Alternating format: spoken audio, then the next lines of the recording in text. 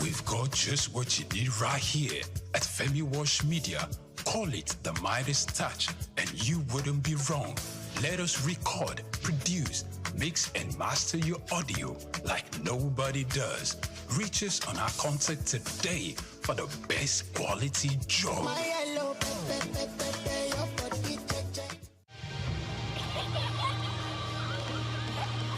What keeps the heartbeat of a community alive?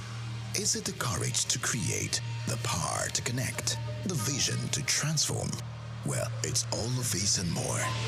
It's a symphony of ideas, innovation, and industry. But where do these stories come alive? It's right here on The Isle, 104.9 FM, the station where dreams meet action and growth finds its voice. The Isle, 104.9. Business, economy, development. Stay tuned.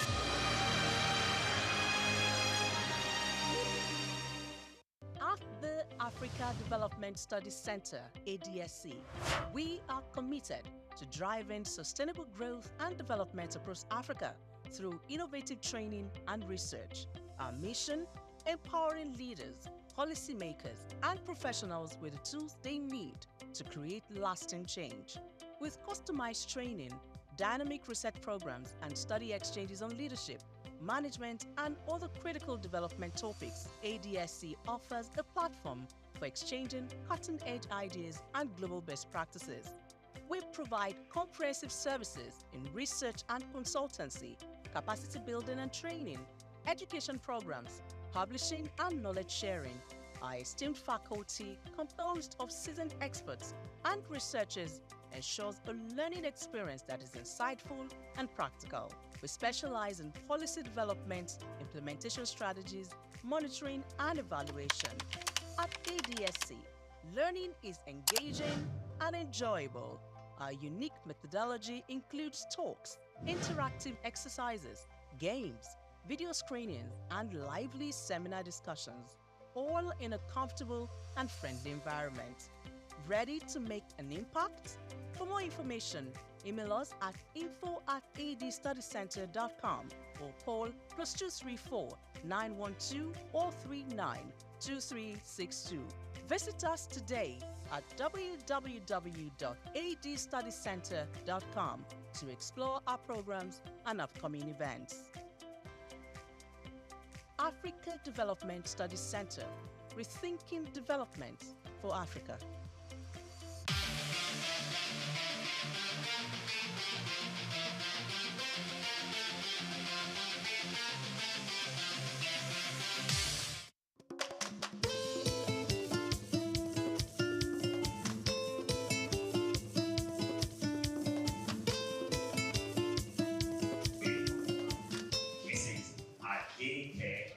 AME, the Chief Executive Officer, Field Foundation. Please recognize that she's presently present. Please let the time scale up for her. Thank you so much. Ushers, please, I'll need you to be on standby to see many of my guests are not seated where they should be, so that they can help me do that. Alright. I think we have, I don't know if we have the founder of the Builder Transact. Yes. Okay.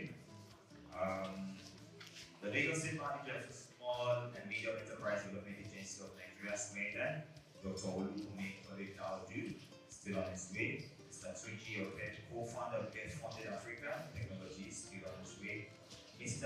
Dr. Itausa of Souq, that's the general manager of Souq News. You are recognized as well.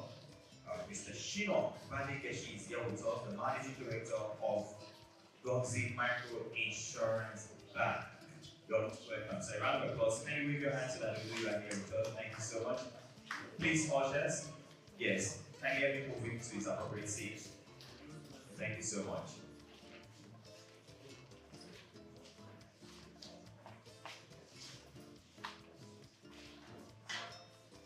Mrs. Tino Olatunsin Ajayi, Asborn Ambassador, former President, Association of Professional Women Bankers.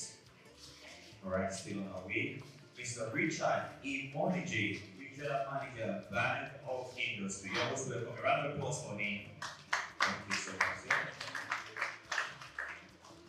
Alright, we're still expecting a representative from SON, NAFDAC, and the Raw Material Research and Development Council of Nigeria. If you have the representative, please let us know. Alright. Okay. I think it's safe to move on while we await other guests that are meant to take their seat here today.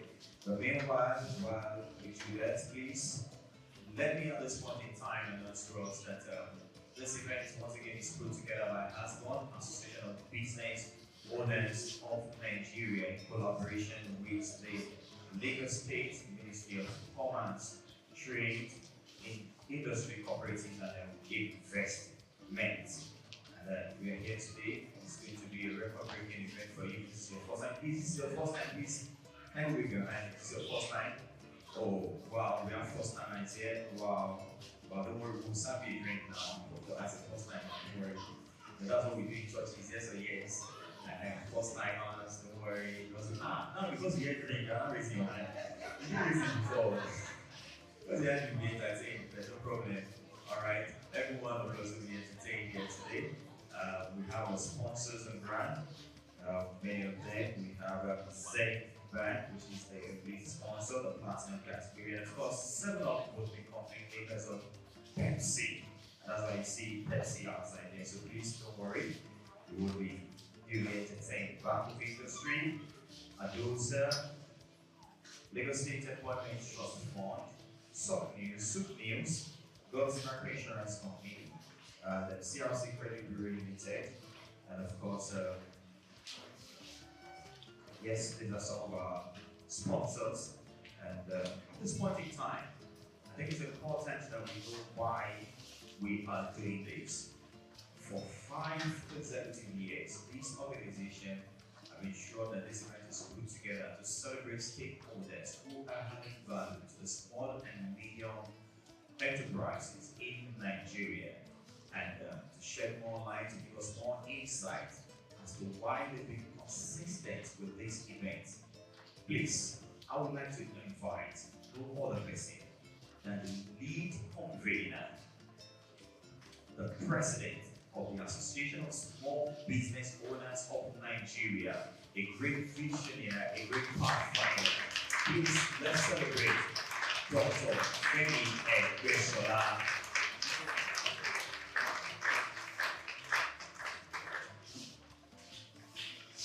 Please permit me to stand on existing protocols for the special mention of the Executive Governor of Lagos State, Mr. Banky Souq, the Executive Governor of the State Prince Dapò Abiodun CON, the Commissioner for Commerce, Cooperative Trade and Investments, Mrs. Olashade Amunosubiebe, the Honorable Commissioner for Commerce, Industry, Trade and Investments, States, Mr. Shofela and Bola, and other heads of ministries, departments, and agencies representing our shoulders are aware that the DD of FIRO being represented here. I want to have this stand up for recognition of case and do very much. That will fake me if I want to mention everybody has ought to be mentioned. Every one of us is important. I also like to thank very seriously the keynote speaker for today, Mrs. David Adeyemi, for many other times to be here. And of course, our panelists, quite a number of them are already around. Thank you so much for being here today. The commissioner will soon be here to give a speech. But before then, we're going to go down to my speech, which is to give an opening address. So on behalf of the Association of Small Business Owners of Nigeria, in collaboration with the Lagos State Ministry of Commerce, Cooperative, Industry and Investments, I warmly welcome you to the Nigerian National MSME Business Awards. This is the 5th edition, and it is designed to celebrate, appreciate, and enablers and supporters of the MSME ecosystem. We have created a platform to say thank you for supporting us all the years.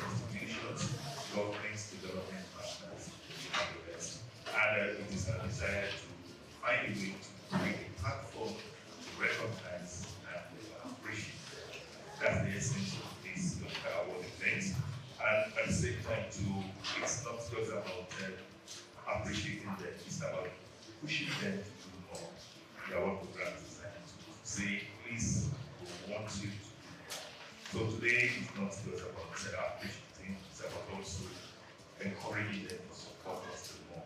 We are like kids, the other side is we are like kids, we need a push, we need a support. Everyone in the ecosystem can give to us. We also want to thank our sponsors that we have to do what all constituents, all of us without the sponsors, we also thank the media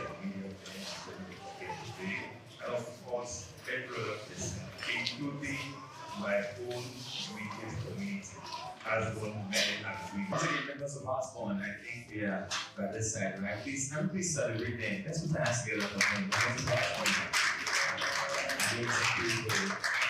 The drivers of the economy, yes or yes.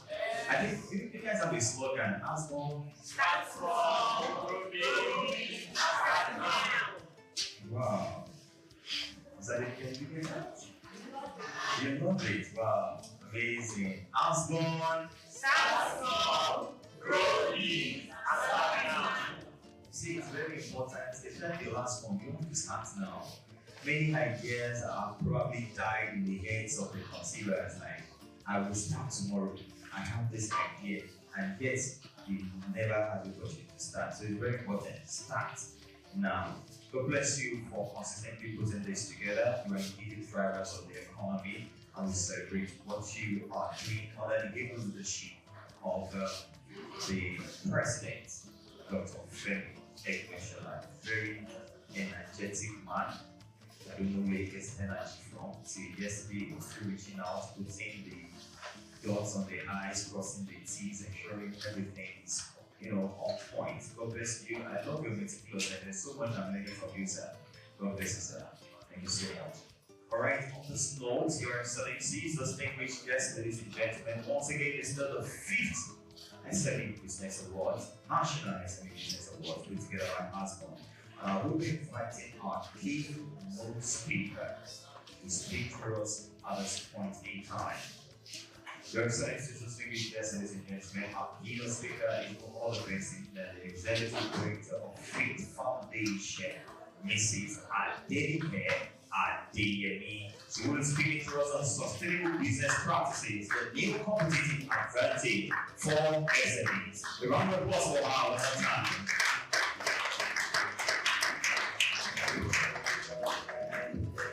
Thank you very much. Thank you, Abby.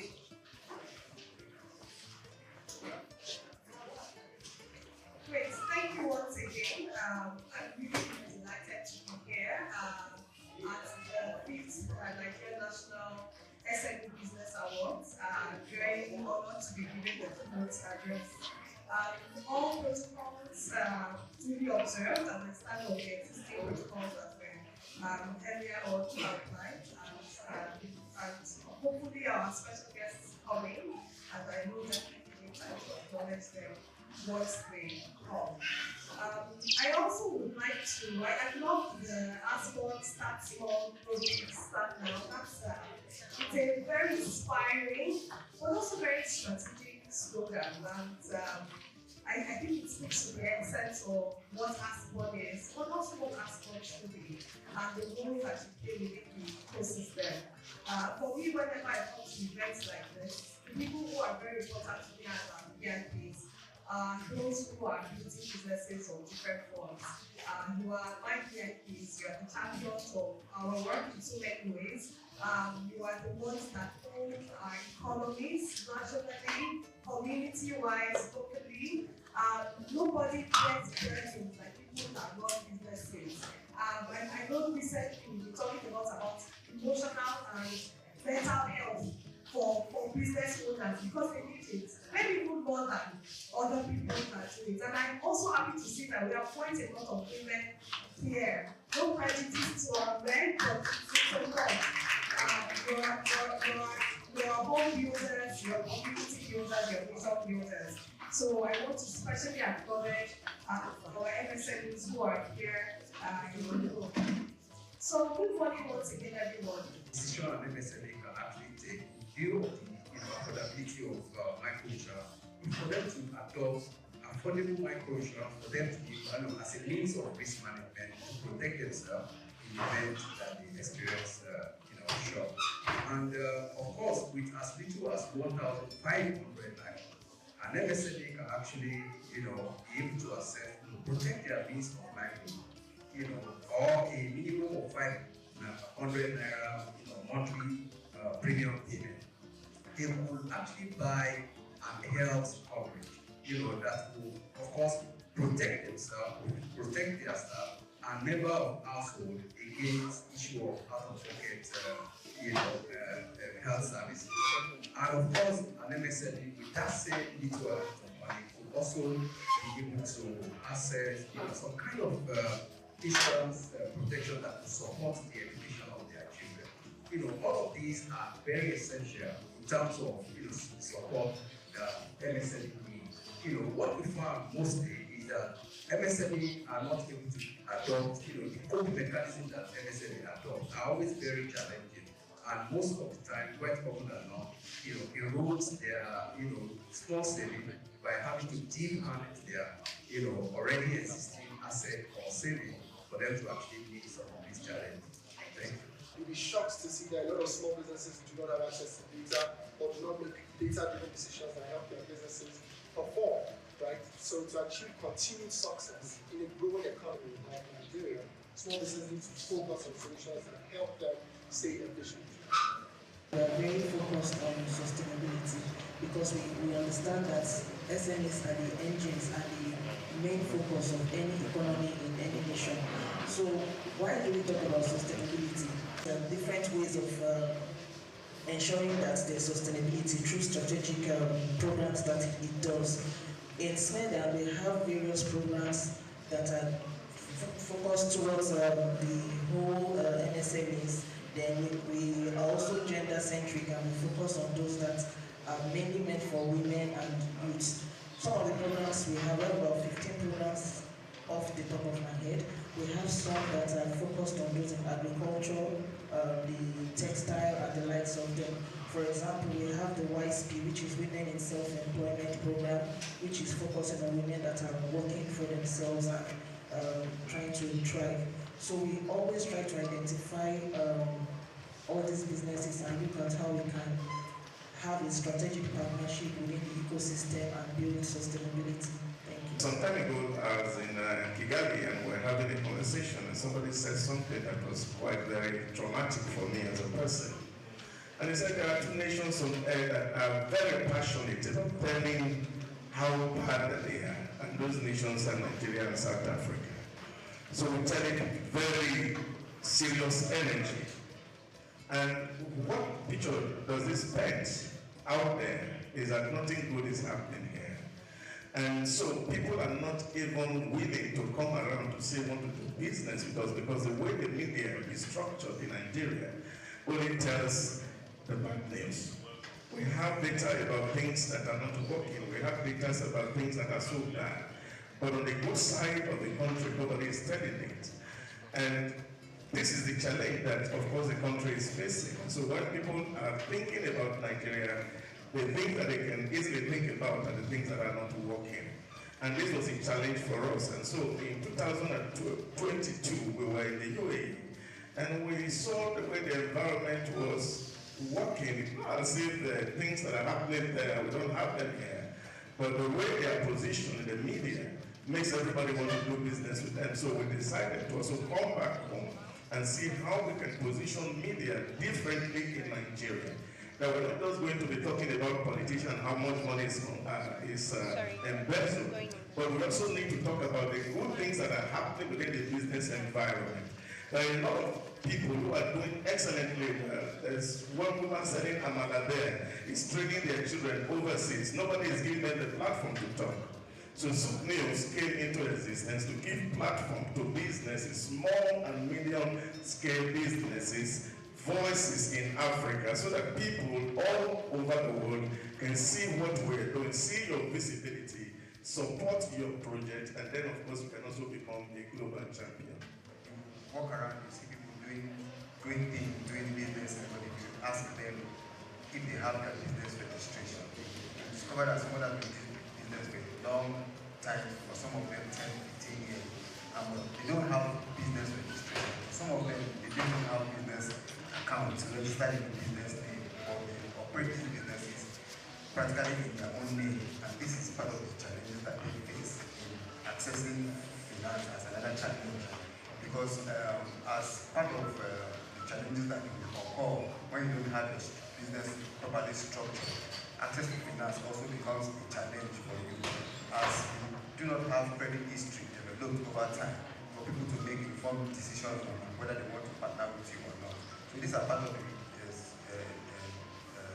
challenges that small businesses face in developing their businesses. Thank you. What we have done is to actually connect financial access to digital inclusion, right? By providing the opportunity for SMEs based on, like Mr. Demi mentioned something about credit score and something like that, based on their credit score, their record keeping, and their transaction history, to be able to access some types of funding, right? Through one of our products that we have to mention. Right, so there's money that's accessible single digits, ranging from about 7% to 3%, starting from as low as 100,000 up to 5 million. And the best part about it is that this product initially is free to the SME. All they need to do is to register. It's called the Provide.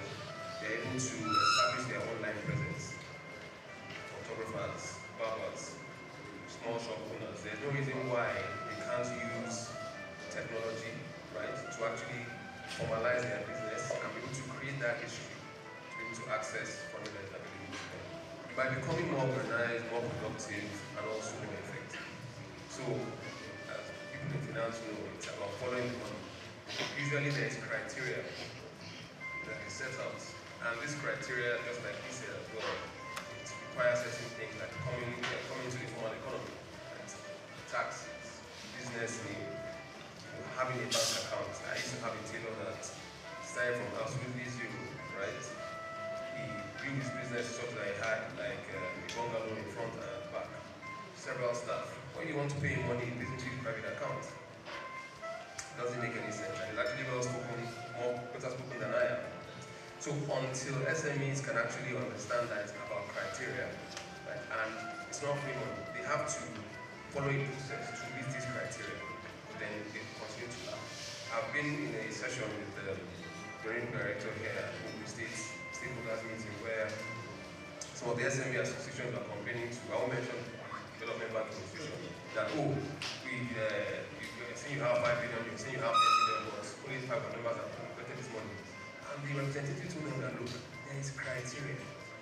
Some of you know this criteria, you're not bothered. Some of you are just too disorganized. Some of you actually qualified, but you just don't want to put yourselves in a position where you can access this money. But I would like you to tell us, there might be 5 business plans on the table. Yeah. What makes one better than the other? What are the key things as a lender that you look for? So, we mentioned financial discipline is one. I'm looking at for example, the requirement that he mentioned as part of the document that was submitted to me, as part of the business plan. But in reviewing all these documents, I'm looking at the financial discipline amongst all of them. Who amongst all of them is disciplined enough to? Because it shows, as you are modeling this document, it shows the plan. Is discipline retaining funds or less expenditure? No, it depends. It depends. For some businesses, it depends on the nature of business anyway. No one size fits all. Correct, but yes. Usually what are the things? It's just different sectors. Like generally, you look at how you leverage expenses, right? What do you spend your money on? Basically, it shows in the business how you expend from your business. Do you use it to solve personal problems as against destroying family businesses? I think content they say today is king in the media.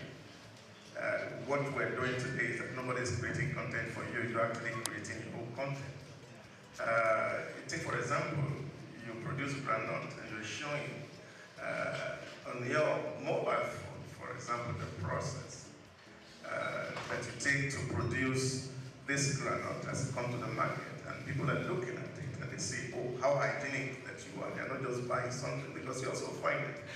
Because there are too many narratives in the social media, for example, today, people believe that there are some certain things that want to buy chips on the road and say, oh, they are using chemical to produce it. Now, this discourages a lot of people from participating. But if you create content to show, for example, from your boy, how it's genuine. Social media. Social media, yes, of course. Putting together yes, professional to do it, or it's something that they can do on their courses. Of course, the mobile phone is a television house today, really. So you may not even name a media house, for example, and you put them together on either your Instagram or your Facebook, and the word can say it, and it gets viral, especially when the story that you are telling is so touching and has a human angle to it. And what I'm saying is that yes, for those who are big, yes, you can have somebody who is your media strategist, is going to help you design content and invest so much on it. But as a small business, you can actually create your content with your mobile phone. And most of the content that you see today that actually go viral are done on mobile phone, not on the big cameras that, of course, the medias are carrying. But what we can only do is to validate some of all this story when we also give you the platform to tell the story, and then, of course, we help you distribute to wider audiences. There are a lot of platforms, there are a lot of softwares that are available today in the space. Some of them are free, some of the lessons you can actually get. For example, if you download a Canva, for example, on your phone, it can help you aggregate your photos, your videos within your phone and produce a content. There are AI-powered tools today you find on the app. Before now, when, of course, as a radio station, you want to produce your ident, you need somebody to come voice from you. Today, there are AIs who does that free for you. And those facilities are available, and of course, businesses can leverage it to actually tell their story. Okay, so how you now be helping small businesses today? We're doing it in 4 ways. The very first thing is we're helping businesses manage their transactions. And I talked about efficiency in the first place, right? We are managing transactions by ensuring efficiency, automating certain things that you need to do, so that small businesses can focus on producing whether your product or creating your design as a service provider. As a result of those transactions, we are also using that to build credit profiles for small businesses. Credit profiling is a big issue in Nigeria and Africa today. Right? There was a publication outside recently that the CBN have confirmed that businesses can now have transaction histories passed along with banks, which is a great thing because it has been a major problem till date. Right? So that's how we're solving that particular part. And another thing is we're providing financial insights. Please take note, I didn't say data. Data is the raw form, right? Like I give an example within the team. I say data is your road, your pepper. Insight is the soup, right? It's the useful form of it, right? Because a lot of businesses have a lot of data, right? But they don't know how to make use of it. So we provide financial insights that you can actually use to make data-driven decisions to achieve continued success. And the last thing is, which we know is super important for businesses, is investment opportunities, right? How do people access investment opportunities? Because a lot of small businesses have stash cash that they're not using. Now, bordering on efficiency, how do they make efficient use of money that they're not using to run their business daily? And I'll border on one more thing, which is payments that you talked about. So, in the digital world of today, security is a major issue. And how we're solving that is by ensuring that people or businesses have seamless and secure transactions every day. We have stuff like escrow. I'm sure a number of us must have heard of it. And escrow basically means that there's a middleman that collects the money when two people want to transact. Then after the transaction is done, we pass it to who's supposed to receive it. And as a result of that, we've had a lot of satisfied businesses growing daily based on that. MSME is the issue of accessibility to finance. And one of our flagship products, which I think I need to talk about here, is a product that actually helps to support, micro and small scale business owner to be able to repay a loan. Giving them, some kind of guarantee or support, through microfinance bank, microfinance institution, cooperative society, and all of that. I sometimes wonder each time I listen to institutions that are doing lending, talking about collateral. They are actually an insurance product that can actually help support an MSME to see them through the period of that loan and then able to repay their loan. And what we do therefore with that product is that we support lending institutions, we support cooperative society, all of these institutions are involved in lending, so that we can support them, provide some kind of insurance that can see the customer through the period of that loan and then able to help them repay in case they fall into any challenges and they do not have the ability to repay the loan. Our product also, like I said, earlier on, cut across virtually. Even a what's it called? A keke driver can actually have access to a full form of insurance. And then going to your question, one of the some of the major challenges, and I'm actually going to talk about just 3 of them. One of the major challenges, which of course, both from the supply and the demand side, is the issue of awareness. When you talk about awareness of insurance today, many people would say they don't know even micro, and that's why I started earlier on speaking about what micro insurance is actually all about. Awareness is still not, we have the fault, some of us who are the operator. Most of our strategy are, most times skewed to the above the line customer. I mean the literate and the major organization and all of that. I think we need to readdress our strategy to ensure that it also addresses some of those the BTL, that's the below the line kinds of customer, where we have quite a number of MSME. And of course also the issue of public trust and negative perception is still very much there in insurance. A lot of people still, even though there have been a lot of improvement, a lot of people still feel insurance, they do not trust the insurance company to be able to pay loan, to pay their claim. And I tell you, a lot of people have actually been made in that regard. There are regulatory supervision these days that ensures that when an insurance company takes your risk, it must fulfill the obligation of paying claim. And should they fail to do that, there are sanctions that goes with that. And then thirdly, the issue of God forbid. I know, that's culture and of course religious belief.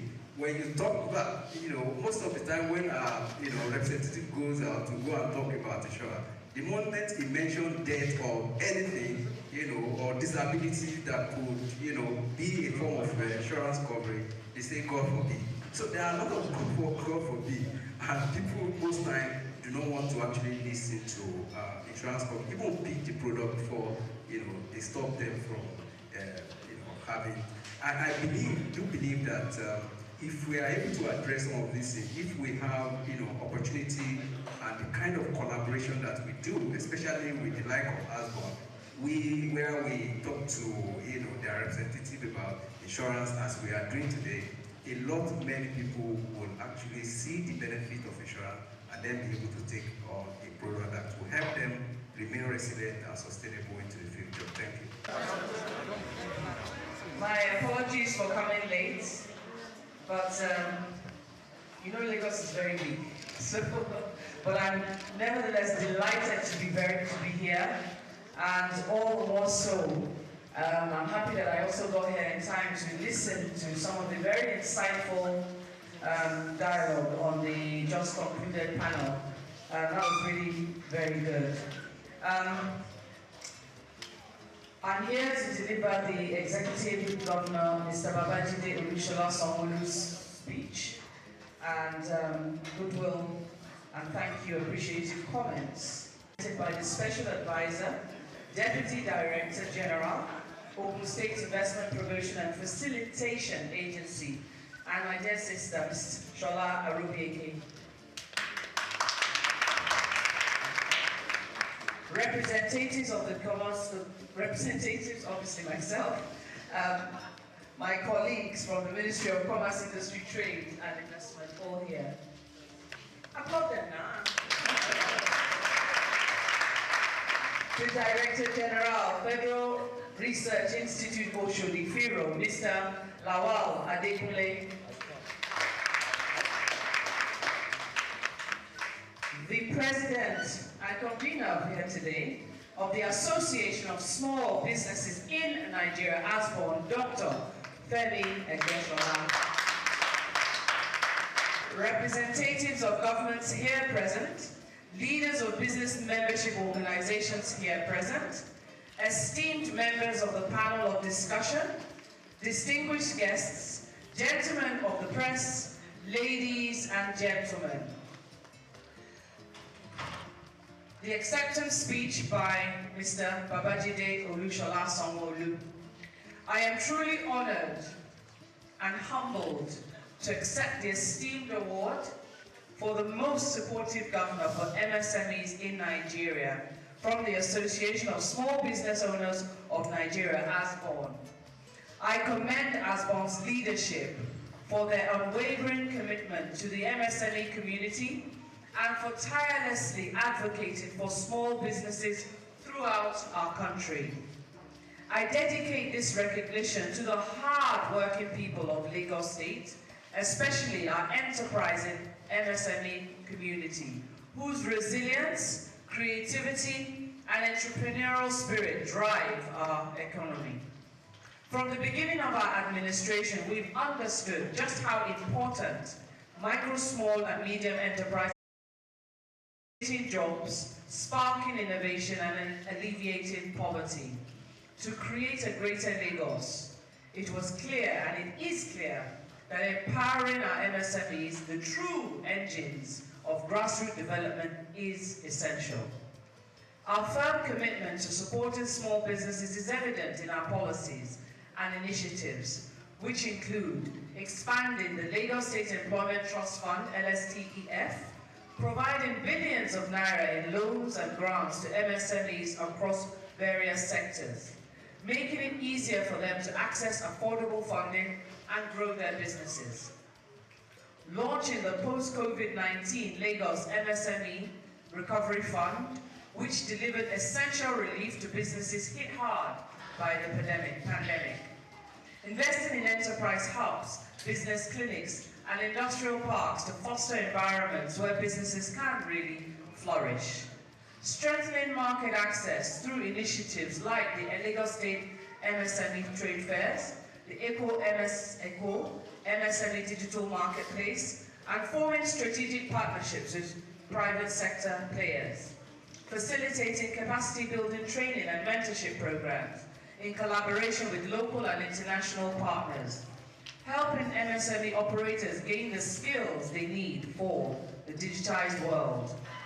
Inaugurating the Lagos State Council on MSMEs to create a coordinated platform for policy development, advocacy, and support for small businesses.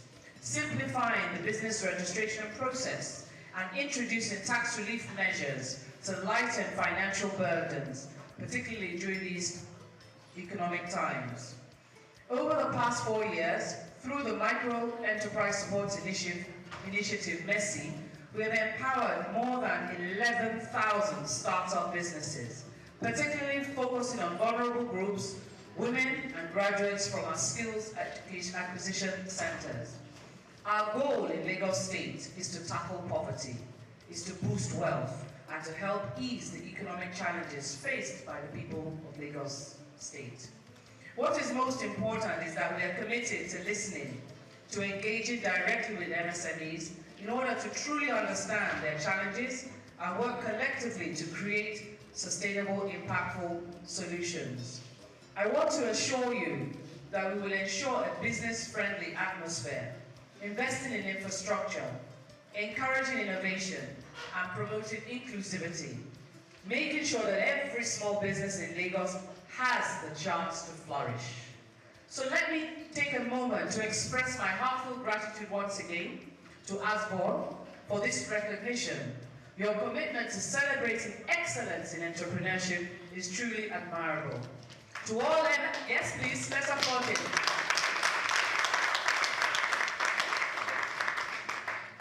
To all MSME operators in Lagos State, your contributions are appreciated and your government is firmly behind you.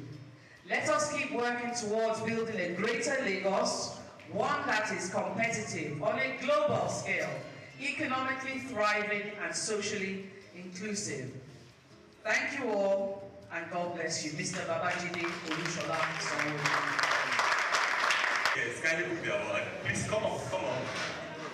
Will you you 7-Up to mix and go yes or yes? Yes. Now let them know so that they can continue to. Alright, please take the award to Her Excellency and she will do us the honors of presenting.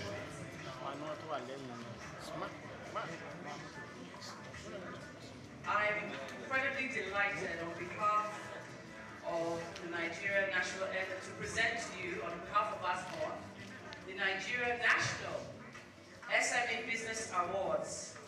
You are the winner of the SME Impact Leader Award, SME Man of the Year Award. I'm delighted to present to you Mr. Siad Madu, the Managing Director of 7-Up Public Company.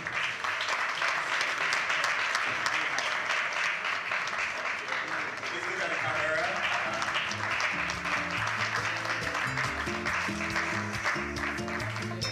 And so, the next award. Give me the mic, I will not let it go, by the way.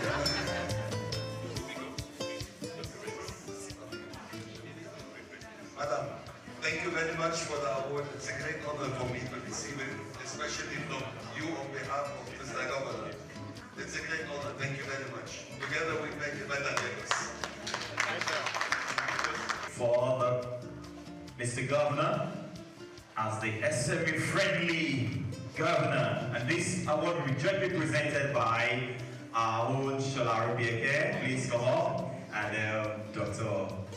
Femi Shola presenting this award to Mr. Papa Jide Olushola Sanwo-Olu, SME Most Friendly Governor of the year 2025. Let's celebrate that.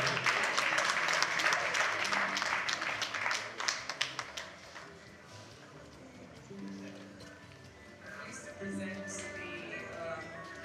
Nigeria National SME Business Awards for 2025 to His Excellency Mr. Babajide Olushola Sanwo-Olu as the SME Most Friendly Governor of the year 2025.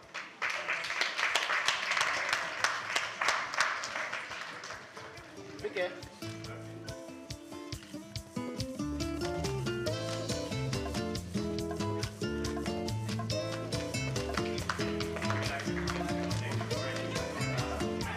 Of the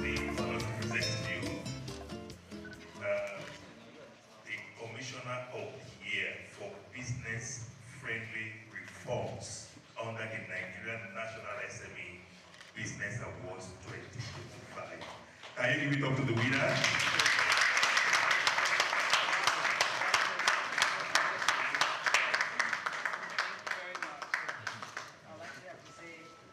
I'm delighted to accept this on behalf of the entire, because you know, as they say, it takes many people to make a village, and it's actually a team award. So these are the Director of Commerce and the Deputy Director of Commerce, and we all work together. So it's actually our award.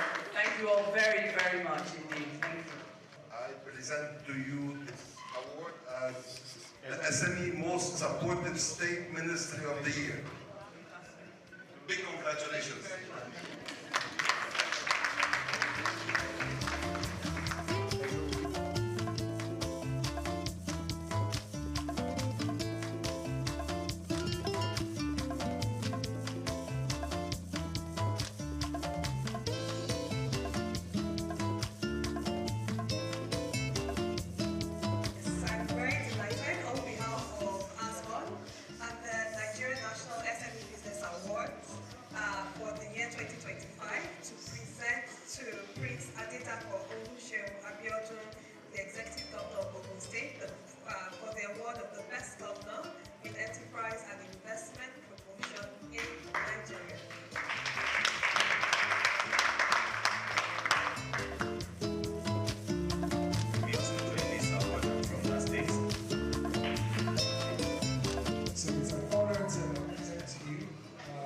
SME Hero in Public Service, and the winner Ms. Shola Obieke.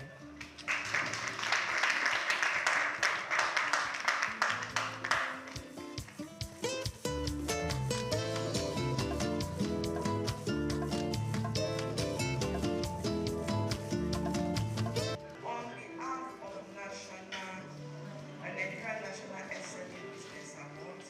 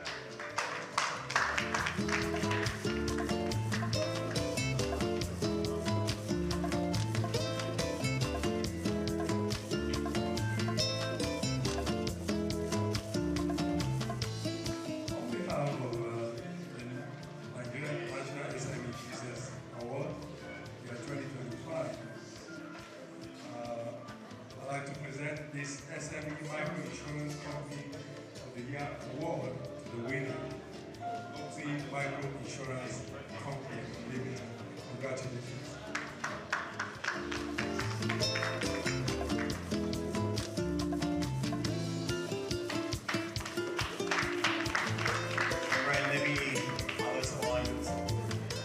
On behalf of the National SME Business Award, the year 2025, we are presenting you SME-centric television station of the year 2025. Winner, of course, is Souq New Television. Congratulations.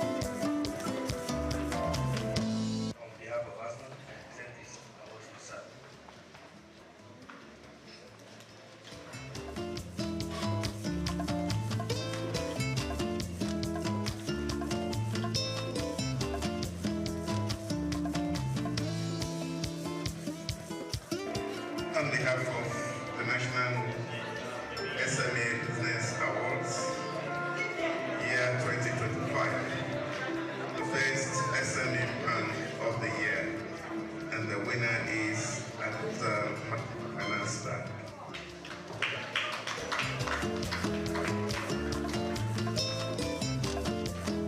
On behalf of ASBON, I present to you this Nigeria National SME Business Awards year 2025 as the winner for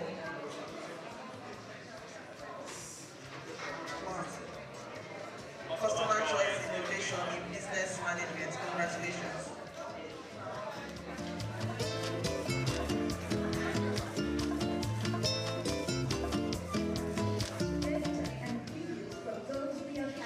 Are you a man of business in need of support? Visit www.asbon.org and register for free under the Nano Free membership portal today. Join us and make a difference. Together, we can build a thriving future of Nigeria. So, to be part of the Asbon Collective Impact Initiative, please call 091-191-69773. Send an email to asboncollectiveimpact@gmail.com. Or donate to Fidelity Bank account 5600189903. Let's join hands to empower dreams, build businesses, and transform Nigeria together. Your support, their growth, our future.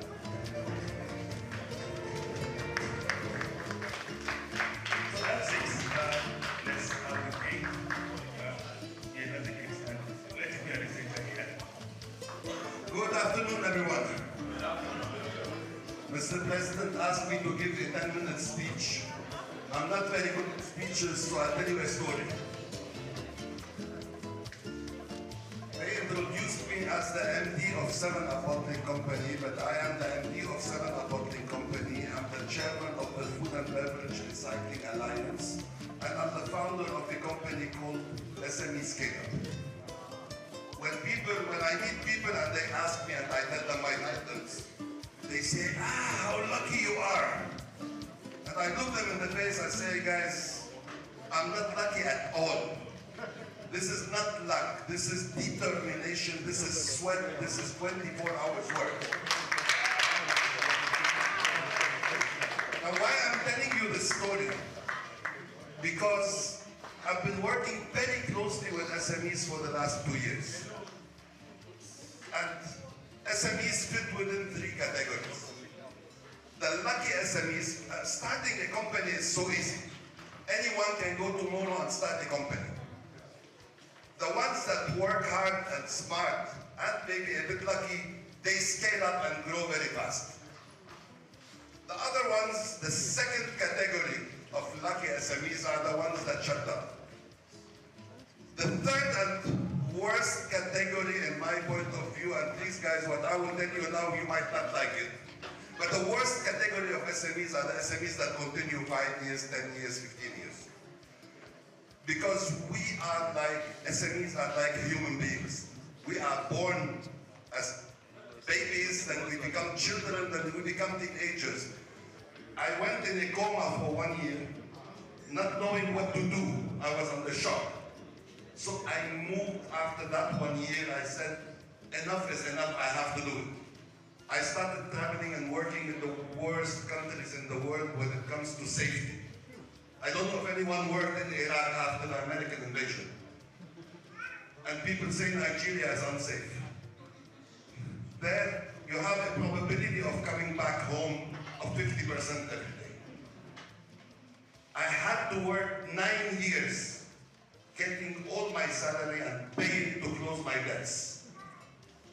And big thanks to Nigeria, the last year I came to Nigeria and I closed my last debt in Nigeria.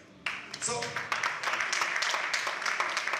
if we look at that journey, when I closed my company, you all were much better than me. Nobody can debate that.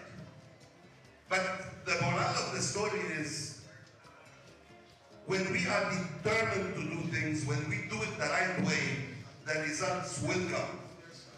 It took me 9 years to recover. And I made a promise to myself that I want to make people avoid that experience. How do I help people not go through this and go through nine years of suffering, and it wasn't suffering? Who better than Nigerians that I should give that back? I've been in Nigeria for the last 18 years. I never lasted in any other country more than 1 year to 2 years. I madly fell in love with Nigeria. Nigeria made me what I am. And this is what I said. I want to pay back to this country, and paying back in double-sided way. One way through the economy, as it was mentioned, because SMEs are the economy. And the second way is, how do I minimize the suffering of people? Companies that struggle, based on my experience, how can I pass on that experience? Based on that, we do every 10 days a one-day workshop for 100 SMEs, where I manage 90% of the time. I sit with them, I talk with them, I joke with them, we plan together. And I categorize them in 3 categories. 1/3 come to the workshop to chop food. What do I do? They just come to eat, leave, finish, they disappear. Another 1/3 or more come there, they want their business to grow, but they want to move all the problems to me so that I grow their business. It doesn't work that way. But there's a 10%, every session I have 5 to 10 SMEs that I feel they are determined to grow. They have a good idea, they have the passion. This is all what is needed for you to grow your business. Whatever people tell you, and sometimes I get offended by SMEs telling me, I'm waiting for the grant from here or intervention. I say, why the heck? You are not beggars, guys. Without money, with small money, if you have a great idea, you will get the money. Whether from BOI or from a grant or from a bank. If you have a great idea, you can do it. So, the objective is not to make you better SMEs. The objective is to take you out of the SME space and go into the larger mega companies. You might say, yeah, this is the MD of the 7-Up, he can give us lots of grammar. But we have a 90% success rate with companies that are determined to succeed. A company called Mamalicious, I don't know who knows it here. They started with us a year ago with 20 million naira of revenue. Today they are making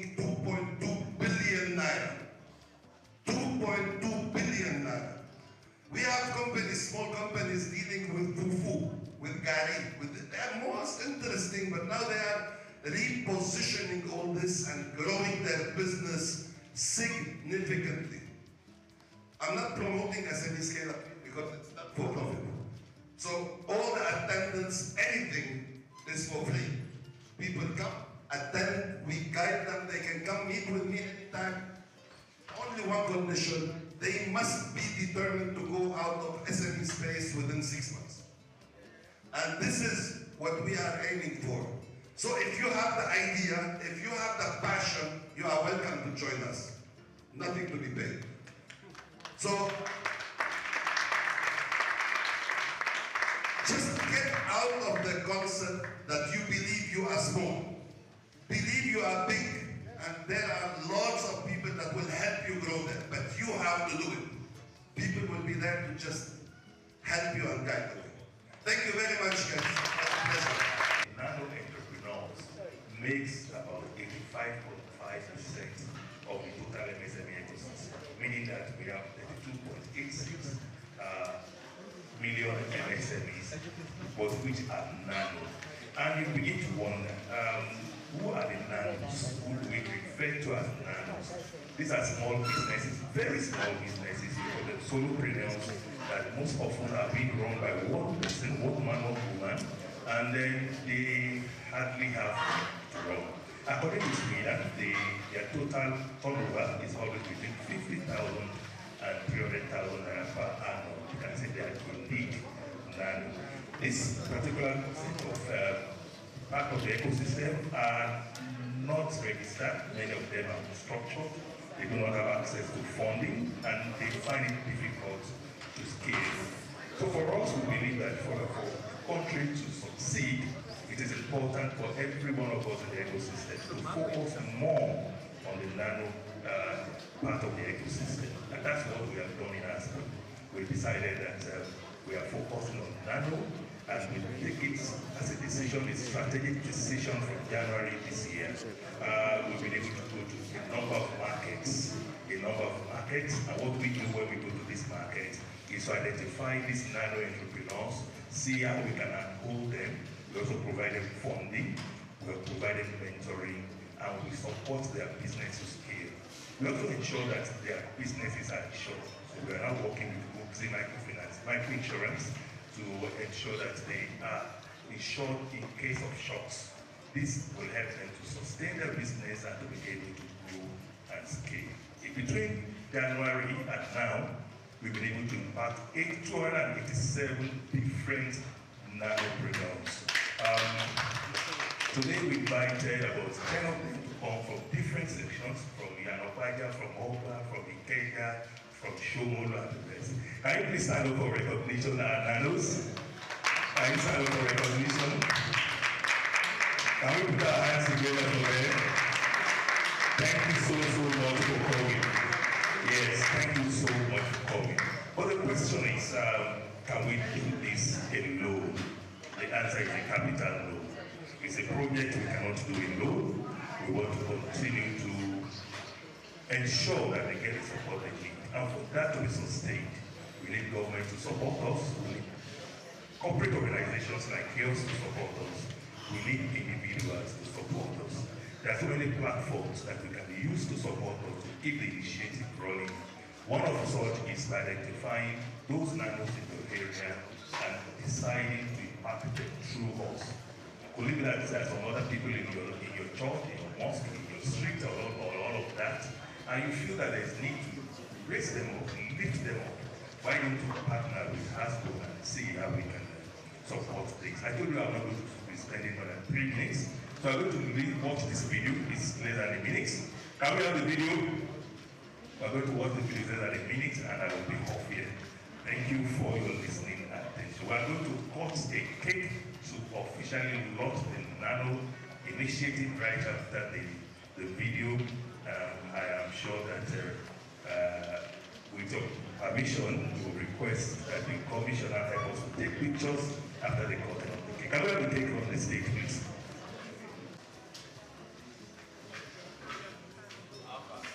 The DJ representative, please join us. Thank you. Take it in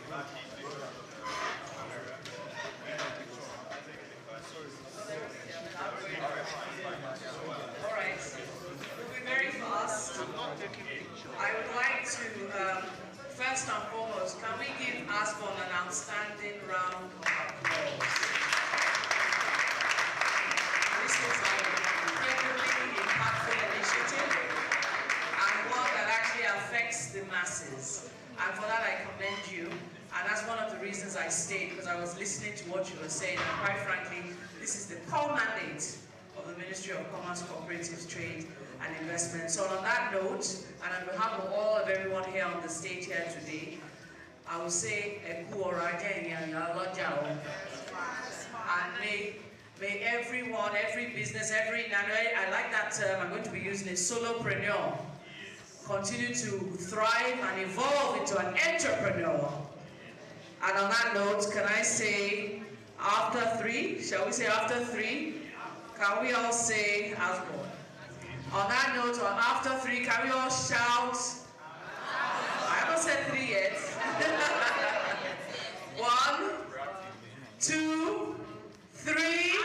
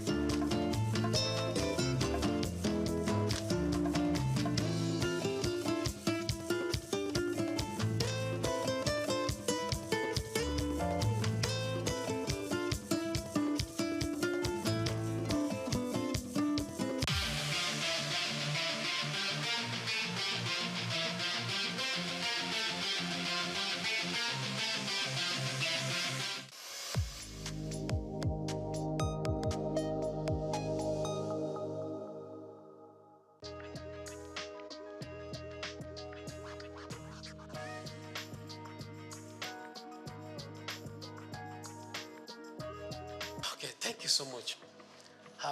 I think the bill is a good one for Nigeria.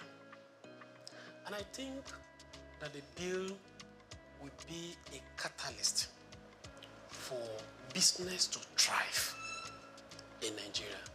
So my position and my perspective to the bill would be that it will be a very positive one for Nigeria going forward. If eventually the bill scales through the legislative processes and it have actually eventually become a law. So that would be my position.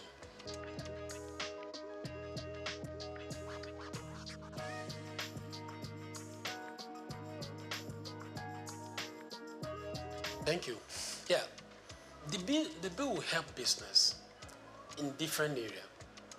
Let me mention, for instance, the payee is part of cost for a business. It's part of staff cost. And for especially small businesses, which are the major backbone of the economy, the bill is proposing a reduction, that is proposing tax exemption for some category of lower staff cadre, which in essence is a cost reduction for businesses. So by that, it will help the business to thrive. Also, many people will come, by virtue of that, employ more people, which will bring a robust activity for the economy. And at the same time, there's some category of people that their tax will also be reduced compared to what is currently in operation. So it is a positive atmosphere for business. And when you look at it from the perspective of VAT too, you also see that there's going to be zero tax on some product. There's also going to be a tax exempt on some products, especially for masses, people, low income earner. So some certain products, there's going to be exemption. There's some certain product that's going to be zero tax related. So by that, it will bring a more robust business activity. So by it, and then it will have positive effect on business and economy in general.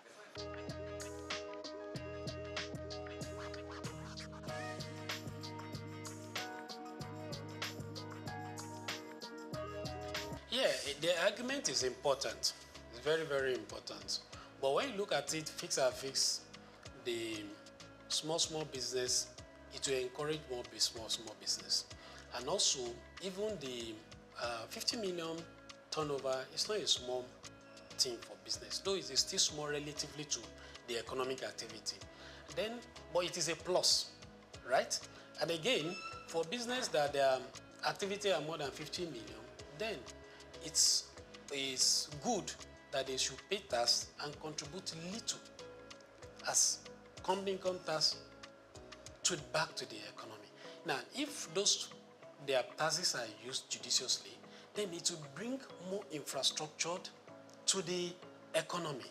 Then there will be development in the country. Then we'll also be able to look at the advanced country. We envy them, we look at them that they are infrastructures in places, then these things are not cheap.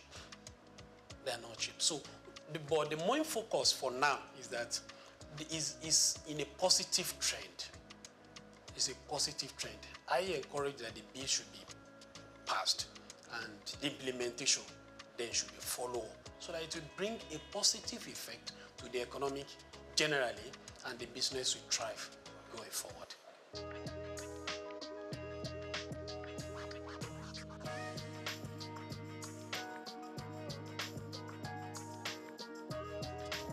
Well, I don't see disadvantage, but I see challenge. Okay. Yeah, one of the things is that naturally, human beings were adverse to change. So if something is bringing a change, especially when you want to take us out of a comfort zone, we may not want to willingly agree with it. But for me, I think the positive and the benefits outweigh whatever probably challenge or the disadvantage we may envisage. So I still strongly believe that the bill is in the right direction for us.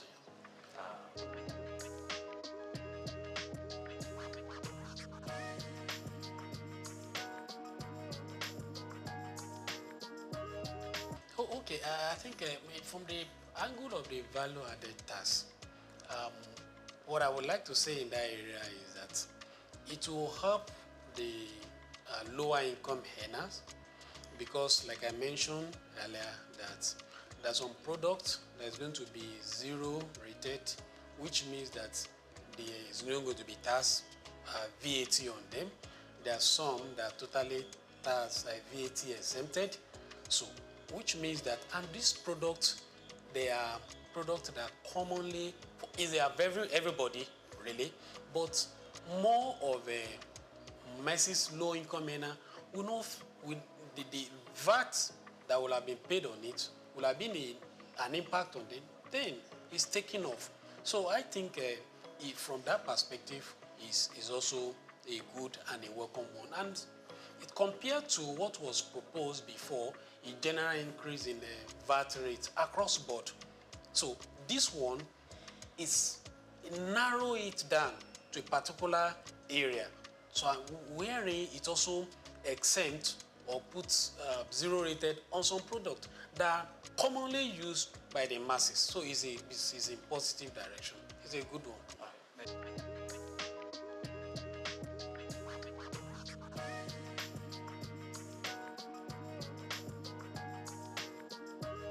Yeah, okay. One, from the tax perspective,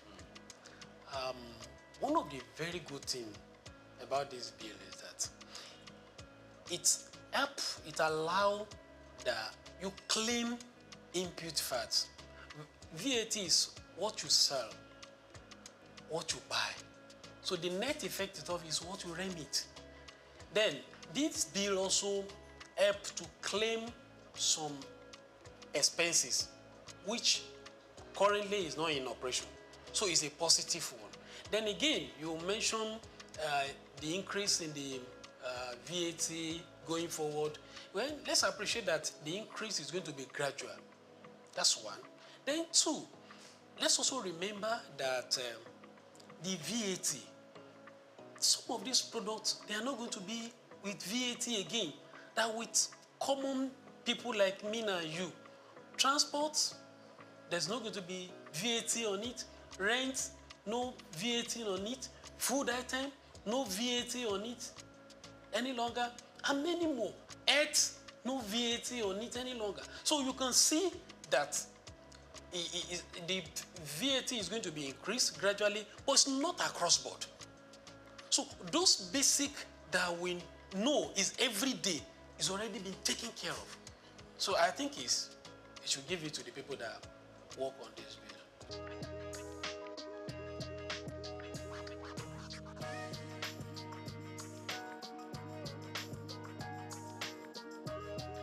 Okay, thank you so much for that angle and the question. I want to say that Federal Inland Revenue Services, they are really trying. And I can tell you, there's no system that doesn't have its own challenge. But FRS, they are trying. And they are moving from those days of Alanok. Now we have tax promise. You can do your filing right from the comfort of your office. You don't need to visit their office, except there is a challenge. Right? So, they are doing well, but they are not yet at the best. So, and there is room for improvement. They are already deploying technology. So, what they need to do is to scale up and up to the task. But currently, they are doing well. So, they just need to improve.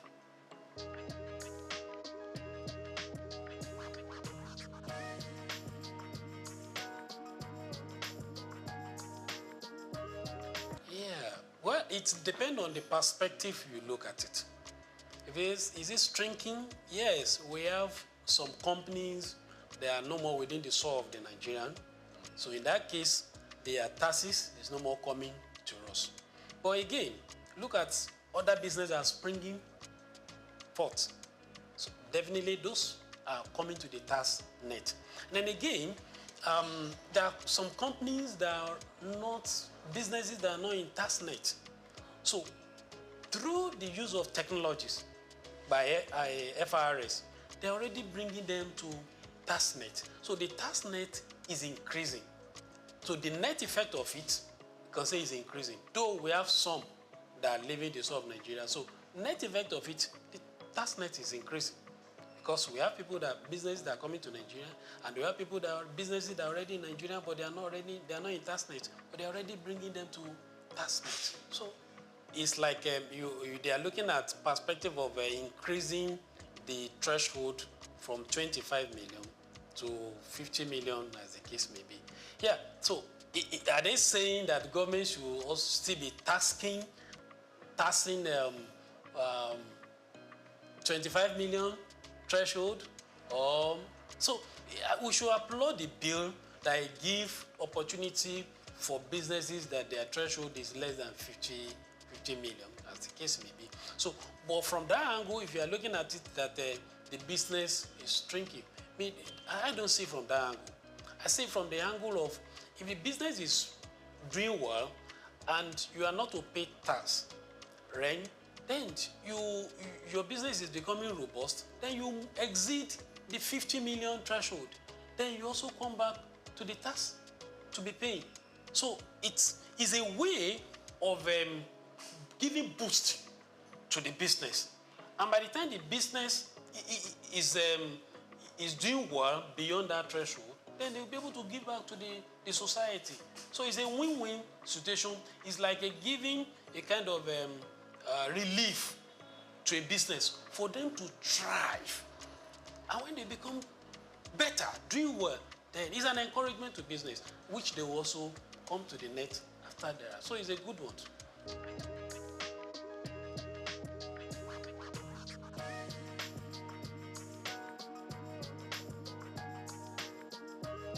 The chairman of the year. The chairman, Souq. Yes. How would you assess his performance so far? Yeah, I think Mr. Souq is a reformer. Yes. Looking at the step he has taken after assuming the office, And I also see that it's somebody that is listening. He has a close relationship with the former chairman of FRS. Probably he has learned some of things from him, challenges that he faced when he was there. So I think he's helping the current chairman. And if you look at the revenue they are getting, they are meeting up with the target. And at the same time, if you look at the staff, I don't see much of issues, challenges within them. So those are the indices that you can look at from the performance of a leader. Look at the staff that is leading, look at the target, the businesses also, are they fairly? So I think he's doing well, but he can do better.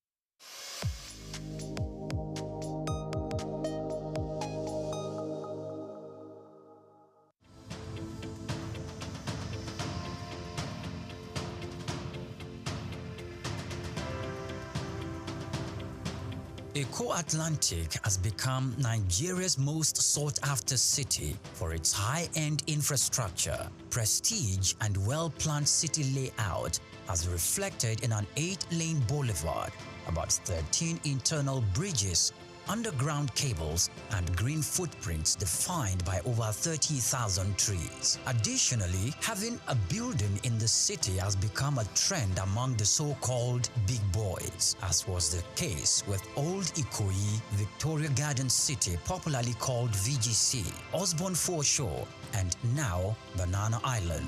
In this special report, Bayo Olaoye states that this talk of "I belong" and the prestige mentality has also spread to the big firms. Before now, Kingsway and Ozumba Mbadiwe used to say that Victoria Island were the go-to locations for high-rise office buildings. These locations are home to iconic developments such as Kingsway Towers, Heritage Palace, Fanfa Towers, the Wings and the Waves, among others, making them Nigeria's equivalent of Silicon Valley. The Eko Atlantic City was modeled after the skyscraper district of Manhattan Island in New York City.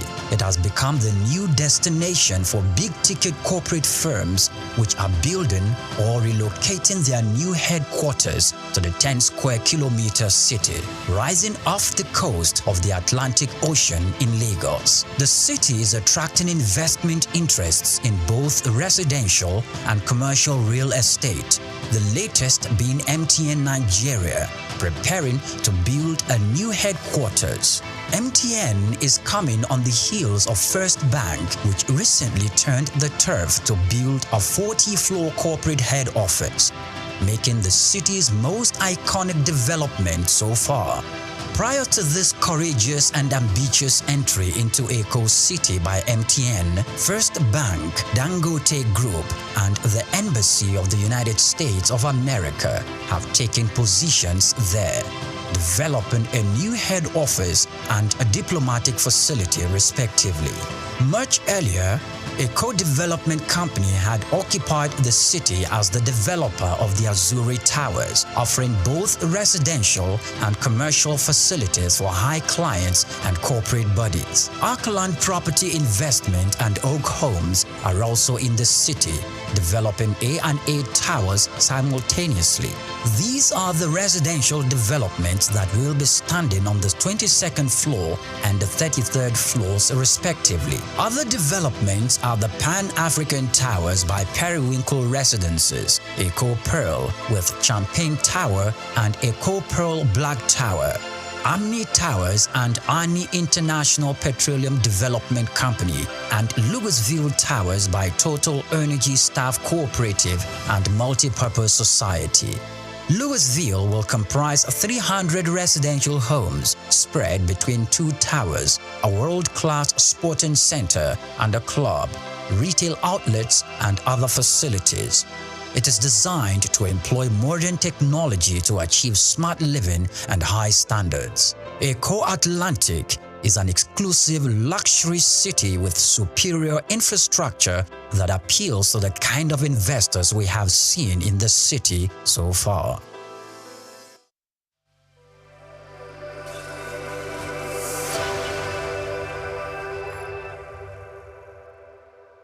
Imagine a world without the roar of a lion, the flight of an eagle, or the rhythmic dance of ocean waves teeming with life.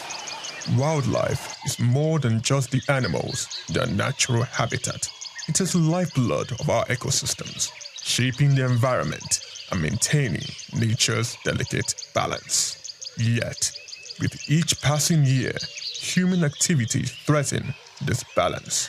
Deforestation, habitat destruction, pollution, and climate change are pushing many species to the brink of extinction. That is why World Wildlife Day is marked on every March 3rd, a global call to action to protect and preserve the rich biodiversity that sustains life on Earth. It is a reminder that wildlife is not just about the animals, it is about us, our survival, our food, our medicine, our future. Wildlife Conservation Finance, investing in people and planet, shines on a spotlight the urgent need for sustainable funding to protect ecosystems. It highlights the role of financial investment in safeguarding both wildlife and human livelihoods, because when we invest in nature, we invest in ourselves. From individuals to policymakers, businesses to conservationists, every tree saved, every habitat protected, and every species conserved is a step towards securing a healthier planet for future generations.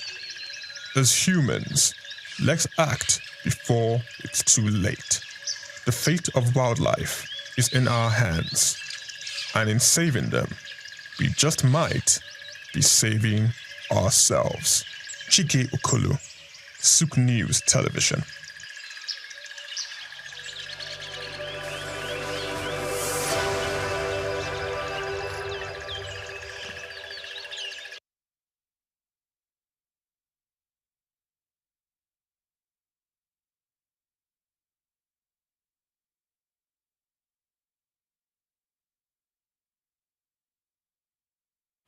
It's a beautiful Thursday morning, and you're welcome to the news update on Souq News Television. We're reaching you live from our studios in Lagos. I am Grace Komalafe. Moving straight to the story, the Senate has passed 2 of President Bola Tinubu's 4 proposed tax reform bills.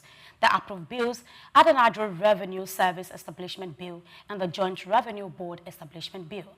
Their passage followed extended deliberations and the resolution of earlier disagreements among lawmakers. However, the Senate rejected the proposal to increase the value-added tax from 7.5% to 10%, citing concerns over the rising cost of living. Senate President Godswill Akpabio described the bills as transformative, saying they would revolutionize tax collection and distribution in the country.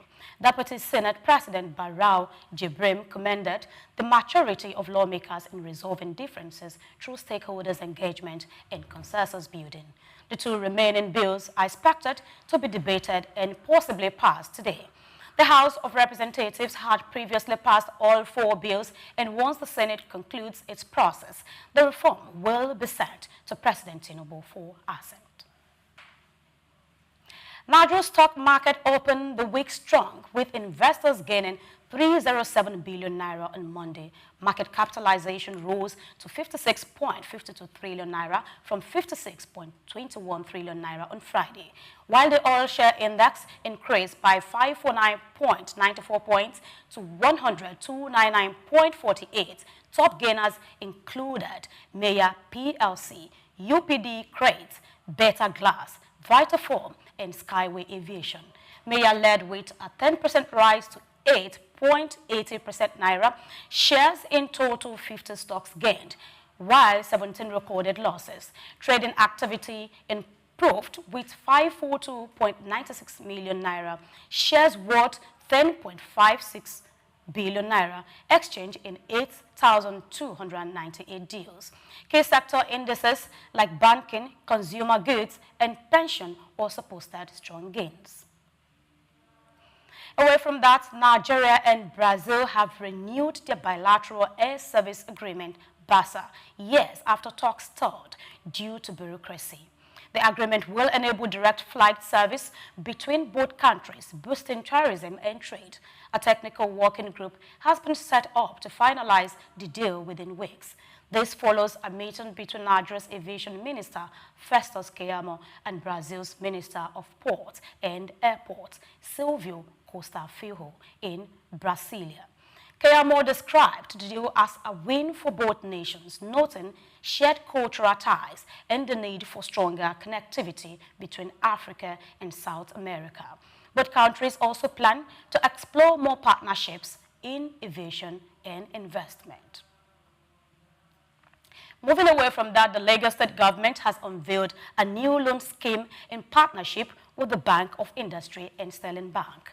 Governor Babajide Sanwo-Olu announced the initiative called LASMECO at the launch event in Lagos, describing it as a breakthrough in removing long-standing financial barriers for micro, small, and medium enterprises. Under the scheme, eligible MSMEs can access loans of up to 10 million naira at a 9% interest rate with no collateral required. The program, which is fully technology-driven, also includes mentorship and digital tools to help small businesses grow and compete. According to the Bank of Industry, the scheme aims to create up to 10,000 jobs, strengthen enterprise development, and reduce poverty. Governor Sanwo-Olu says the partnership reflects the power of public-private collaboration in driving economic growth and empowering local enterprise. And next, the Niger State government has donated 25 operational vehicles to the Nigeria Police Force to strengthen security patrols across key towns in the state. Governor Mohammed Bago announced this during the passing out ceremony of 50 officers from the newly established Special Protection Unit Base 23, held at the Justice Idris Legbo Kutugi premises in Mina. Governor Bago said the move shows his administration's strong commitment to public safety and creating a secure environment for businesses to grow. He also mentioned plans to build new police barracks on the outskirts of Mina to expand law enforcement coverage.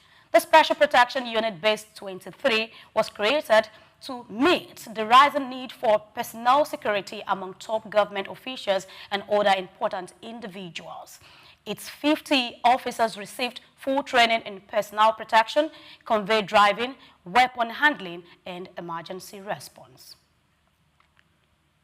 And away from local stories, President Donald Trump is expected to announce a new trade agreement between the United States and the United Kingdom today. According to U.S. media reports, the deal is likely to be unveiled at a White House press briefing scheduled for 10 a.m. local time. President Trump had earlier teased the announcement on social media, calling it the first of many major trade deals. While specific details of the agreement remain unclear, it's seen as part of effort to deepen trade ties with Britain following its exit from the European Union. UK Prime Minister Keir Starmer recently visited Washington to discuss trade and tariff issues, and observers say today's announcement could mark a turning point in transatlantic relations. President Trump is also expected to accept an invitation for a second state visit to the UK later this year, making him the first leader to receive the honor twice. And that's it on News Update this morning on Souq News Television. We say many thanks for watching. Do not forget to follow us on all our social media platforms for more details and more stories. Just Africa will be coming your way in a bit, and that will be taken by Olumide. Please stay with us. I remain Grace Komalafe. Good morning.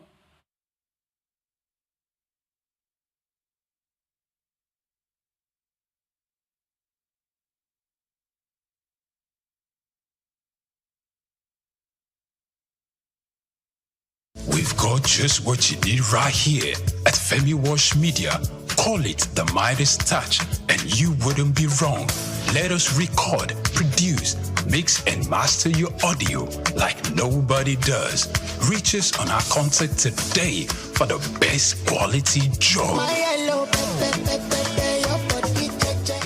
When we talk about South Sudan, Africa's youngest nation, having gained independence in 2011, we often focus on its political journey or natural resources. But there's something else that holds deep generational value in South Sudanese lives, which is cows. In South Sudan, cows aren't just animals, they are everything. They are currency, they are status, they are identity. Among groups like the Dinka and Nuer, a man's wealth isn't measured in cash, it's counted in cows. Cows pay dowries, settle disputes, mark the birth of a child, and even the death of an elder. Boys grow up in cattle camps, learning not just to herd, but to lead. Songs are written about prized bulls. People name themselves after their cows. It's love, not ownership. And no, they don't eat them. Not casually. Cows are sacred. They are milked, admired, and even mourned. Only in rare ceremonies, funerals, farming, or great misfortune is a cow killed for food. To eat one is to part with a piece of your soul. I'm Moyosore Adibi for Just Africa, only on Souq News TV.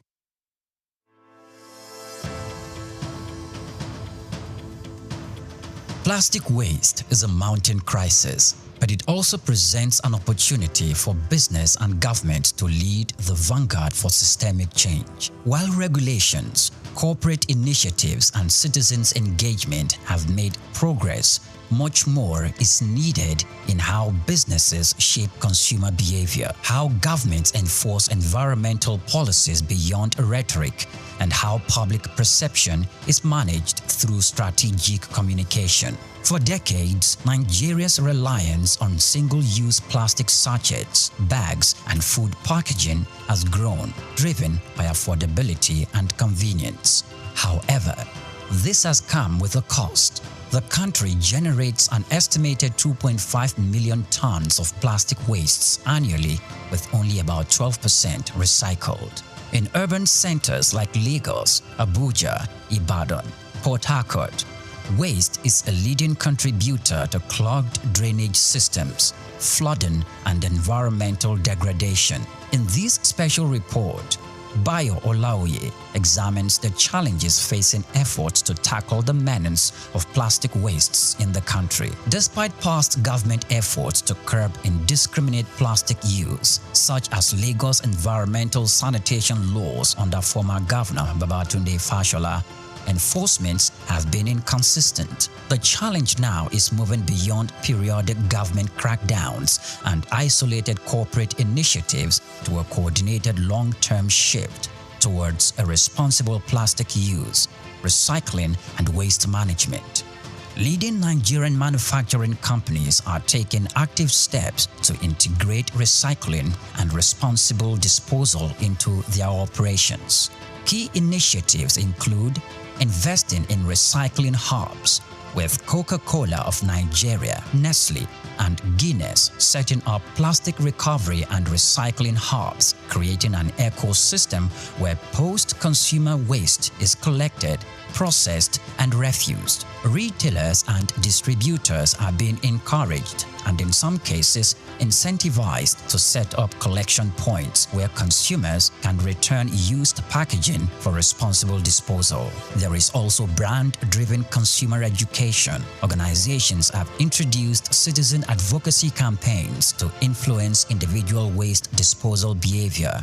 This kind of messaging, when amplified by large brands, can have a ripple effect in shifting cultural habits. Beyond environmental responsibility, investing in circular economy models enhances long-term profitability. strengthens brand equity, and aligns with global environmental, social, and governance standards. To effectively shape consumer behavior and stakeholders' engagement, businesses must leverage communication strategies that go beyond compliance reports. Employees should be active participants in sustainability efforts. Companies can integrate sustainability training, incentivize waste reduction, and implement office-wide plastic reduction policies, engaging suppliers, investors, and partners in sustainability commitments such as reducing excessive packaging or co-investing in recycling solutions to create an ecosystem-wide impact. Mass communication campaigns, social influencers, partnerships, and media collaborations can help educate consumers on practical steps for responsible plastic use and disposal. While Nigeria has engaged in international climate and sustainability conversations, the government must go beyond policy declarations and foreign aid incentives. The priority should be local, long-term economic and health benefit. Rather than reactivate bans that are often poorly enforced, the government can provide tax incentives for businesses, investing in recycling infrastructure while enforcing stricter regulations on reduction and disposal, expanding waste management facilities, establishing more government-led recycling centers, and integrating waste picker into a formalized economy can improve efficiency and create jobs. The administration of Governor Babatunde Fashola demonstrated that when the government takes waste disposal seriously with clear penalties for violations, citizens pay attention. The government must invest and consistently engage public education on the economic and health impact of plastic waste. A cleaner environment leads to a lower public health costs, fewer disease outbreaks, and increased workers' productivity due to better air quality and more usable public spaces. The Nigerian plastic waste problem is not just an environmental issue. It is an economic and reputational challenge for businesses and a government issue for policymakers. By adopting strategic communications, businesses can shift consumer behavior, governments can enhance enforcement, and citizens can embrace a cleaner and more sustainable future.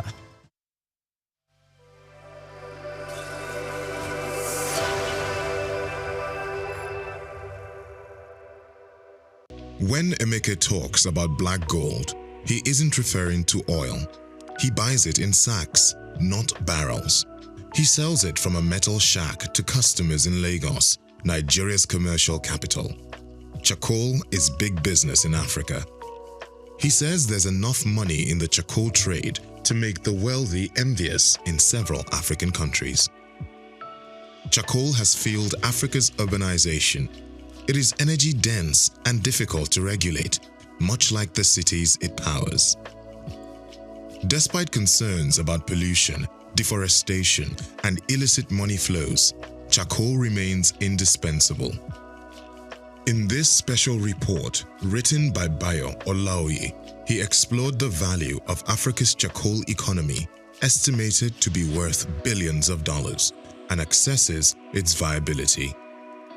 Nearly 200 million Africans cook primarily with charcoal, including 27% of urban dwellers. That share has grown since 1960, replacing much of its previous reliance on firewood. If there's been an African energy transition, it has been from one type of wood fuel to another. Charcoal's appeal lies in its convenience. By weight, it contains nearly twice as much energy as the wood it's derived from, making it easier to transport and ideal for megacities with fragile infrastructure. In Kinshasa, a Congolese metropolis of 18 million people, almost everyone cooks with it. Never before have cities grown so large while relying so heavily on wood-based fuel. In rural Africa, tens of millions of people make charcoal using earth kilns, outnumbering the world's coal miners. The process involves heating wood under low oxygen conditions to remove moisture and volatile gases. Logs and branches are stacked in a pile, covered with grass and soil, and burned for several days. This yields 1 to 2 tons of charcoal from 10 tons of dry wood. The process emits more carbon than simply burning the wood.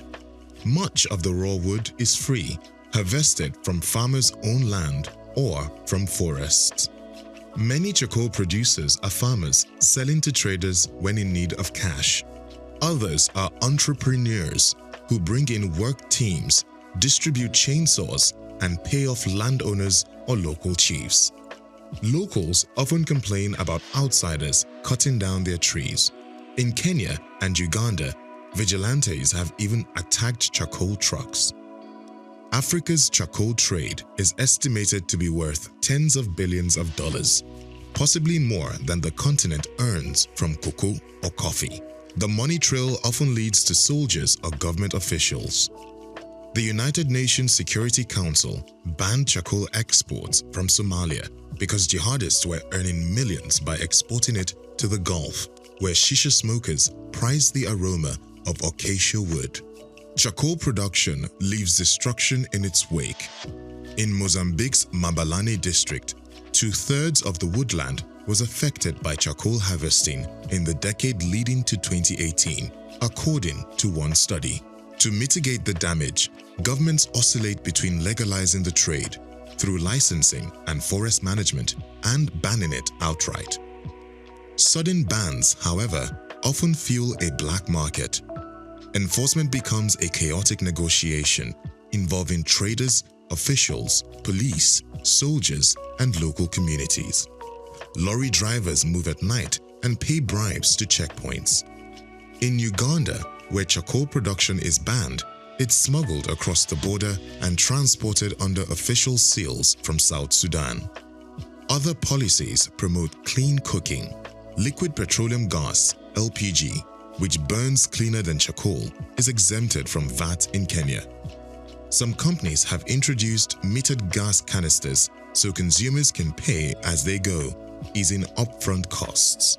Today, more than half of urban Kenyans use LPG as their main cooking fuel. Bond Manufacturing, a company known for efficient stoves, has stopped selling its charcoal models and now promotes electric stoves subsidized by carbon credits. Experts say charcoal is on the decline in Kenya, though it remains prevalent in countries like Madagascar and Zambia, where alternatives are limited. Phasing out charcoal will have economic consequences. The trade is informal and decentralized, while gas is distributed through large firms and creates fewer jobs. Charcoal provides roughly 275 workdays per terajoule consumed, compared with 95 for electricity and 15 for LPG. Gas imports also strained foreign currency reserves. For now, most consumers juggle multiple energy sources.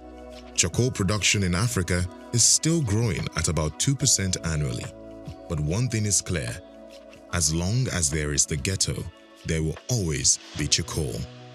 I'm Moyosore Adebi for Souq News TV. When conversations around figures, I mean money, flies around, serious-minded and business-conscious people will at every point open their eyes because business ideas and opportunities can come up even at a bar.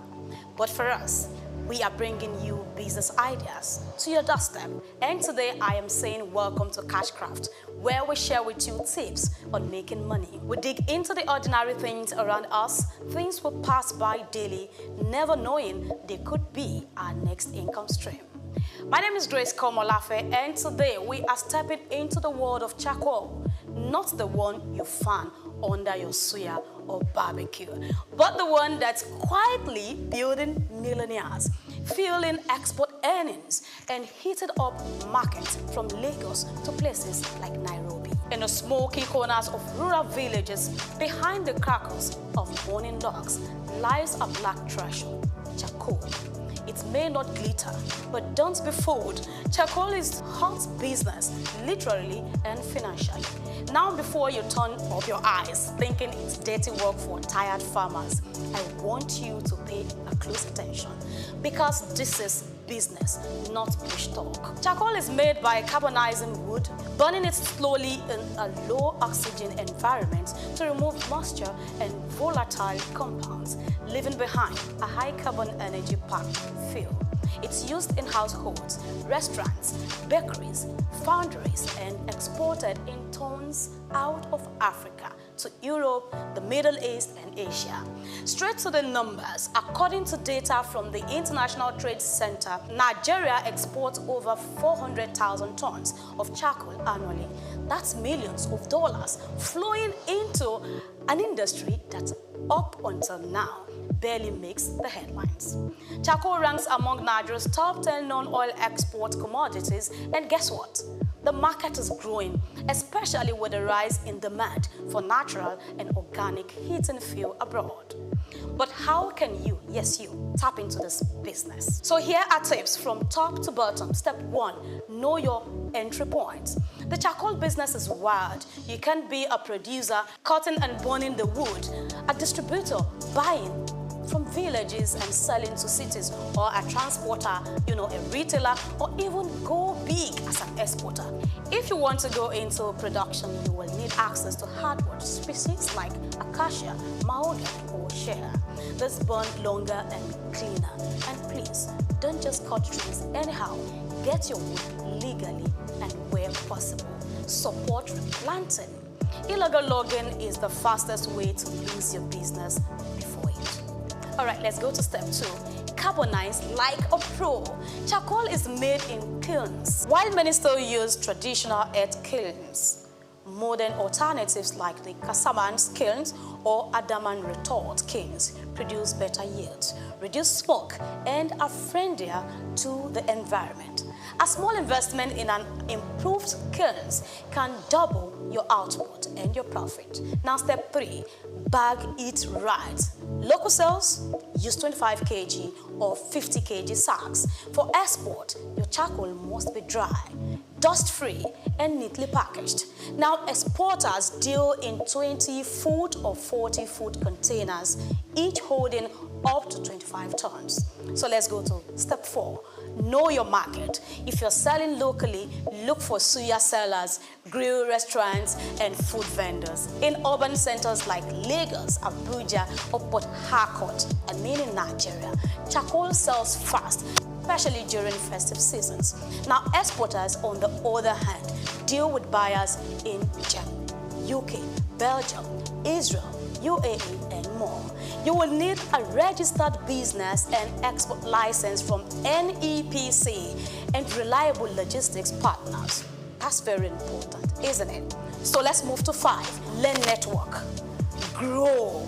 You need to network and you need to grow. The charcoal business is not enter and blow. No way. You need to learn the ropes. Join export forums, visit charcoal hubs in places like Oyo, Nasarawa, Kogi, and even Ogun State. Build relationships with local producers and study what foreign buyers want. And yes, think beyond just lump charcoal. There's briquette charcoal, eco-friendly, compressed charcoal made from agricultural waste, and that's the future. It's cleaner, greener, and already catching fire somewhere far off Africa. If you get small capital and you no load, this business they pay you. You fit load one truck and make better money. But customers and forest wahala, if it spoil your market so yes, there are risks. The government can clamp down on deforestation. Poor quality charcoal can ruin your reputation, especially with international buyers. Export delays, custom seizure, they are all real. But with knowledge, structure, and strategy, you can turn charcoal into gold. So here is your takeaways. Charcoal is not just for the poor man's stove.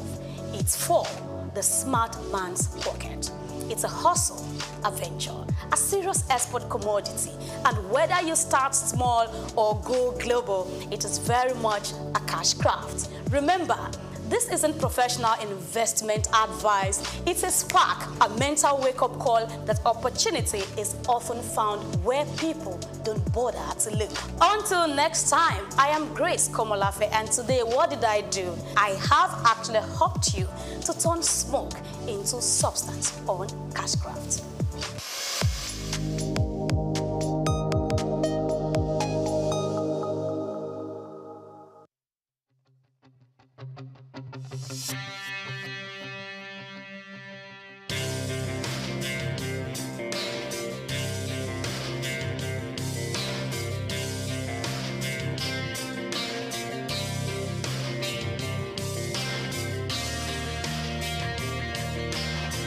When you visit Lagos for the first time and Google fun or recreational places in the city, at the top of that list will be Freedom Park. Located in Lagos Island on Broad Street, Freedom Park over the years has become home to the Nigerian arts and the culture at large. From annual big shows like the Lagos Theatre Festival, celebration at the Lagos Poetry Festival, to local festivals that celebrate literature, music, and arts. Freedom Park is one of the most visited recreational sites in Lagos, for both local and tourist people alike. A place to mingle, unwind, or simply just have fun. Freedom Park, however, hasn't always been a place of fun and games. It has a history that dates to 1861, when Lagos was made a British colony. In 1885, Freedom Park was built as a fortified prison from imported bricks. It was referred to as Her Majesty's Broad Street Prison. Some prominent political prisoners were held in the prison, people such as Herbert Macaulay, Michael Imodu, and Obafemi Awolowo. In 1979, Her Majesty's Broad Street Prison was destroyed, reduced to a dumping ground. It was later rebuilt in the 1990s, celebrated in 2010, Nigeria's 50th Independence Day. Freedom Park still holds a bit of its history within its walls. In the museum, where there are pictures and artifacts. Some of the old prison facilities have been converted into leisure facilities that people visit and enjoy today.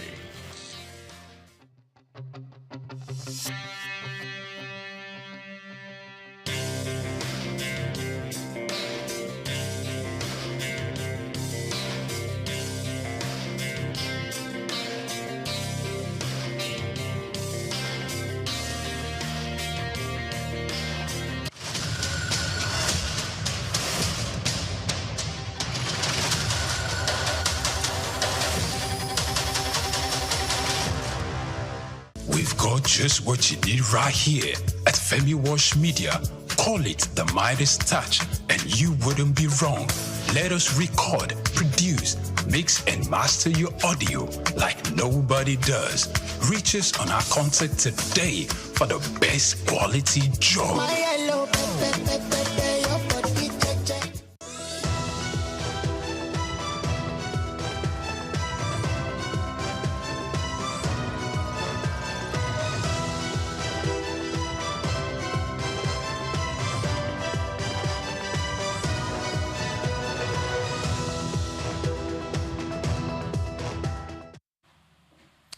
In today's world, we often hear that entrepreneurship is the key to economic growth, job creation, and innovation. And while that is true, we must also recognize the vital truth. Entrepreneurship does not thrive in a vacuum. It needs a foundation, and that foundation is built on education and skills. Good morning and welcome to Just Africa. I am Olumide Shokoya. I also have the handsome Onyipriye. Good morning to you, Olumide. Good morning, Krumale. How are you doing? Very good, very good. Now, I remember when I was in school, Intro Tech was supposed to be about technology, but Intro Tech when I was in school was carpentry. In fact, the only time I went to the lab or where that was when I went to get my desk and chair for my class. And that was the last of Intro Technology. Oh, okay. Well, for the reference you just made to Intro-Tech in secondary school, I can still remember the name of the teacher that you normally take that course. His name is Mr. Akim. I can't remember his other name. He's very, you know, those kind of teachers you don't want to offend when you were in school. He belongs to that class. In fact, corporal. He's good in what he does. But what put me off in Intro-Tech is what you refer to. It's carpentry. Probably because I consider that it's quite very demanding work. You see him with nails, with saw, he's working around with tools, and you could see his palms are hard, and okay, that's good, but you know what? Those who are involved in it, they never go hungry. Now, for the purpose of sustainable national economic development, skills acquisition through education is key, and it's a concept that any very, very intentional government will want to take up with both hands.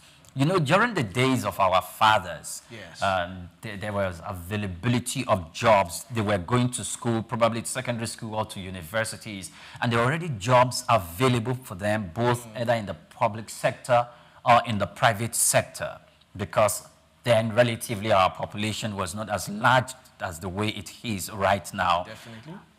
And the public sector was quite a very, very, very good industry for everyone to jump in. But, as we begin to expand population-wise, as population begin to blow up, you see the opportunities began to shrink.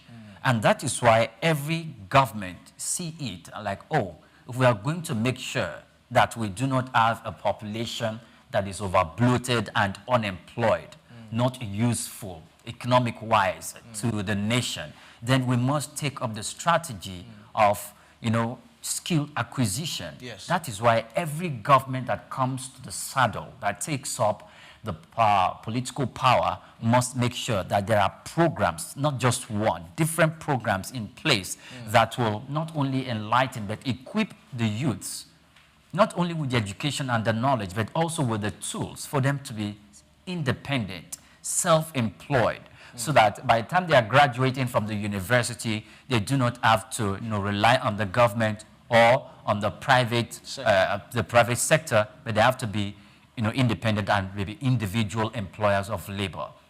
And we must continue in that trajectory. I remember when I was in school, I made a boat, I made a plane.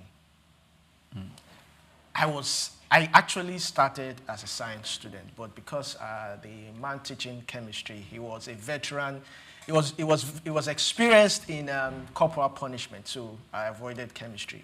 And that was the end of science class, and I switched to art class. But back then in GS3, I was making boats and all that. Now imagine if intro technology was about developing those kind of skills. Imagine what I would have turned out to be. Maybe I would have been the Einstein, or who knows what I would have been, or Steve Jobs of today and all that. But it's sad to see what intro technology has become. And now there's this saying, let me even ask you, is school a scam? Oh no. In fact, those who believe in that talk, they are finding, they are denying themselves. They are denying themselves something very, very significant at a very important stage of their life. There is a stage of one's life you are required to go through the hurdles of learning and acquiring knowledge. And education is that platform where you can get that. If you can't get it in education, the normal conventional education, that is why the people from the East, they took it very, very strong to engage their young ones who are coming up in the apprenticeship aspect, in learning a business or a trade as they are growing up in life. So education is not a scam. I had a conversation with some very young chaps recently, and I brought it up. I'm like, are you part of those who think? They said, no, education is not a scam. In fact, I thought they were just some young boys roaming around the street until they started telling me, no. In fact, I'm currently studying computer science in Yaba Tech, and the other one told me he's currently doing accounting in one of those institutions. I'm like, wow, I'm impressed. That's great. Please keep it up. Don't join the bandwagon that says education is a scam, because it's actually not. Thank you very much for that. Now, before I go bring in the guest, let me whet your appetite a bit. Now, education provides us with the knowledge and theories, to strive better. And of course, the topic for today is entrepreneurship as a catalyst for economic growth and sustainable development in Africa. Our guest is on standby. He is Aika Tuame Frederick. He is an edutech expert. He is also into enterprise development, management consulting, strategic leadership, and he is the CEO Director of QC Investment. Good morning and glad to have you on the program. Yeah, good morning and thank you for having me on Just Africa. It's an honor to join the conversation. Africa stands as a powerful crossroad, blessed with human potentials, rich natural resources, and youthful energy. But for these blessings to become tangible growth and development, we must embrace entrepreneurship, not just as a business model, but as a mindset for transformation. So today, our discussion is timely, and we hope that it will serve as a catalyst for economic growth and sustainable development in Africa. And by the way, I would like to make some correction. It's not ICAT Swame, it's ICAT Swame. I get people not pronouncing the surname properly well, but it's okay. ICAT Swame Frederick.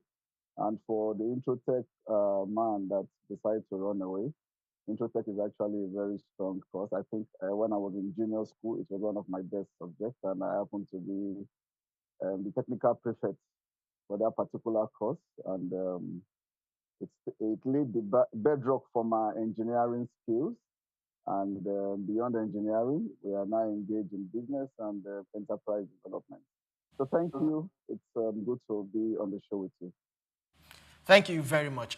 Before we brought you in, my colleague and I were just, talking about if education is a scam. So let me ask you the first question. Do you believe that formal education is necessary, for entrepreneurship?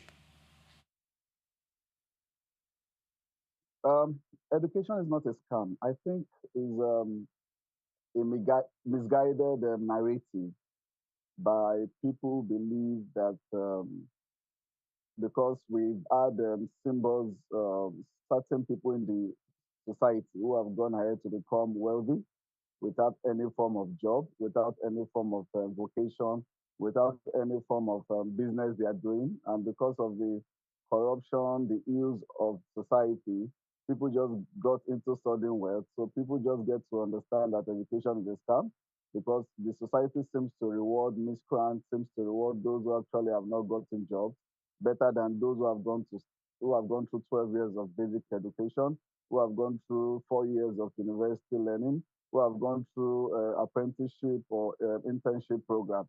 Why those who have gone through this program are struggling, those who apparently have nothing to do with education seem to be succeeding. But that's not actually the narrative we should see. We should also see the narrative of how society is being developed by our intellectuals, because without the intellectual minds, we won't get certain successes and benefits we've had today. Despite the fact that there's a mismatch between what our school are teaching and what our market needs, that does not actually give the reason to say education is a scam. Education actually is needed to build a generation of job creators. Education is actually needed to build skills. Education is actually needed to orientate the mind. Education is actually needed to guide. Education is actually needed to provide some form of direction. And education also needs to be defined in its perspective, because some people think that education is going to the normal formal schools in order to learn the physics, chemistry, biology, or and acquire how will I call it now, the basic academia. But that's different. Education actually can be in form of apprenticeship. Education can also be in form of vocational training. Education can also be in form of internship. Education can also be in form of learning under a mentor. Education can also be in form of gaining some experience in certain skills so that one can actually become better at what they do. So education is not a scam.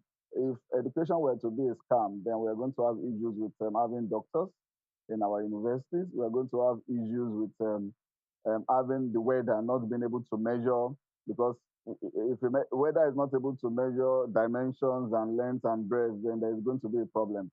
If education is a scam and our carpenter does not know how to do measurements of the roofing, how to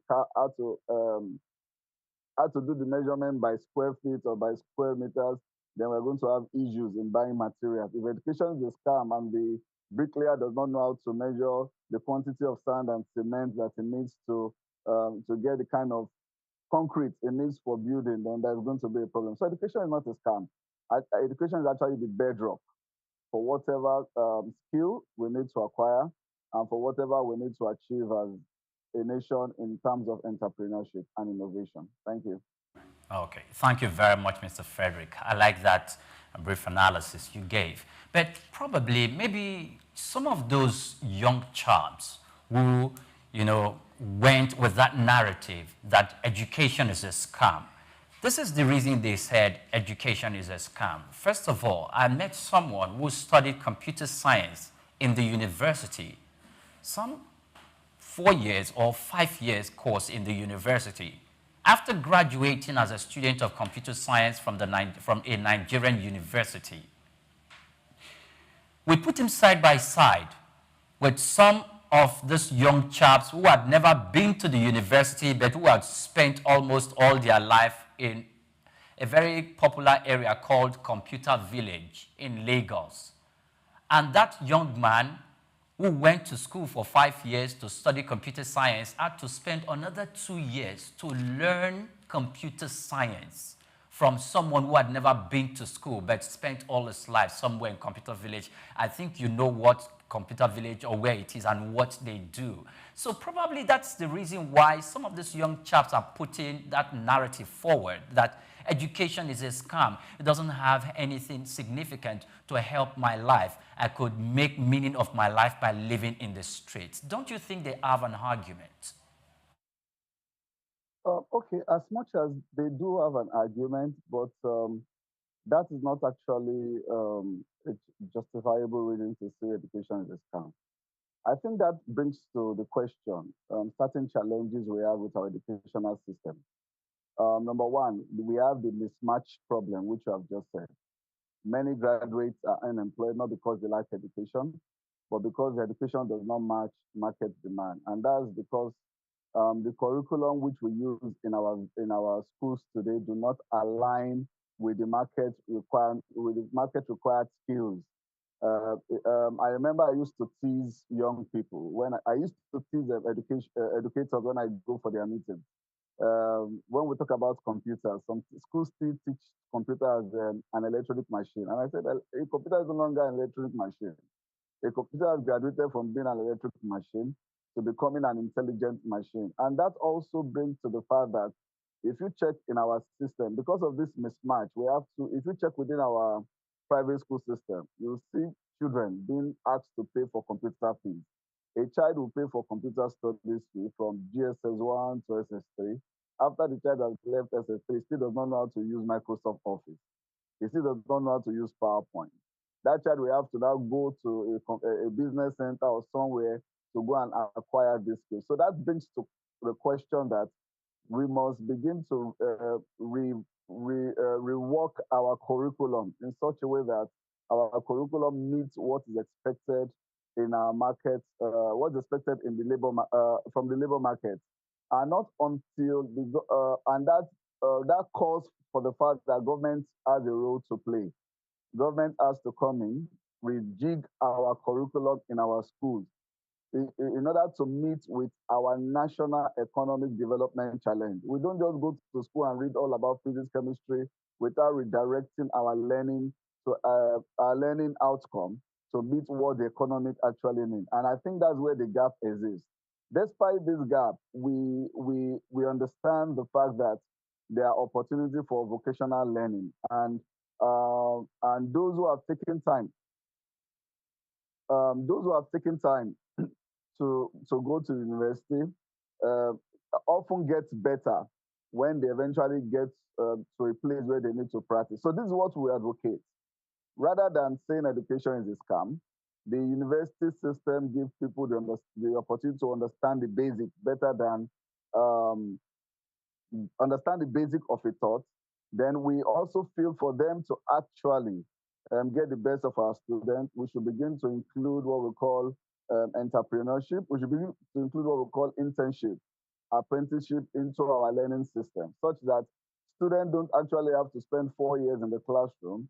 They can spend 2 years in the classroom to learn all the basic of that particular subject, and 1 year or 1.5 years to go to a workshop to learn the skills that is aligning with that subject so that they can become better students all around. And I also need to say this before I hand over to you. I think some of the things we do in our universities are actually outdated and no longer relevant. Let me give an example. I study in the UK, and I remember when I was doing one of my subjects in enterprise and business, my bachelor's in enterprise and business. For the 3 years I had to do my bachelor's, I only did 12 courses. The first year was 4 courses: finance, business operation, business processes. The second year, marketing, and the like. And all the 12 courses I did or modules I did were directly related to what I want to study and directly preparing me for what is out there in our economy, in that out there in the marketplace. But that's not the case in Nigeria. If you come to a Nigeria university, a child who is doing a bachelor's, you see in the first semester is already running about 16, 12, 16 different courses that do not have any bearing uh, in his bearing his life, or do not have bearing in what actually is going to meet when he gets into the economy, when he gets into the marketplace. So I feel that is where a whole lot of work needs to happen, and we are trusting that as the government um, take uh, take on certain reforms in the educational sector, they'll be able to put all effort to ensure that our curriculum serve the needs of our economic development. All right, thank you very, very much for that. Now, there's a particular ethnic region I will not mention that are known to be business driven. Some of them do not have luxuries of attending schools. They just take apprenticeship under their master, sell stuff, spare parts, and the rest of them. And from there, you know, it's amazing how they grow and how they expand and become really wealthy for themselves. But one question I would like to ask, you said you have a bachelor's in enterprise and business. So my question is, what specific skill is needed for an entrepreneur before going into the real world? What specific skill do you believe that every entrepreneur should have? Okay, I also like to make a little correction. Number one, the people we're talking about, the region where we see our young men going to entrepreneurship or some form of apprenticeship, is not because they do not have the opportunity to actually go to school. I actually feel that given our economic situation, that is the best route for them. For some of them, not all, for some of them to actually achieve economic freedom and make social, make impactful contribution to our national life. That same group of people we've had across Nigeria, many of them in the universities who have taken to formal education rather than the apprenticeship route. We also need to understand that the apprenticeship route is also a form of education that should not be discounted. In education sector, we have what we call the traditional education, the formal education, which we're all used to. We have the non-traditional education, which actually include the apprenticeship, the internship. Now, back to your question.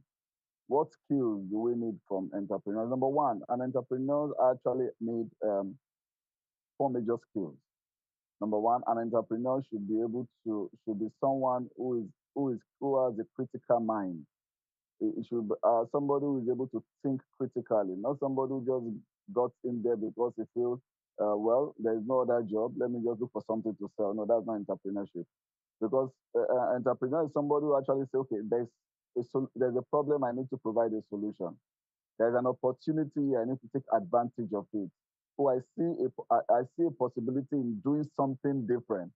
And for somebody to do something different and create the possibility that become a global brand, or for somebody to take on an opportunity to solve, to provide solution to the needs of society, and for somebody to say, "Oh, um, I'm going to, I'm going to work on this so that I can get not just financial freedom for myself, I can also be a business owner and do something that is unique." That person, first of all, must have a critical mind. Entrepreneurship is not for dull minds. It needs people who are good in critical thinking. Number two, an entrepreneur must actually have what we call a good communication skill. Because as an entrepreneur, you need the ability to be able to articulate your thoughts, your dreams, your goals, your plans to investors, to marketers, even to your staff, and to other partners that want to join you to scale that business. So without your ability to communicate effectively well, you may actually lose out, or people may actually lose you in that process. Number three, one of the skills entrepreneurs need is the skill of continuous learning. if an entrepreneur decides to remain where he is without learning and updating his knowledge, because we live at a time where technology is evolving, knowledge is growing. What we have yesterday may not be actually what it is today. There's what we call global standard and practices for most of the work we now do. So an entrepreneur that does not update his knowledge and does not continue to learn will continue to pay back. Uh, Four, one of the skill entrepreneurs need, especially in this our climate in Nigeria, is resilience. I must tell you, it took me when I started business. I remember the first set of business I started. I just left school and I worked for about 2 years. And after working for about 2 years, I said I'm no longer working again. I've always had a dream to start my business. Guess what? The money I gathered from the 2 years work I did from the savings, I invested it in my first business, and that business was candle making.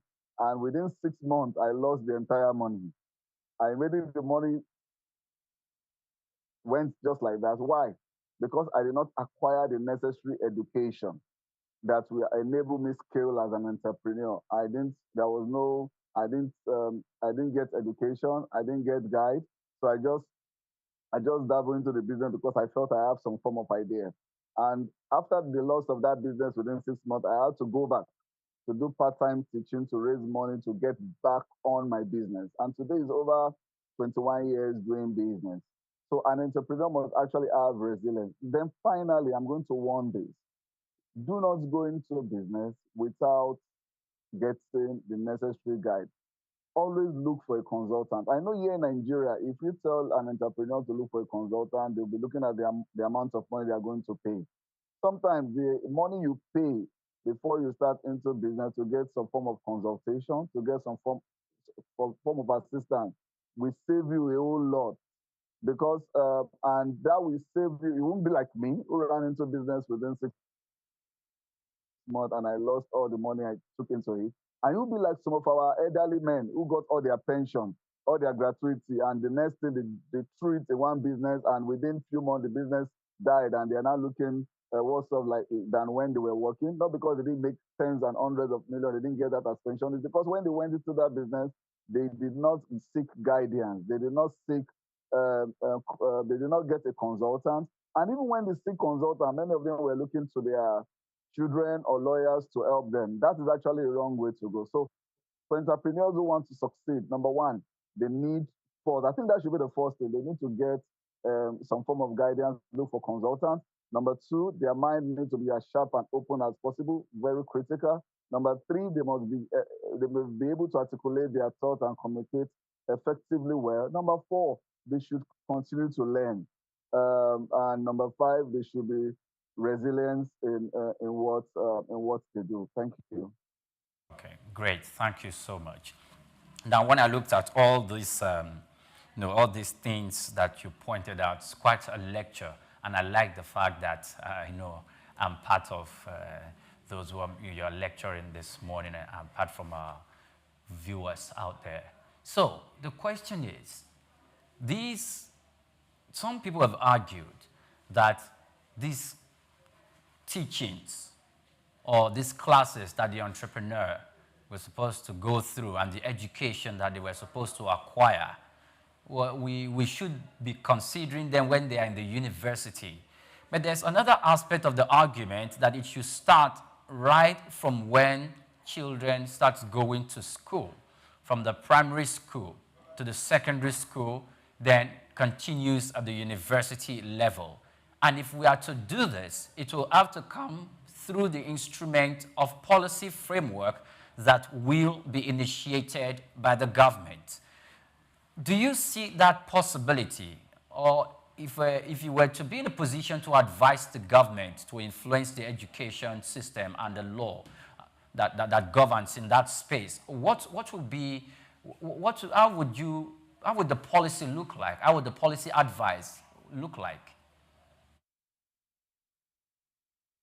Okay, thank you. If we're to build a generation of job creators, education must align with market demands already set so, and this includes technology, agribusiness, health, innovation, logistics, and the creative industry. And it's not just the work for government alone.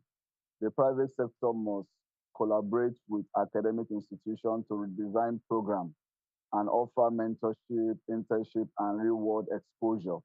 It's funny when a child is just leaving the university at the age of 22, 23, and it's even worse because of ASU strike and all the kind of strikes we get in Nigeria.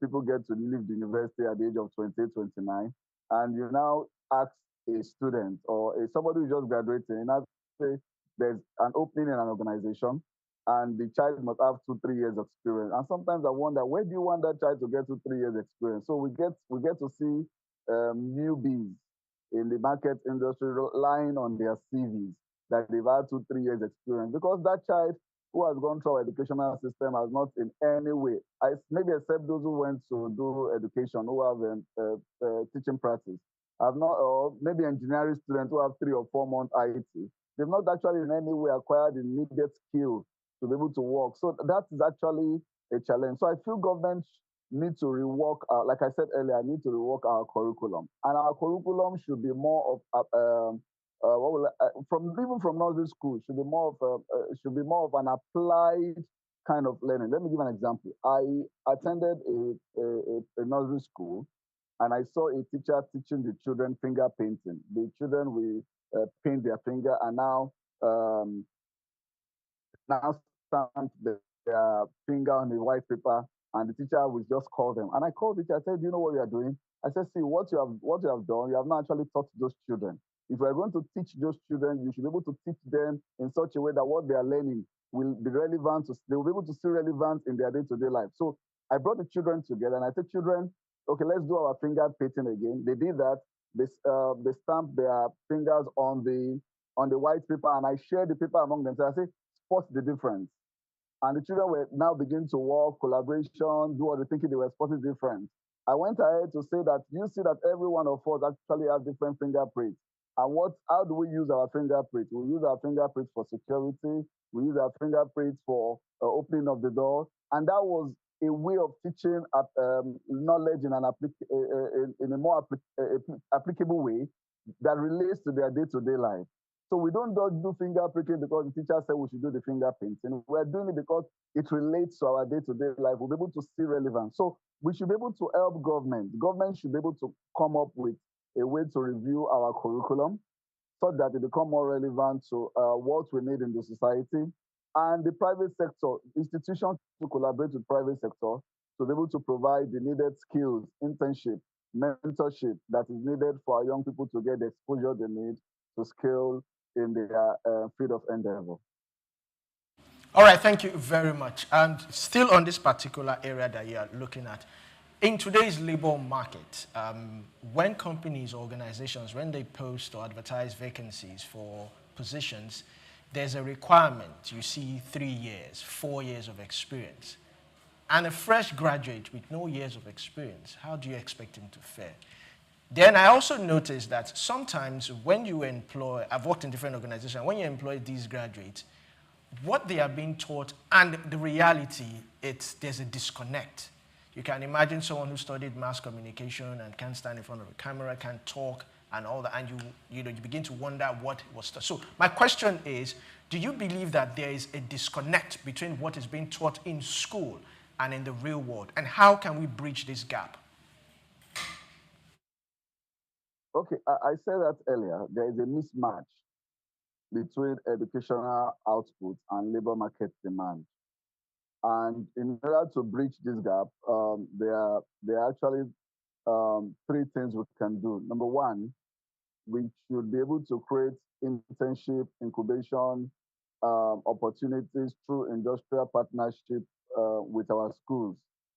Our university, from even not just university, our secondary school should not just award degrees. They should be able to build stronger ties with businesses with industries around. For example, I feel our young people have during their long vacation, the 12-week long vacation, if they are already engaged in Introtech, if they are already doing marketing, if they are already engaged in business studies, from secondary school, we should have even our secondary school should look for businesses around their community and tell and partner with this small business, this micro business, and say our children are going on holiday. We have taught them marketing, we have taught them business. Can you give them an opportunity to come and intern with you during this long vacation so that what they have taught them in the classroom they can practice? So the mismatch, the gap we have between educational output and the labor market demand can actually close. So there is need for internship, there is need for incubation, and there is need for industrial partnership. Number two, we need to create entrepreneurship centers in school. I remember that, for example, the school I went to in the UK, in fact, the two schools I went to in the UK, we have an entrepreneurship center. For one of the, in fact, when I did my undergraduate, my bachelor's in enterprise and business, and I wrote my final thesis, my lecturer called, my examiner called me, my supervisor rather called me and said, Fred, what you have written is beautiful. I am sending it to the entrepreneurs accelerator program. They need to look into it and see how you can scale this business beyond what you have written on paper to become a living enterprise. And that was done. And for a period of 3 months, I had support. I had someone to guide me on how to kickstart that business. I saw newer perspective to that business. I saw newer opportunities that I couldn't think about within that particular framework of the report I have done. And from there, I was able to scale that business to what it is today, education technology. So we need entrepreneurship centers in school, and because students do not just go to school to learn how to read and write, they do not go to school to learn the basics, they must be able to apply. And one way they can apply is if we have centers where their ideas can be brought to life. And I think number three, which is the last thing, we need what we call alumni and mentorship network. We must build an ecosystem of mentorship where successful entrepreneurs can guide the next generation. And also, which is the fourth thing, we must also prepare the mind of our young people. I have a challenge. In the last 21 years that we've been in business, there are two challenges we have. The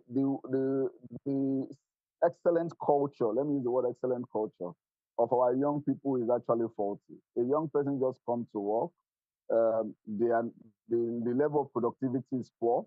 And when you give them a job to do, they are lazy about it. Sometimes you have to take the hard stand for them to get job done. They don't understand time management.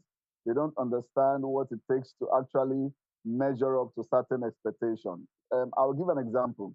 We run a 3-month internship program. When we bring in Nigerian students for internship, if you tell them this internship, you only get transport as a stipend for your transport, they all run away. But at the same time, we had this school of internship, virtual internship from the United Kingdom.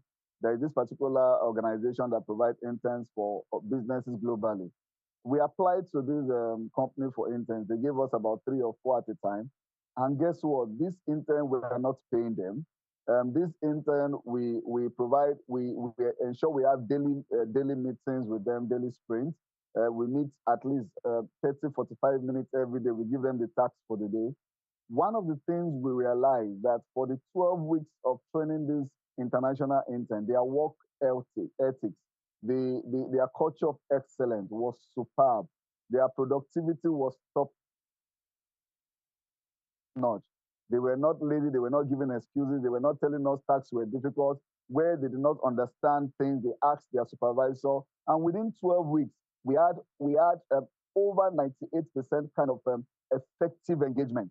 Now, when I put that side by side with the full-time staff that we had for internship, our engagement with the full-time staff that come for internship is about 30-35%. In fact, we have some now that we haven't thinking of letting go, because sometimes when it's time for them to come to work, we say, sorry, this person is not available today. Sorry, he has something to attend to. Oh, sorry, there's something that happened in the home. So this culture, this lazy culture, this entitled culture needs to be worked against so that our young people need to work. Life is not a bed of roses. There are processes, there are challenges, and there are principles they must abide with.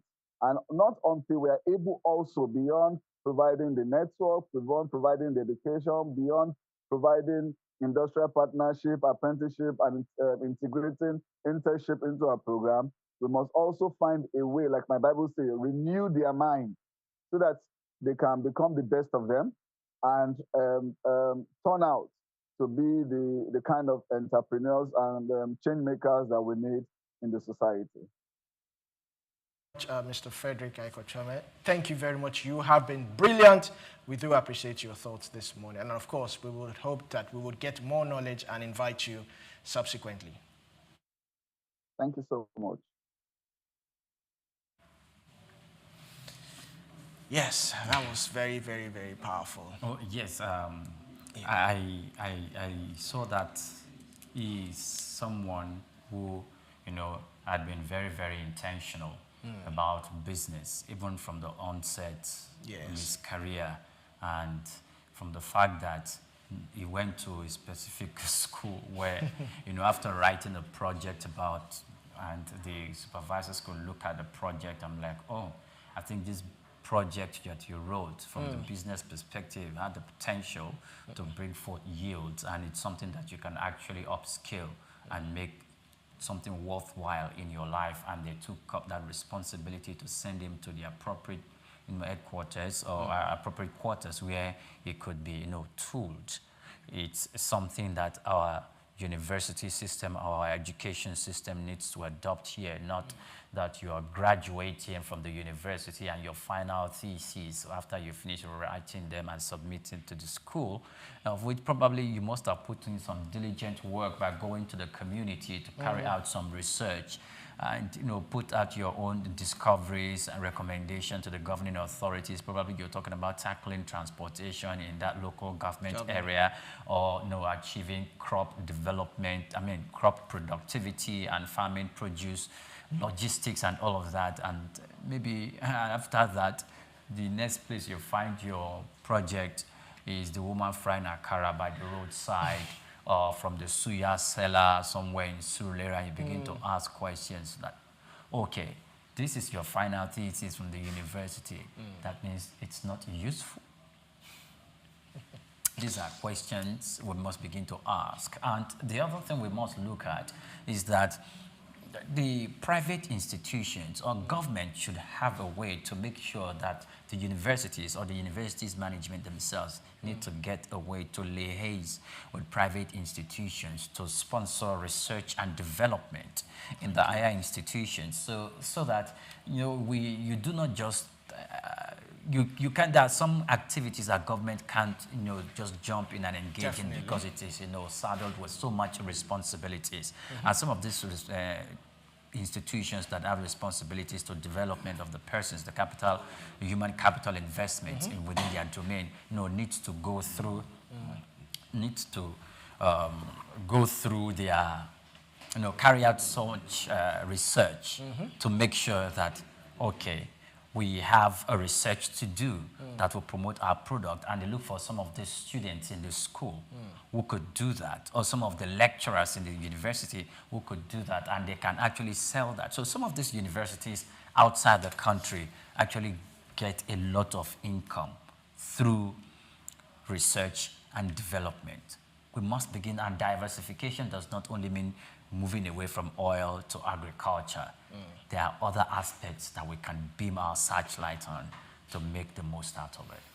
I also do look forward to a time in the future whereby, in advanced countries, once you graduate from college, you can go into entrepreneurship, you can go into business, you can do so many things. And if you decide that you want to go back to university and study whatnot, no problem. The environment is enabling, it's welcoming. But here we believe that, my dad used to tell me that no matter what you want to do, you must go to university. You must finish. And once you are done, you can do whatever you want to do. But I feel at a very young age, we can start, picking out children with specific skills and encouraging them.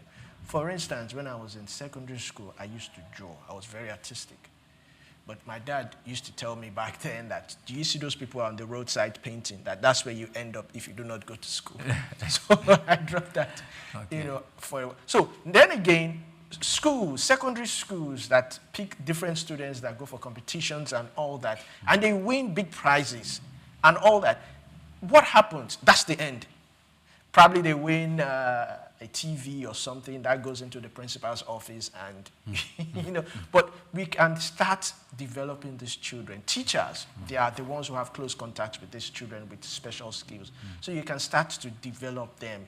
Just like rightly said, let's have vocational trainings so that while they are developing academically, they're developing their skills also, so that when they are done, they can decide, oh, I can use my degree to get a job, or I can use my skills, vocational skills, to get something or to establish myself.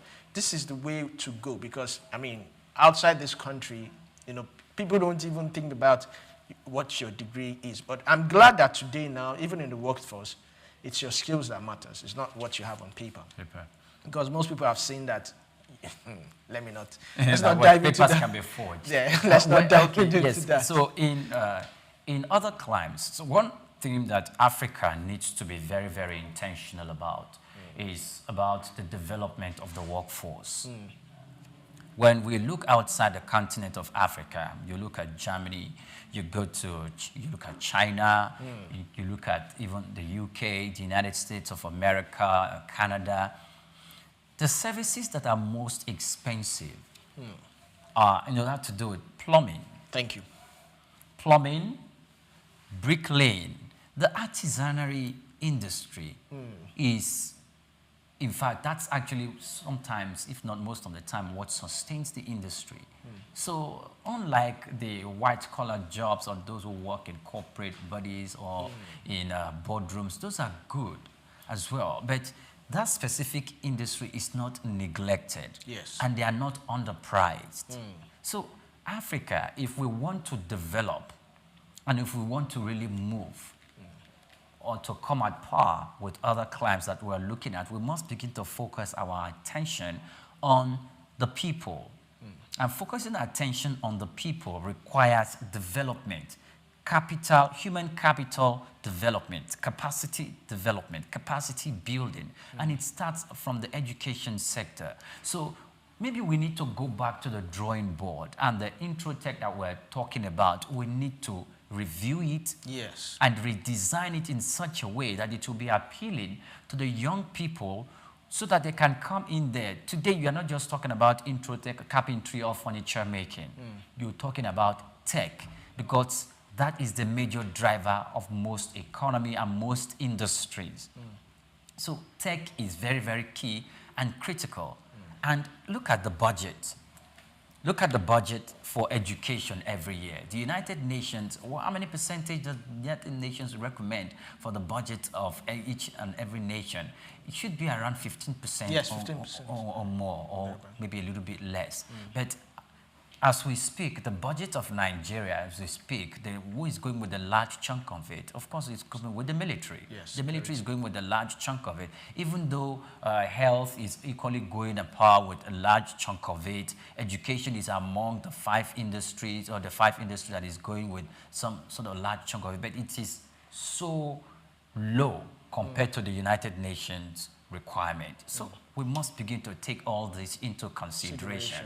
And coupled with the fact that we need to build and put infrastructure in place, because without infrastructure, those whom you have actually trained and tooled, whose skills you have sharpened to be independent, to be self-employed, may not have a platform to run with the vision.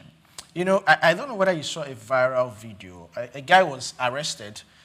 He graduated. He's good in web design, and he was giving his own testimony. He said that as a result of unemployment, he sought the services of internet fraudsters and was helping them to design websites, fake websites. Okay. And he fell into the wrong hand. You can imagine if he had... Oh, I don't think he fell into the wrong hands. He said they were the one doing a wrong business. Yes. They contracted him to design a website for them. Yes. And he will be paid for his job. Heavily. You'll be heavily paid. He didn't engage into wrong business. If an internet fraudster contracts a web designer who has sat at home for maybe 4 years, 5 years. Okay, if a web designer has sat at home for 4, 5 years and is contracted by Dangote to design a website. That's Dangote. That's Dangote. Yes. So you mean how many of them are contracted by Dangote? No. I'm just giving an example. If Okay. it's not Dangote, let's just say a multinational organization contracted a web designer who is so good in his work and in his craft, and he has been jobless for a while, and he's contracted by a multinational to design a website or an organization to design a website, and he's been paid handsomely for it. That is good and noble. Fine. A fraudster contracted a web designer and paid the web designer to design a website for him. The web designer is not a fraudster. Yes. So the fraudster is a fraudster because the fraudster is going to use that website that has been designed by the web designer for nefarious activities, for criminal acts. Yes. However, just the way a company uses a website for its business activities, which are not criminal activities, so does a fraudster use a website for criminal activities. So in this particular case, he's not falling into the wrong. He's willing, he's not. No. He's doing his job. Whoever contracted him to do his job, he does his job, and he gets paid for it. But he was arrested. He was arrested. Why will he be arrested? Because a lawyer needs to come out and stand for him. He needs to get a lawyer to stand for him. Whether it's in Nairobi, whether it's in Nigeria, whether it's in Ghana. He knew. If he knows that someone contracting his services was a fraudster, and he went ahead to do the service. Yes. If a fraudster would contract a furniture maker to make a chair for him, will the furniture maker become a fraudster? No. I think that's he has not become a fraudster. Well, He's I not think a fraudster. the EFCC would enlighten us. And They know the nitty-gritty about this. Except in the other case, that same fraudster that contracted him to develop a website now contracted him to manage that website. But that's conspiracy. No, because it will manage the website. Because if he is to manage that website, he will be managing a part of the asset or more like the database of an organization that is into criminal activities. Or yes, he will now be managing. He will not be managing more like. And of course, an asset. You make a good lawyer. Yeah? You make a good lawyer. No, it's just, I think it's logic. You'll make a good lawyer. All right, so we'll go on a short break and have a Cashcraft. On a Cashcraft today, we'll be looking at recycling plastic waste. We'll be back shortly.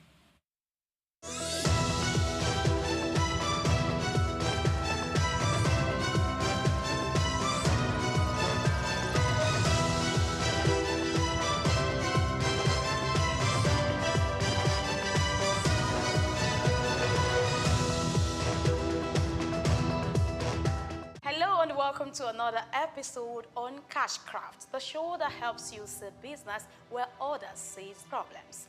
Today, we're talking about plastic waste recycling, a hustle that's turning pollution into profit. Without taking much of your time today, let's dive straight into it.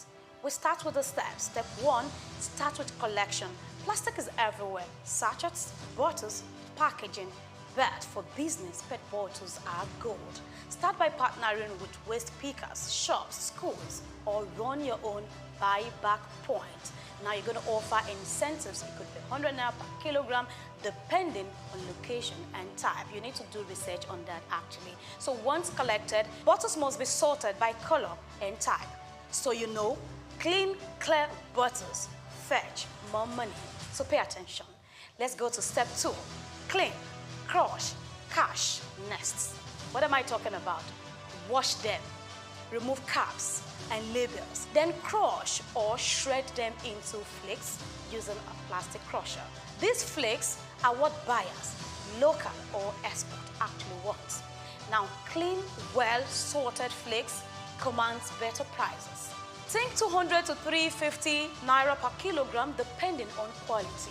So with a semi-automatic line, you can process up to 1 ton daily. That's real volume and real money. Let's go to step 3. You need to know your market, your buyers, including local manufacturers or plastics textile companies.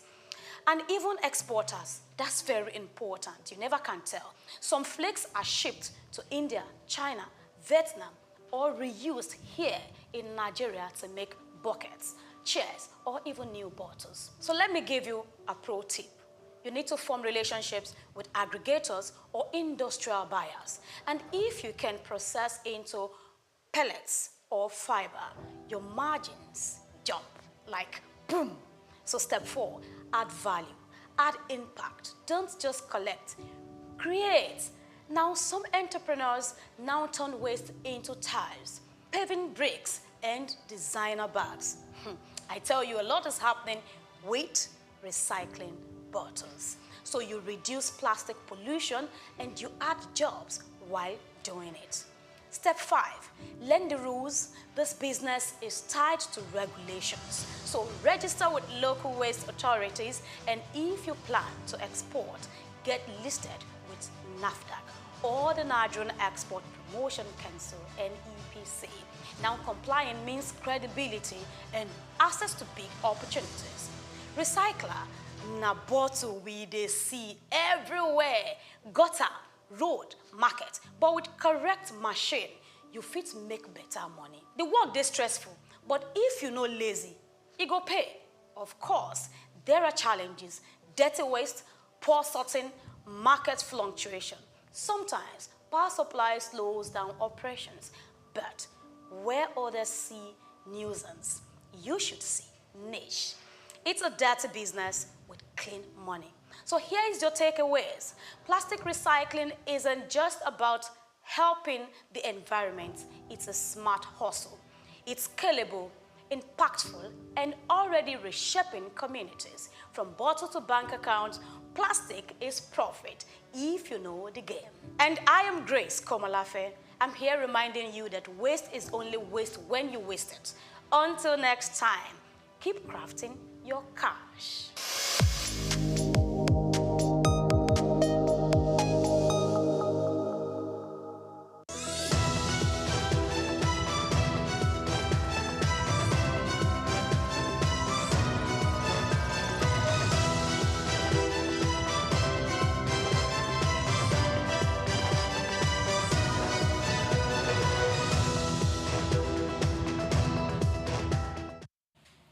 Welcome back to Just Africa on Souq News Television. And the report you saw there was on recycling plastic waste.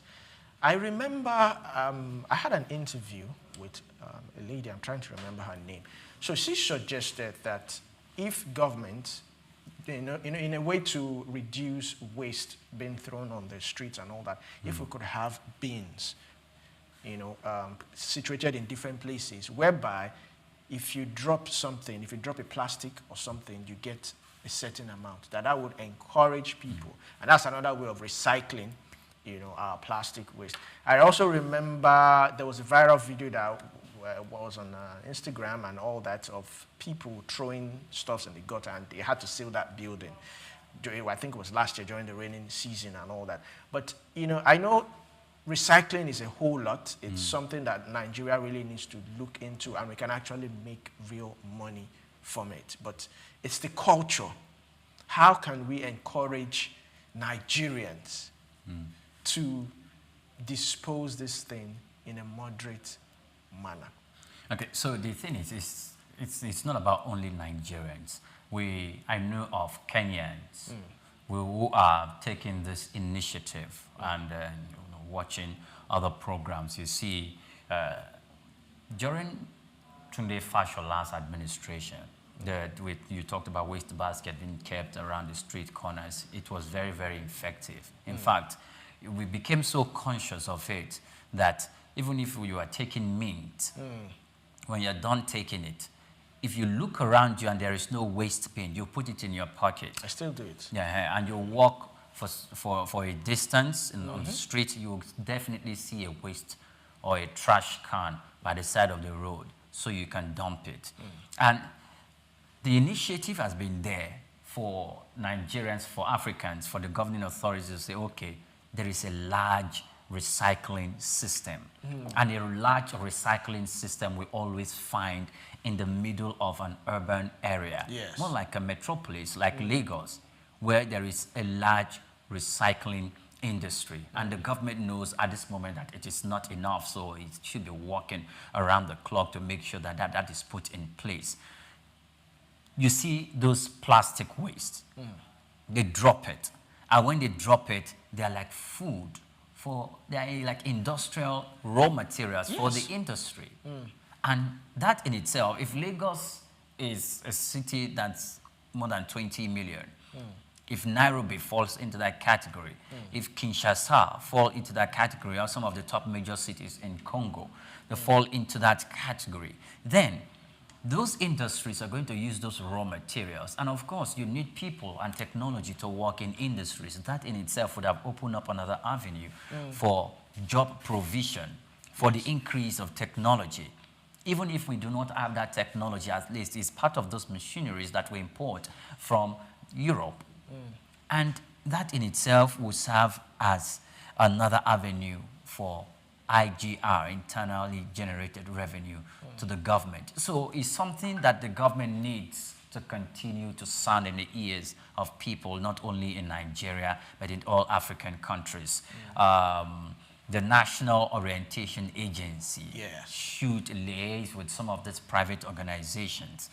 That's in Nigeria. Well, the replica of the National Orientation Agency should do that in places like Egypt, in places like Congo, where we also have a large population, in places like South Africa. I think South Africa is almost doing well in that regard. So we need to do that to make sure that we are on our toes. I think also that if we can have big investors collaborate with state government, federal government, and have this factory whereby you can bring all the plastic materials and recycle it and convert it to whatever. They do, they sell. I see them convey a lot of those plastic. Those people that carry sack. Those are the, I can say those are the ones that use the crude method to gather and to pick. But you see those people now, they how will I put it? They are certain places, they are restricted to certain streets because they are being targeted, or they are being said to be working with the underworld, with to commit crime. To commit crime and all that. So that method is not, it doesn't seem to be working these days. It's not sustainable and all that. So if we can have that, it will actually, then again, I remember when the Lagos State government banned styrofoam. And I thought that instead of banning it, why not have something, why not create a system whereby you can recycle these things? But you know, it came out of the need because it was blocking drainages and all that. So they had to, and they tried as much as possible to educate Nigerians that please dispose this thing well, but you know, Nigerians didn't, and well, it was banned. But all in all, if the state government, federal government can come up with ways, like we said, like Priya said earlier on, have these bean bags situated in different places. Let's breed this culture of being able to dump things in the bin and not just dump it in the gutters and all that. It blocks drainages, and when we have the raining season, we see the repercussion. I think this is where we would call it on today's episode of Just Africa. Thank you very much for watching. I am Olumide Shokoya. Have yourself a lovely day. And I'm Oyim Priya Kurumade. Many thanks for watching.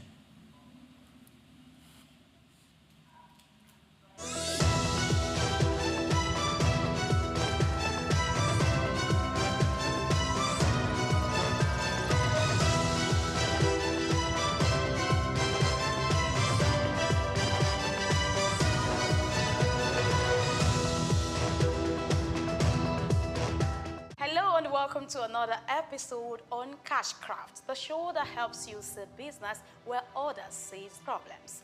Today, we're talking about plastic waste recycling, a hustle that's turning pollution into profit. Without taking much of your time today, let's dive straight into it.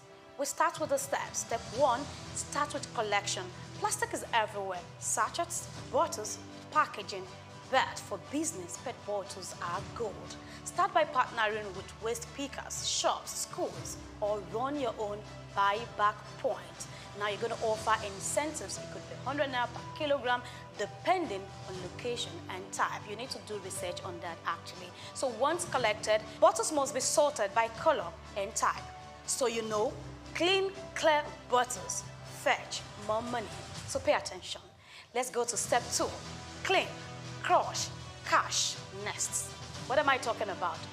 Wash them, remove caps and labels, then crush or shred them into flakes using a plastic crusher. These flakes are what buyers, local or export, actually want. Now, clean, well-sorted flakes commands better prices. Think 200 to 350 naira per kilogram depending on quality. So with a semi-automatic line, you can process up to 1 ton daily. That's real volume and real money. Let's go to step 3. You need to know your market, your buyers, including local manufacturers or plastics textile companies. And even exporters, that's very important. You never can tell. Some flakes are shipped to India, China, Vietnam, or reused here in Nigeria to make buckets, chairs, or even new bottles. So let me give you a pro tip. You need to form relationships with aggregators or industrial buyers. And if you can process into pellets or fiber, your margins jump like boom. So step 4, add value, add impact. Don't just collect, create. Now some entrepreneurs now turn waste into tiles, paving bricks, and designer bags. I tell you, a lot is happening with recycling bottles. So you reduce plastic pollution and you add jobs while doing it. Step 5, learn the rules. This business is tied to regulations. So register with local waste authorities, and if you plan to export, get listed with NAFDAC or the Nigerian Export Promotion Council, NEPC. Now complying means credibility and access to big opportunities. Recycler, na bottle we dey see everywhere, gutter, road, market, but with correct machine, you fit make better money. The work dey stressful, but if you no lazy, e go pay. Of course, there are challenges: dirty waste, poor sorting, market fluctuation. Sometimes power supply slows down operations, but where others see nuisance, you should see niche. It's a dirty business with clean money. So here is your takeaways. Plastic recycling isn't just about helping the environment. It's a smart hustle. It's scalable, impactful, and already reshaping communities. From bottle to bank account, plastic is profit if you know the game. And I am Grace Komalafe. I'm here reminding you that waste is only waste when you waste it. Until next time, keep crafting your cash.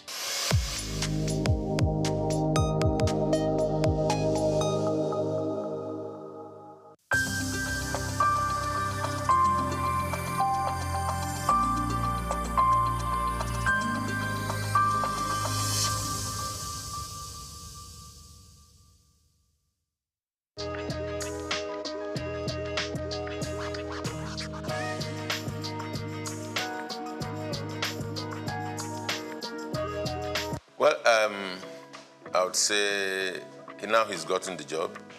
If this question had come before now, I would be able to say that I do not think we need him. But he's there now, so all we need to do is see what best he can do or what best we can do to support him to succeed. Now, going by his previous records, going by all that he's achieved in sports, ordinarily, one wouldn't have said he's the best for the Super Eagles at this time. But here we are. Decision makers have made their decisions. They've taken the decisions. We can only talk, but they already have their way. Well, I think his assessment will start when he starts playing games. He's not had any game with Nigeria, so we can't assess him. But going by his previous records, I don't think he would have been the best for Nigeria at this time. Not against other homegrown indigenous coaches who have had better records within and outside Nigeria. On a scale of 1 to 10, I don't think Shele will fit in at any point. But of course, having him been appointed, all we need to do is give support and see the best that we can get from him being Nigerians. And of course, at all times, irrespective of whatever decisions are taken, we want Nigeria to excel. Because in Nigeria's excellence, we are proud. In Nigeria's excellence, those of us that are in the media and sporting media, to be precise, we can do business. If Nigeria is not winning, the biggest brand for Nigeria is the Super Eagles, sports-wise. So if Nigeria is not winning, if Nigeria is not making waves, then we don't have business to do. So it's in our interest that he succeeds. So to that extent, I would say yes. But looking at his appointment, I think it's just a part of the over-politicization of the sporting industry, power show by the immediate past president of the Football Federation, Melvin Pinnick Amaju. Having failed in his 2 terms, continues to transverse the terrain to show he still has power. And of course, he brought Shele. And of course, Shehu Gusau, the incumbent president of the Football Federation, has to listen to his master. So his master's voice, that's what we're experiencing.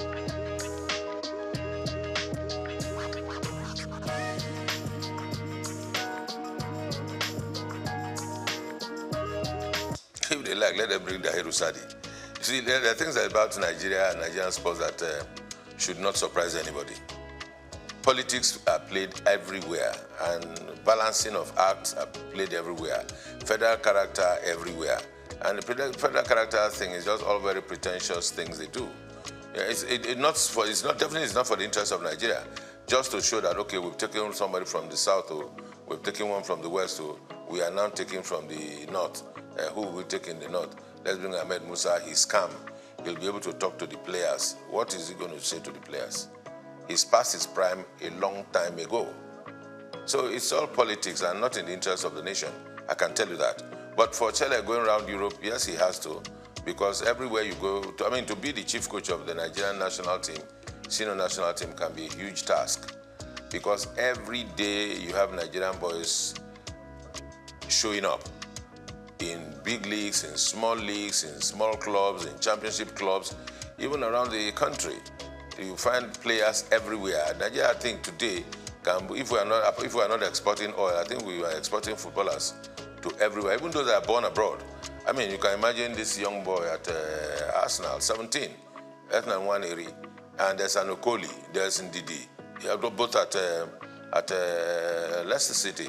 So everywhere you go, you see Nigerian boys showing stuff. So to be the coach of a Nigerian team at the level of the Super Eagles is a huge task. One would expect that we should have a scouting department. One would expect that we have a department that should take charge of team psychology. We expect that we have the technical department or the directorate for technical at the Football Federation to be well equipped with people that are sound in mind, sound technically, and have capacity to work and deliver. With all of that put together, then they should be able to advise and situate the coach at the point where he can deliver and work well.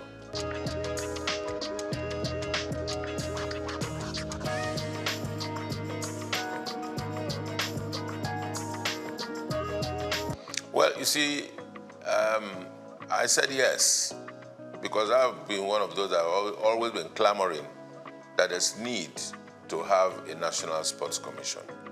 Now, having a National Sports Commission that is populated or that is headed by politicians is neither here nor there. It may not take us anywhere. We need to separate our sport. Yes, sports, you cannot do away with politics at some level. But in terms of the administration, in terms of the management, in terms of the execution, there's need to be able to separate sports and politics. In the days where we held sway in sports, where the National Sports Commission functioned effectively, all of those that occupied the position as Director General, as directors in the then National Sports Commission, were professionals. If you recall from the days of Abraham Odia, Awotro Eleya, and of course Isaac Akioye, that laid the structure and foundation for a proper National Sports Commission, just after the All Africa Games, was a thoroughbred professional from the University of Ife. And there are other such professionals all around this country. And you need to ask, if we are not able to seek and give these people jobs and give them tasks to deliver, we always will go look for political loyalists to put in positions so that they answer to us. Politics is just, to me these days, it's more like a window for public relations for political parties and individuals that are into politics to express themselves, or maybe also at the same time also reward loyalists. That's what we find. So in terms of the technicalities on administration and management of sports, in its true sense, we're still very far from it.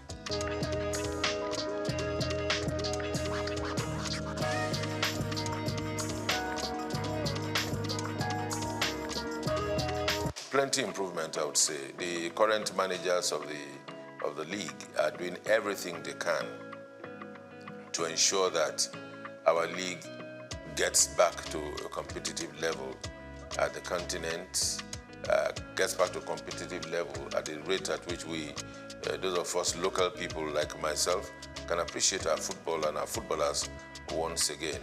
The question to ask is to say, are we doing enough? The answer will be no. Who are those not doing enough? The media, the sporting media in Nigeria is not doing well enough. Would I say sporting media? Yes. And also the bigger media is not doing well enough. And because we are not doing well enough, that's why our league is still where it is. We would have gone further than this. The other aspect of it is government. Government across the states. Football business is supposed to be good business. Football business is supposed to be run by private individuals and clubs. There's nothing wrong to say that the people of a particular state cannot run a football club in conjunction with other private individuals who will be stakeholders and are interested in the promotion of sport and football in the sense that we're talking about it now. But what we have is that we have state governments owning football teams, and those that are administering the football teams are SA this, SA that have been appointed as a reward, that have been appointed because they are loyal, that have been appointed because they can talk a little bit about foreign leagues. Somebody can talk about the league, talk about the La Liga and the EPL, and that qualifies him to be SA in charge of sports in some states of the federation.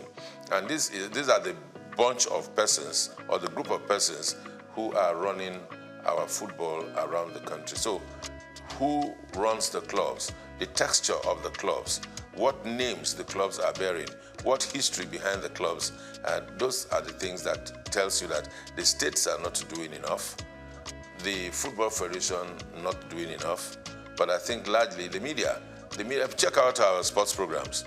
All you find are talking heads talking about who scored the best goal in the world, who scored the best goal in Europe, who scored the best goal in England and all that. That's what we find.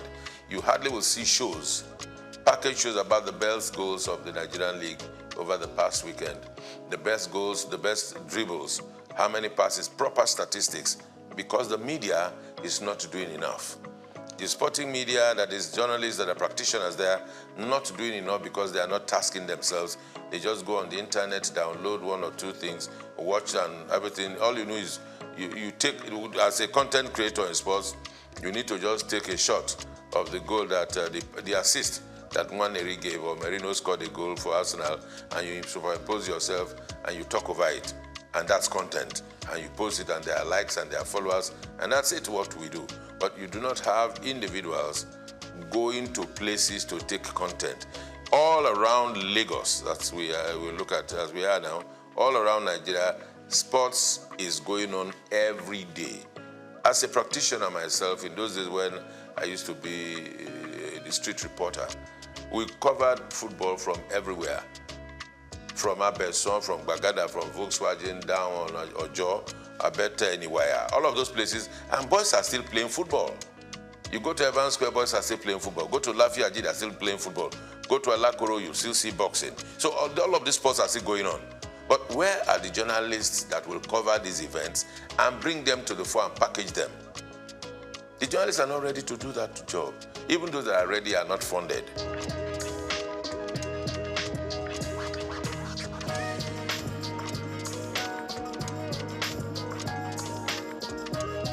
Even those that work are not paid salaries.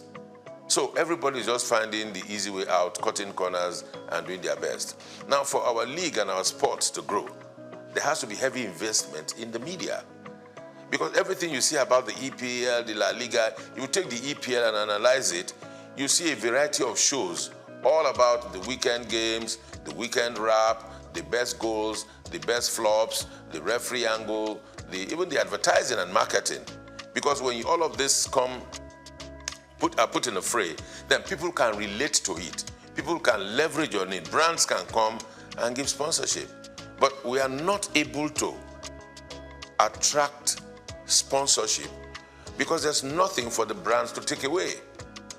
Because if you give brands value, they will attach to it. And it never used to be so.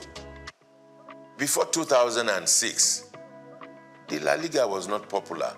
The EPL was not popular. The Champions League was not popular. What were Nigerians watching? Because the media itself sold out.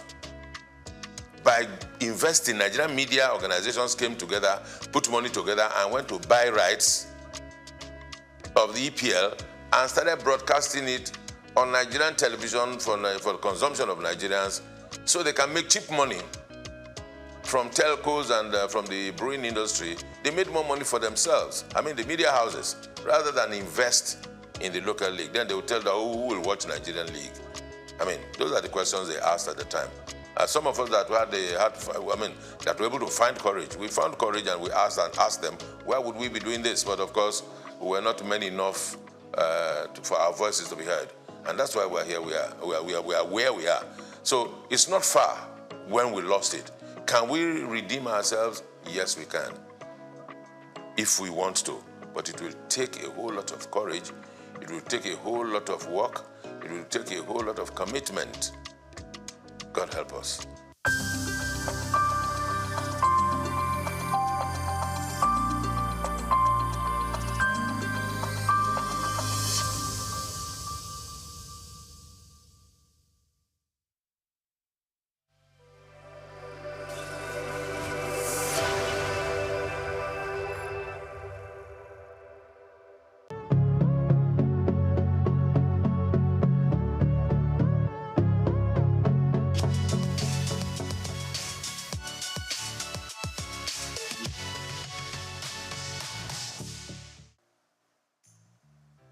In 1957, just a greenhorn, leaving school and looking for a job, going into broadcasting was something that I dreamt of. But that's only meant going into radio, because my old school, Holy Child College, still on the same site in Obalende, 2 streets away from the old NBC. I still can't forgive whoever changed the name to something else that is being called now FRCN. Because if the BBC remains BBC 100 years after the founding fathers, dreamt of starting television, radio from, all the war years and learning a bit from America. It all started from America. Because we were taught about all this. Every time they took us from school to take part in, schools debates on radio, we just walked across. It's all in Obalende and Ikoyi, Balende/Ikoyi. So I dreamt of doing something along the line. And then one of my teachers left us high and dry. He went to be a newsreader on radio. Marie Tabio, who later became Mrs. Irikefe. Then we had people like Tom Adedoyin and Souq. We used to listen to them on radio on the old, you wouldn't know anything about that now, the rediffusion. It was just, a little box in your home, and everybody look forward to either listening to the 7 o'clock news in the morning or 6 o'clock or 7 in the evening. So that was all really all I had to do with broadcasting. And who was going to take me there was another matter altogether. Who would take you, little 16, 17-year-old girl, into broadcasting? But one had been bitten by the bug then. So, and only God knows where whatever dream you had was going to lead to. We read poetry, we did radio show, stage shows in school. Catholic schools were very good for that. And my old school, just celebrating 150 years of its existence, just down the road from here on Broad Street. The nuns, they were all white nuns. No Nigerian nuns at the time that we were growing up. So all the dream they had, this kind of dream that we have now, going to England, but they were coming here to teach us. So I had learnt a lot of poetry, I had taken part in Festival of Arts, and I had gone to, the biggest hall we had then was at King's College, which is also down the road. Means of transportation was your SS Foot. No BRT, no bicycles or whatever. So we did it all just walking around and learning from our teachers. And of course, our mentors were the nuns, like I said. So in my wildest dream, there was no way that I was thinking of going into anything like broadcasting. That is going back to answer your question.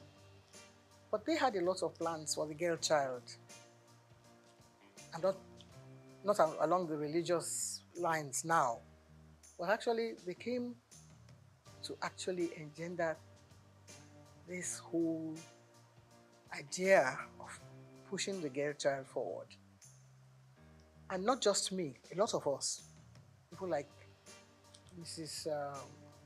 Francesca Emanuel, they also went through the whole gamut of all this dream that I'm talking about. Television itself was brand new in the world. I have to talk about radio because that was what I knew as a child. But television, when it started, we didn't even know. Maybe in America, and then it went to Australia, and then to France. No. France came after Nigeria. You wouldn't believe that, would you? That we were number 6. America, Britain, Germany, Australia, one other country, and coming now home to Nigeria, where you cannot help but give a lot of credit to the dreams of people like the late Chief Obafemi Awolowo and one of his ministers then, Chief Anthony Enahoro. So that's how I believe this whole package was placed on their laps and sold to Nigeria, to the Western Nigeria government.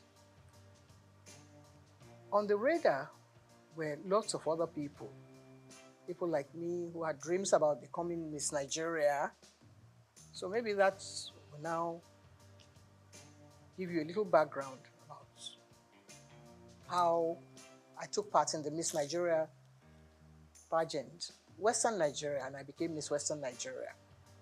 Somebody must have fine-tuned some little knots somewhere and said, okay, you probably might be able to deliver. Because you are being interviewed when you go before the panel of judges. And somebody must have said, okay, that's a good material, she can come and take part in this. Before then, we had other people, Anike Agbaje Williams, Poliola Sokwe, who were working on radio. My dream was to work in radio, but then I missed that. And I was nursing, that dream of still going to radio. Never knew what television was all about. So maybe that answers your question, I'm not sure. But I took part in the Miss Western Nigeria pageant and I won. took part in the Miss Nigeria contest and came second. So that meant that I didn't win. And if one of the, maybe the prize was to go on TV, it wasn't even there. It wasn't written into the, program that whoever did this, but the person was going to go to England. And so Helena Yemeluna, who won that contest, went to London and fulfilled her own dream. But I was still biting my nails, waiting for when I'll be able to get a job. There were other things that girls could do. You could be a nurse, you could be a teacher, you could be an assistant, a dental assistant. All those were things that young ladies, can, fulfill their dreams along those lines. They're still there. You still have young ladies. Mrs. Muritala Mohammed, the first time I met her, she was a dental assistant. Little did we know that her husband was going to be the head of state and she would be first. So you see, lots of things were there for the young girl who wanted to learn, who had the talent, and who wanted to perform, and who wanted to work hard. But now I don't know if girls want to work hard. All they want is, the table to be set, and then they come and, partake of whatever is there. It wasn't too difficult at the time that I was picked as one of the people to come and appear on WNTV. The audition was actually carried out before my time. I got involved in so many other things, trying to get a job, something to secure, something, to alleviate poverty. There was not too much poverty in Nigeria at the time because people could still eke a living for themselves and, get by in society. But I was lucky that I had an aunt who was a nurse in the hospital in Ibadan, UCH in Ibadan. And she was married to an Englishman, and the man's friend happened to have been the man, Mr. Mathers, who was brought as one of the technical partners to WNTV. So we met at a dinner party, and just as you and I are chatting, I was only 18 plus. I was 17 when I took part in the pageant. But by this time, I was growing up, and I thought I was a big girl. So I opened my mouth, and I said a few things. And the man looked at me and said, "How come you are not speaking with a Nigerian accent?" And I didn't know what he meant because we were taught at St. Mary's to deliver whatever lines we were given to deliver.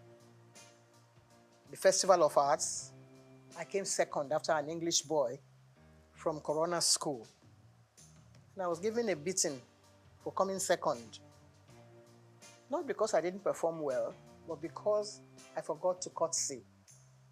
And one of the judges, I think, who was then Mrs. Abayomi, Lady Abayomi, said that I delivered my lines very well. If I were the Lord of Tartary, I would do this and that and the other.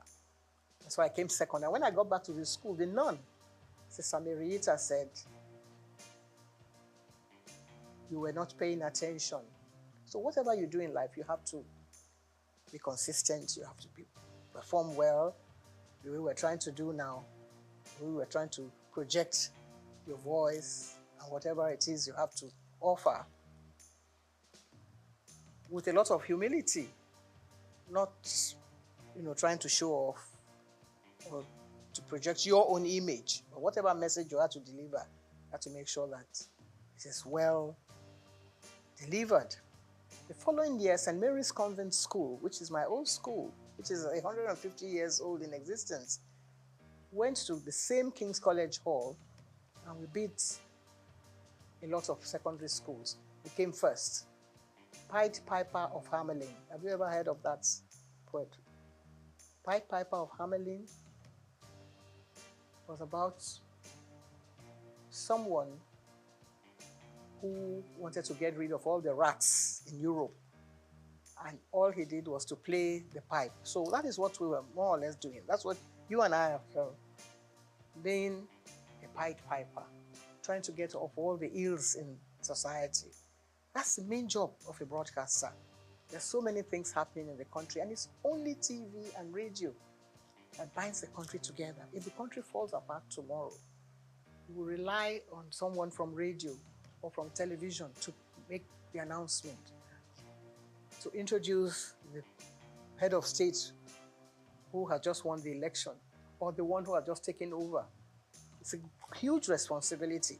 At that age, at 19, we had to introduce people like Chief Obafemi Awolowo on TV. We had to introduce people like Akintola, Oladoke Akintola, as the premier. And when everything broke down and it all went into smithereens, they brought in Chief Majekodumi as the administrator of the Western region. All this happening before our eyes. There were no other stations in the country except WNTV. And we were there, so we learned quite a lot. In fact, I believe that the whole country revolves around broadcasting. And if you are part of that organization, how would you feel at my age, at 80-something? As young people, perhaps you don't know all this history that I'm telling you about. It's a long, long story. But when you sit down, you have to put it all into perspective. You see that, well, some people are actually meant to be in different positions. Some people are meant to be doctors. Some people are meant to be nurses. For those of us that are in broadcasting, it's a huge responsibility.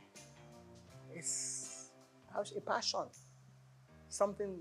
Sometimes you don't even know how you got there in the first place. Or somebody may have discovered you. It's like being in Hollywood in those days. Someone has to develop. So you have the talent, the latent talent, and then somebody will discover you. So that's how I was discovered by Mr. Mathers at a dinner. I was put in that place because I had won the Miss Western Nigeria contest. If I hadn't done that, I probably would be somewhere in the kitchen washing plates, washing all the dishes. So there you are, if that answers your question.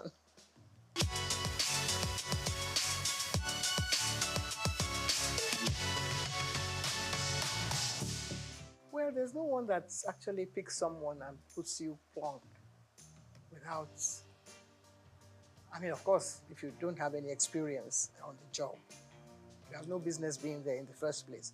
But if I had taken part in Five of Hamelin towns in Brunswick, I was only 13.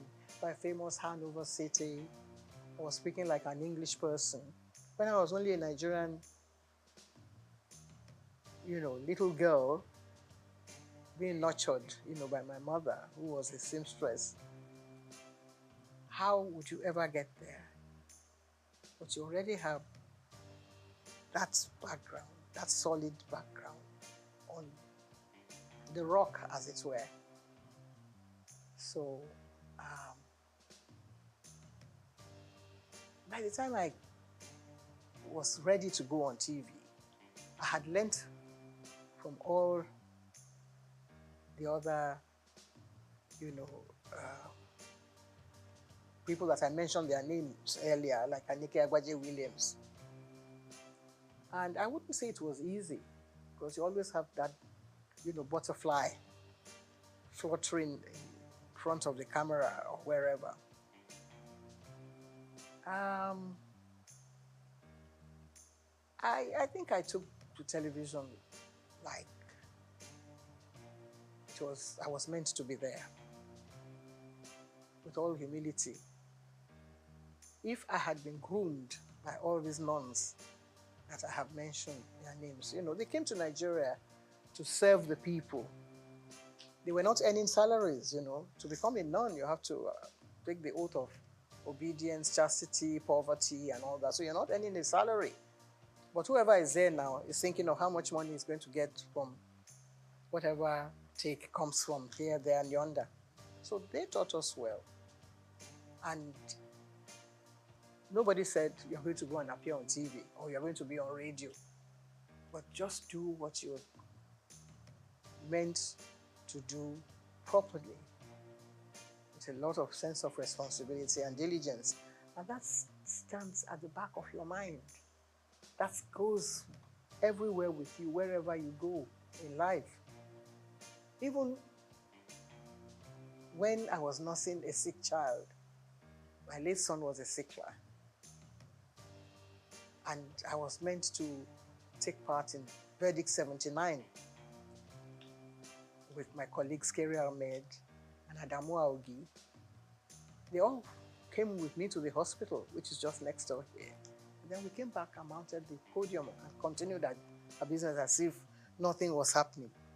He didn't die at the time, of course, but the job must go on. That is always there at the back of your mind. So my first night, I wouldn't say that I didn't have any jitters, you know, that I was not nervous. But I was able to deliver, and I think that was the staying power. That was what kept me going, because other people came on board. I was not the only one. All the members of the board had their own, you know, little nephews and nieces that they wanted to project on TV. They all came and they couldn't make it. But Anike and I kept going. And if you gave me a script now, I think I would try and... We didn't have too many, what do you call it then, teleprompters. Well, I was very good at, you know, I had a photographic memory. So I was able to get hold of the script, and in less than 60 seconds, I'll be able to deliver it straight to the camera. That was one of the assets that I had also, which was God's gift.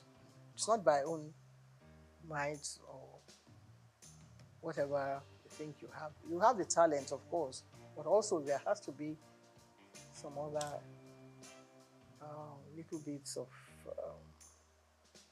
gifts that, you know, will help you to project the image of a professional.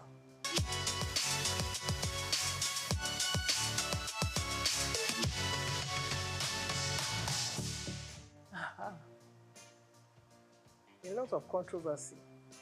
There is hardly any TV, radio, movie personality that can scale through that without any, because people are watching, people are trying to find their own little, you know, base of criticism here, there, and yonder. You can't be a goodie, you know, two shoots without, you know, any, how shall I say it, problem here, there, and yonder. So everybody has their own way of looking at people. People say, well, what has she got to do? She went to take part in Miss Western Nigeria the other day. So what's the big deal about her? And then somebody will still add their own salt and pepper here and there. But I was lucky that I was being nurtured by someone like T.O.S. Benson, who was then our Minister for Information. And he felt that, you know, everything should not stop here. There were things happening in America. He made sure that my name was there. I was at the inauguration of President Johnson, Lyndon Johnson. And we commanded a lot of attention there, myself and my colleague who came from Lagos, the station in Lagos.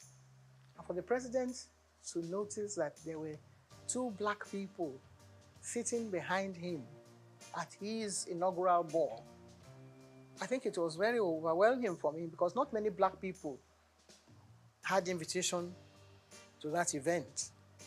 But Charity Adadevo and I were there, and he stood up and shook our hands where we were sitting behind, 3 rows behind the president. Then Kennedy had died, and we were still nothing, you know, we were still feeling very hot about, you know, the loss of Kennedy. And here was the new president coming up. We were not particularly keen on being welcomed by him. But then, you know, things like that happen to you, and it makes headline news. 2 black people, they didn't even say Nigerians. They thought we were from Ghana, because some journalists came around and said, how is your man Nkrumah? And we said, no, our own Prime Minister is Tafawa Balewa. They never heard of him then. But then they had to go and carry out their own study and find out who Tafawa Balewa was. And of course, the whole country was very proud of us that we went to actually stole the show at the inauguration of President Lyndon Johnson. So many other things happened. When I came to London, the British Information Office, they were trying to look for someone to host their program. That just happened to be around, so they picked me to host their program. But you don't ad-lib on any of those stations. Everything is written out. The questions, even your answer will be written. You can change it around a little bit, but they make sure that you said the right thing at the right time. So that was how we were able to gain attention. German television also invited us because they were interested in Nigeria. See how the German chancellor came to Nigeria. That was what happened at the time. In 1963, we had just become a republic then, from being an independent station in 1960. By 1963, we then became a republic. And we were chosen to go and appear on German television in Berlin. And they wanted a little bit of culture. So Benson had his own band. So we were chosen to go and represent Nigeria then. Nobody knew who the ambassador was, but they wanted to know who was presenting something on TV. So that's how important television has been. And that, in fact, we were the first television in the whole of Africa. The very first station, WNTV, that was a call signal. WNTV, first in Africa. There's nothing like that now. Nobody wants to know whether you are first or second. But the station that is being run in Nigeria, I think, has the largest number of stations than any other country in Africa. We have about 21 stations, and now it's still counting. And yours is coming on board, and so many others. I think next to America, Nigeria should have been the best country for television broadcasting in the whole world. There's not so many countries in the world that has as many stations as Nigeria. We only have to put our heads together. We only have to find joy in whatever we're doing. Sometimes when it's raining, people say, oh, it's raining, and they feel very bad about the rain. But if you look closely, behind that rain, there will be sunshine, there will be something else coming on. You see some silver clouds coming during the rain, but Nigerians don't have the patience to wait for that kind of thing. That's what television teaches you. If you're in the studio, you don't know what's happening outside. You just get on with the job. That's what we were taught. We were taught not by Nigerians. Even when we started, we couldn't go on air and ad-lib. There was always someone there, Mr. Blackledge, to write the script. And if you can commit that to memory and deliver it, they're home and dry. It's not everyone that has a gift, not everyone that has a talent. It's God-given.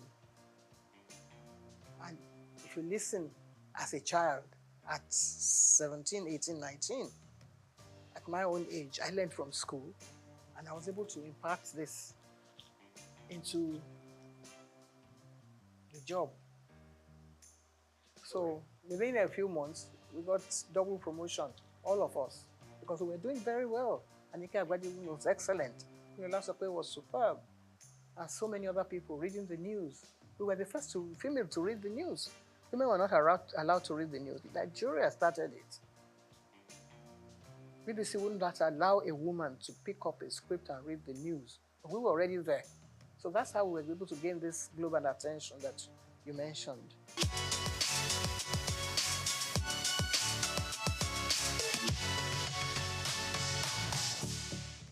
It's not easy.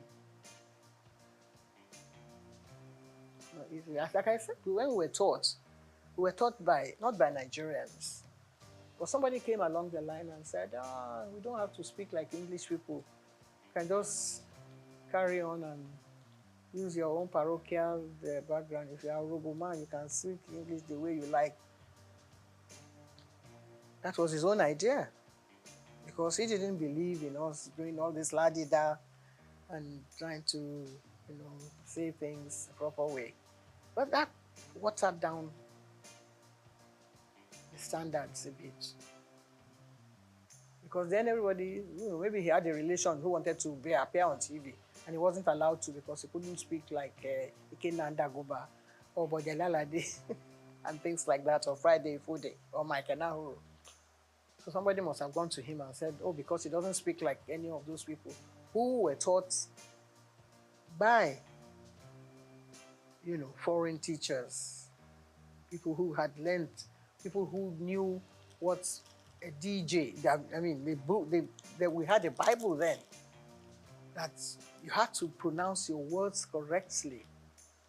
So he came and said, now that I'm DG, I'm not going to tolerate all this, your English way of speaking. And some other people, of course, that watered down the standards.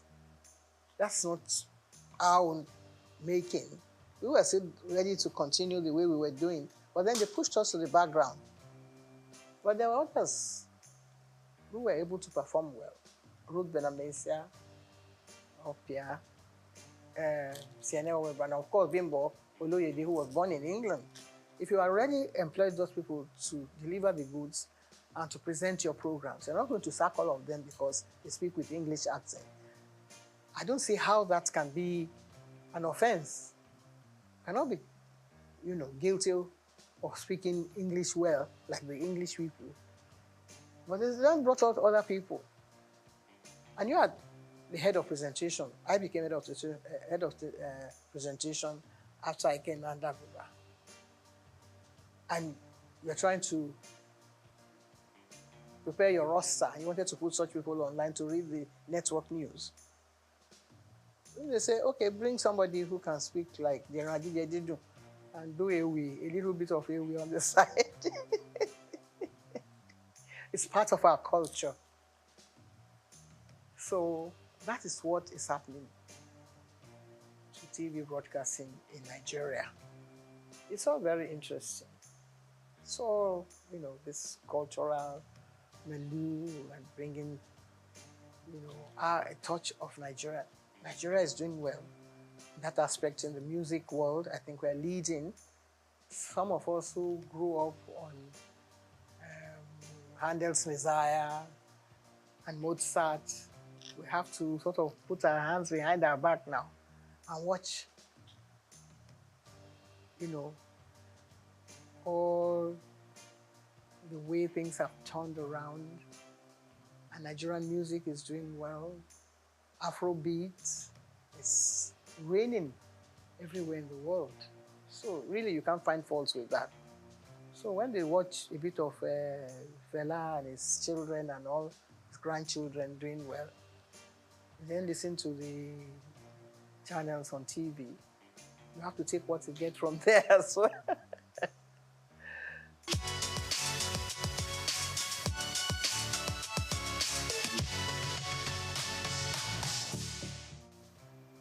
If somebody can wake up one day and say, why should your station be called the Nigerian Broadcasting Corporation? I say it should now be Federal Radio Corporation of Nigeria. Tongue twisting. Takes a long time to come to terms with. If everyone wake up in the morning and say, this is Nigerian Broadcasting Corporation, you have the call signal. Da da da da da da da da da da da. This is the Nigerian Broadcasting whatever. How are you going to put that, into context with the new one? First of all, when you wake up, you don't know whether you are even coming out of the right side of your bed or not. You're going to have to face your audience and say, we are no more the Nigerian Broadcasting Corporation. We are now Federal whatever, which you don't even know where the man, who came up with the idea. He didn't even consult you, didn't even put it to test. If the British corporation, they are going to change from BBC after 100 years, they will ask the whole nation, they will say, where are we going to take this from? They will ask everybody, they will do a census, they will do all kinds of things, carry out all kinds of tests to see whether people will accept it from them. No. Nigerians are very hard and cut and dry. This is the way I want it. I'm the head of state, so I can change everything now, and all of you can start marching forward and march back again.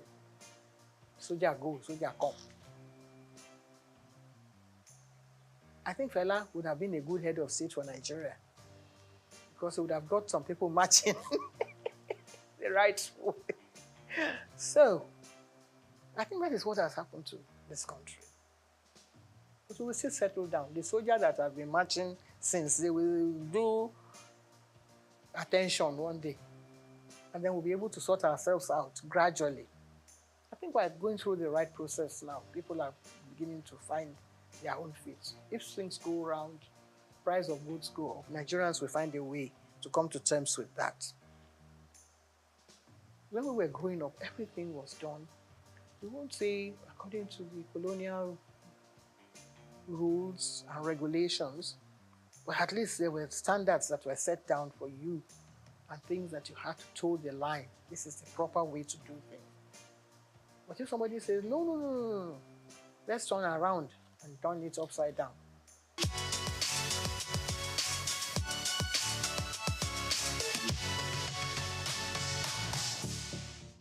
First stack. It's the only thing that has moved to the whole world from Nigeria, that shook the whole world. That brought everybody attention to see what Africa has to offer the whole world. It happened here on this soil in Nigeria. I was a member of the ceremonial committee. I remember the opening ceremony. There were about 15 heads of state. We've never had anything like that since then. That is what we should ask ourselves. Every head of state that takes over from Nigeria should find out again. It's not from broadcasting that you can get the answer. You can get the answer from technocrats who had worked in all those areas. What happened? How come it couldn't happen again? It's like Armageddon. Every country was represented. Every culture was represented. Miriam Akiva was watching us and called us at the station one day and said, even the way we linked programs, they couldn't expect that it could be happening in Nigeria. We received phone calls. People were sending us bottles of champagne on the air. The links. Bimbo Oloyede was there with me. I was at the opening ceremony. I was yanked from there to come back to the station. From, interacting with the head of state or with our head of state at the time, to come and man the station, because it was phenomenal. How come we've not been able to do it? 77 years, how long ago was that? I was only 37 years old then. I'm going on 90 now. It hasn't happened again. We should examine that. Even the head of state that was there is still alive. Let's ask him again. Let us put him down and say, Oga, please explain to us what happened. Some people came up with a theory that the symbol that was used was fetish, that is what has happened and Nigeria has turned upside down. If that is acceptable, it may be superstitious in your eyes, but let us find out. Let's not call the Babalawo. Is it bad that it is a Nigerian that carved this image? And it is making news outside the world. Now you say, no, it is not good that Nigeria should be able to project an image that would attract the whole world, something that will bring everybody on their knees. After the first attack, we were still recovering, just batting in the glory of first attack. What's this artist, the blind one, who was not part of it, who didn't believe in it, came and had his own first attack, all on his own, from America. Stevie Wonder, he came with his whole team. We had to mount all the cameras back in the studio for him. He had his own 7-day festival here in Nigeria What prompted him to do that? Other people came. They wanted to know what was happening in Nigeria. What has happened? We couldn't have another festival since then. What do you think went wrong? Why did it? Nothing went wrong. Everything went so well that people wanted to destroy our own Nigerian people, wanted to destroy the glory that's this whole thing that emanated from it. It hit the whole world. People are asking, when you go to Britain, you say, what happened? Why aren't you having? I had a friend who was head of the, he was from the British Guyana, a black guy.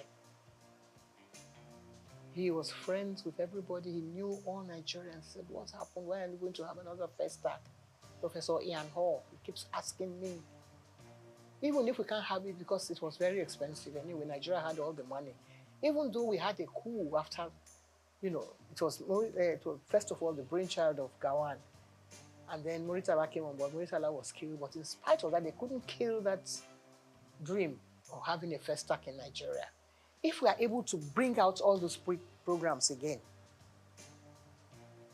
I think we'll be able to answer those questions. I'm still alive. There are a lot of people who will still want to know the answer to that. It's a very, very brilliant question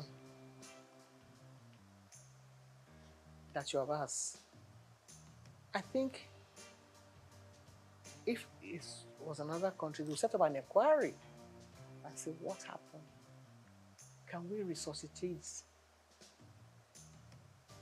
this whole dream?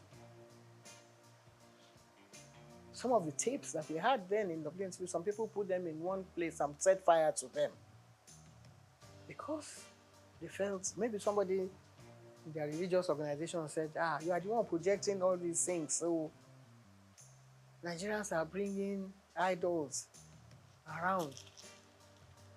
Who gave them the idea to make the idol? It's God now. It's from God. Whatever thing you were able to put together. The Bible was put together because God loved the world so much and he wanted us to learn about things that had gone out from the time of Adam and Eve. God loved the whole world and created Muhammad and said, put people together and let them say Allah Kubaru every day, morning, noon, night. God created so many wonderful things for us, so many images that we can imbibe from, so many things that we can learn from. People want to come and learn about our country. Instead, we say, we want our sculptures back. What are you going to do with them? You don't have a museum where you're going to put them to make them thrive and people come here to Nigeria. It's a good idea for them to come, but if they learn about your country, what your people have done over the past 2,000 years. 2,000 years of Nigeria image was put together by the BBC. Nigeria went and tore it up in shreds. They tore it up. Said, what are you doing with that? What you call bad belly. I don't know if anybody sang a song with that title. If we maybe start from there and say, what do you do with your own bad belly? Some people, theatre stadium. There is no theatre in England, in London, that I know, that I've gone to watch plays and things that have not been in existence for over 500 years. So many studios. We have one big one, the dream of Nigerians. And now we want to go and do banking there. We want to go and do trade. It's supposed to be for culture, for our own culture. Lagos State will be dragging federal government by the neck and say, no, we own the theatre now. And we want somebody to come and do something there. If we can only put all these things behind us, the evil that people have done in the past, people like Julius Caesar, when they were writing all those, when Shakespeare was writing all those things like that have happened in the past. We should examine them. Get people like Wade Soyinka to sit down and rewrite the whole history again. If they ask me questions like you're asking me now, I will be there to answer. Because I saw it all unfold before my eyes. The image of Nigeria will come tops. All the stations in Nigeria should get involved and do stories. on this question that you've asked me. A very salient question, and I love it so much. That might be able to revive the image of this country and let us know where we are heading, in what direction, and bring us back to really the point of salvation.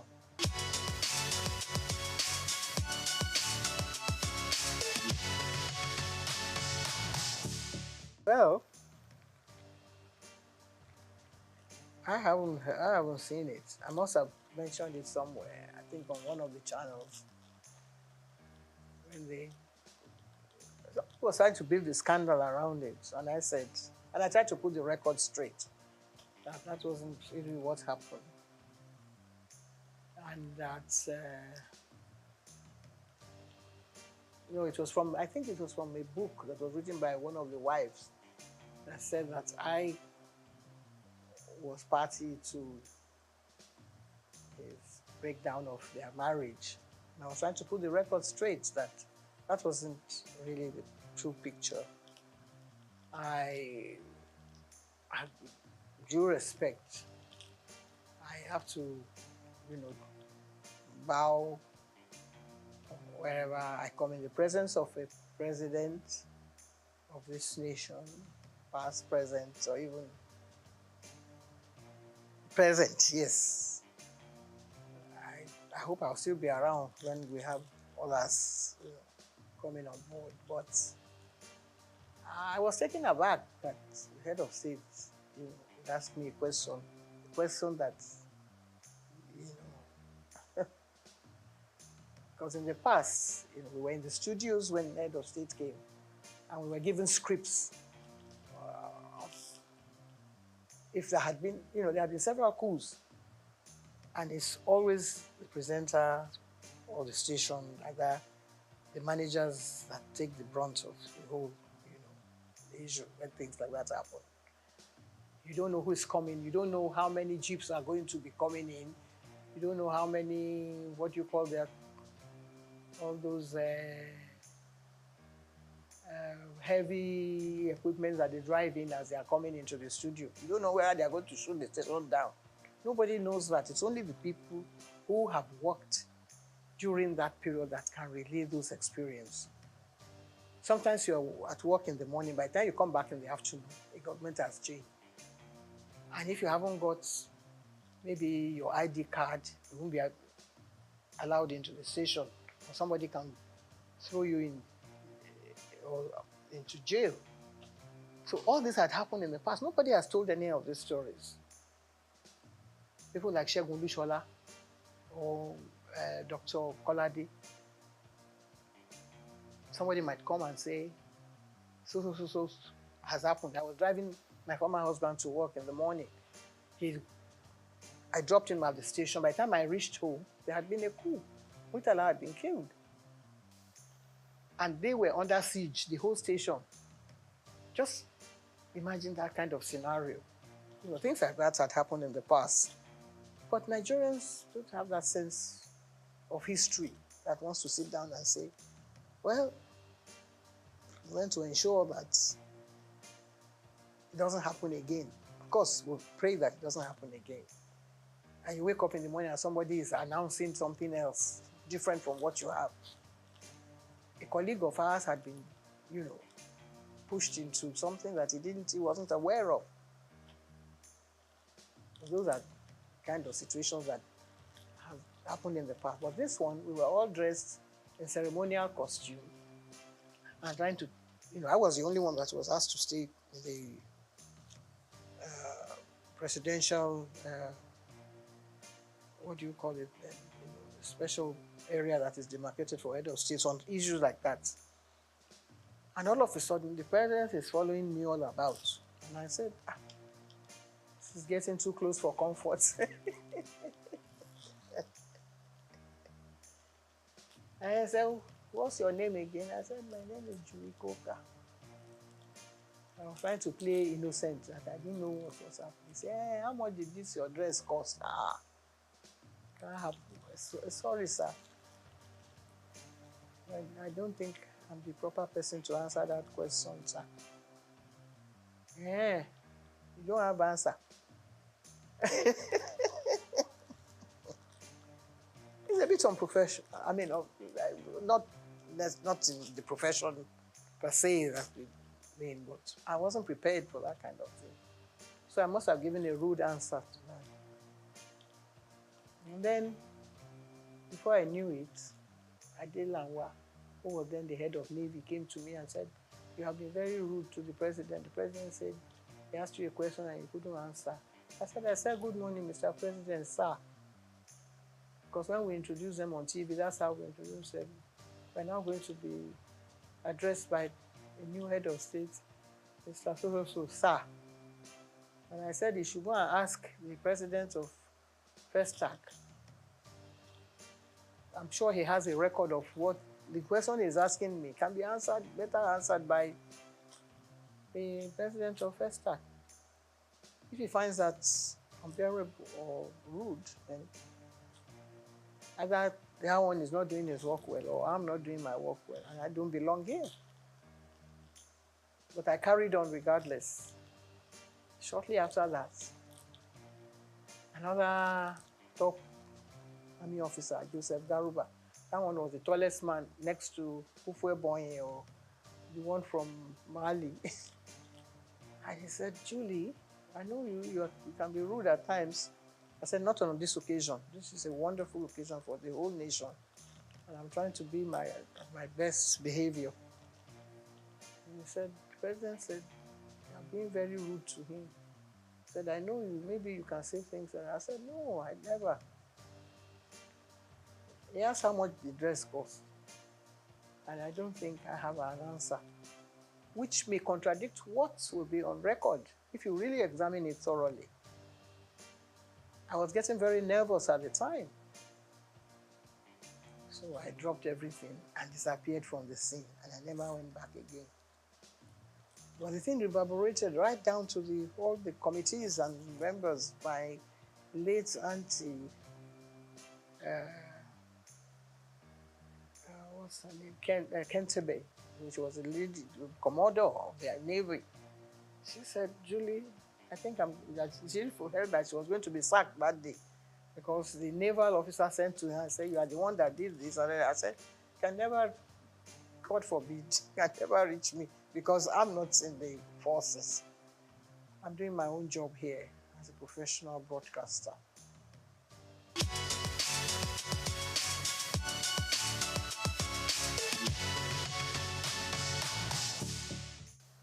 Well, I think it has reached a stage now where whatever you say might be taken against you because there are so many people going to court now and people sent to jail, but things were not as bad as they are now because some of the gory stories we hear and people being, penalized and sent to jail, I think it has reached an astronomical level that it's something that's actually, maybe it was there and people did not want to open the canker worms and let us see what is really happening. In my own case, it was a deliberate attempt on the part of an aunt of mine who felt that there's no child that should continue going to school at a certain age. And they were trying to arrange for me to get married to somebody. And it's a tradition of our people, in Delta, to find out whether the girl is still a virgin. Then they go and look for one old man. It's not this, the one that is happening is child abuse now. I don't know what to call that one.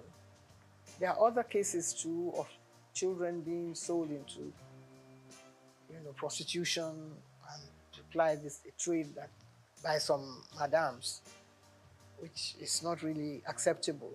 But there are other areas that maybe some parents cannot pay for their children's school fees, so they send them, into child labor or whatever. I think every child should be given a chance to have, proper education.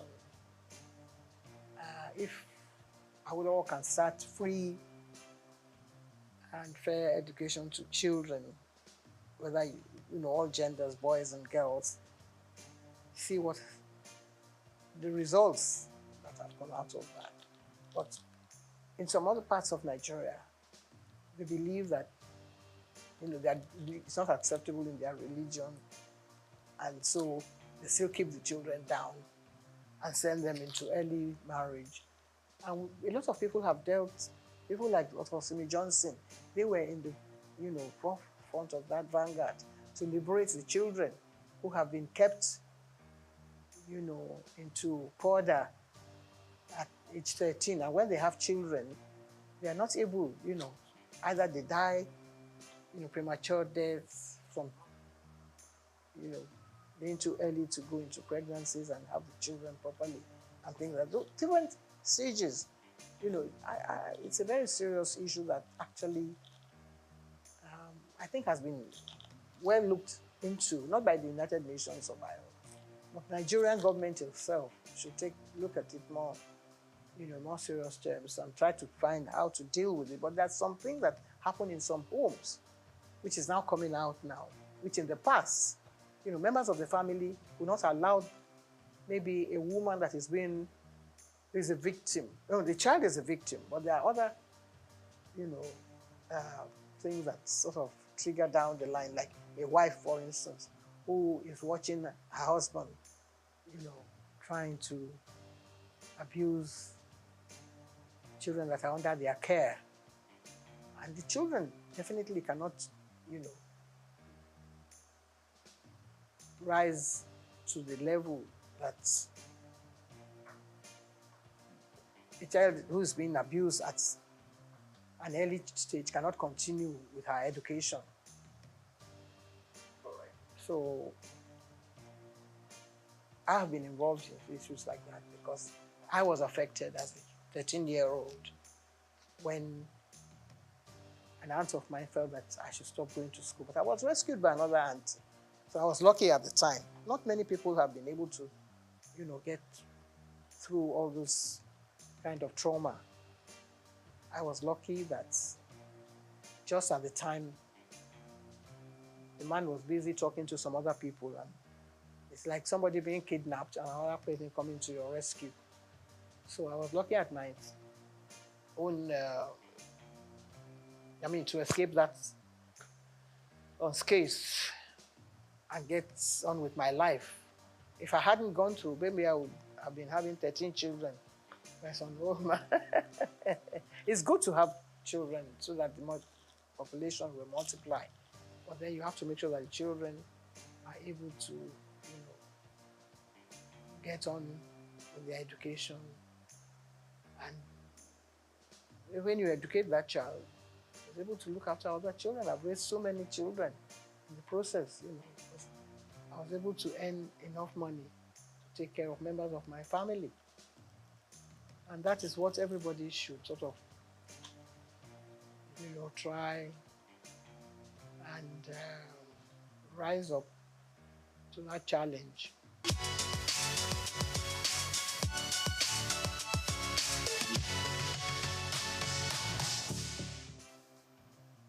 Chief Folami Koka was the Babeto of Lagos. So, and I used to accompany him to the palace of Obaoyekon. And someone then said, well, Yeto, why don't you he wanted his wife to be the Yeto, but she rejected it. She said she didn't want to because, she thought they were going to perform some fetish. This is really fetish. My brother now turned to me and said, Julie, do you want the title? I said, no, it's not for me to say, because I wasn't terribly keen. But he said he was going to carry out all the preparations. And I said, well, if you're going to do that, why not? And the late Oba Adeyinka graciously offered me the title. I accepted and went through the ceremony. So I've been a Yeto of Lagos now for getting on 40-something years. We only have one majesty in England. And that is one of the oldest institutions in the world. Some other countries are getting rid of their heads of their traditional rulers. France doesn't have one, for instance. There are some countries in Europe, I think in Finland, that still have, kings and queens and all that. But Nigeria, every little village, every doorstep has one title. This is the palace of the so. It wasn't like that in our own time. You had only one Oba in Lagos. Now you have so many. You have several Obas. This one claiming this and that. It's Osa. It's whatever. After a while, there's going to be a clash. Maybe not in our own time. So if they're playing traditional roles, somebody will lay claim to some title that belongs to somebody else and another one. There's no end to it. So let them stay the way they are now. If they want to multiply, that has nothing to do with me because we don't have any say in that. It's not, because you can say now that this station is trying to sell this idea to be propagating an idea that should not be. I don't think anyone should play any constitutional role. If each one has its own, in the states at the state level, they take it, I think it's rotated. After a while, one steps down, another one takes over at that level. If they want to go and attend the meeting at the House of Assembly, that's up to them. But at the federal level, I think, no. No. I don't approve of it at all. Because then you have some woman coming on and saying that he's the one that is entitled to the title. It's not, I don't know whether any African country actually accepted that sort of thing. So Nigeria shouldn't start. Nigeria at certain points in any of these things. Once Nigeria starts, other people will start. And before you know it, the whole thing will skyrocket and another war starts. We have enough problem on our hands as it were now.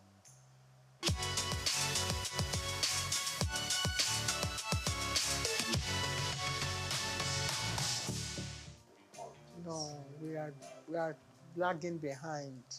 It's such a terrible shame that we only have about 4 women in the Senate. It's ridiculous. We seem to be dancing backwards. In that regard, I think we're falling short. Totally. There was a time when there were more. There doesn't have to be more women in the Senate. I think there should be maybe 50%.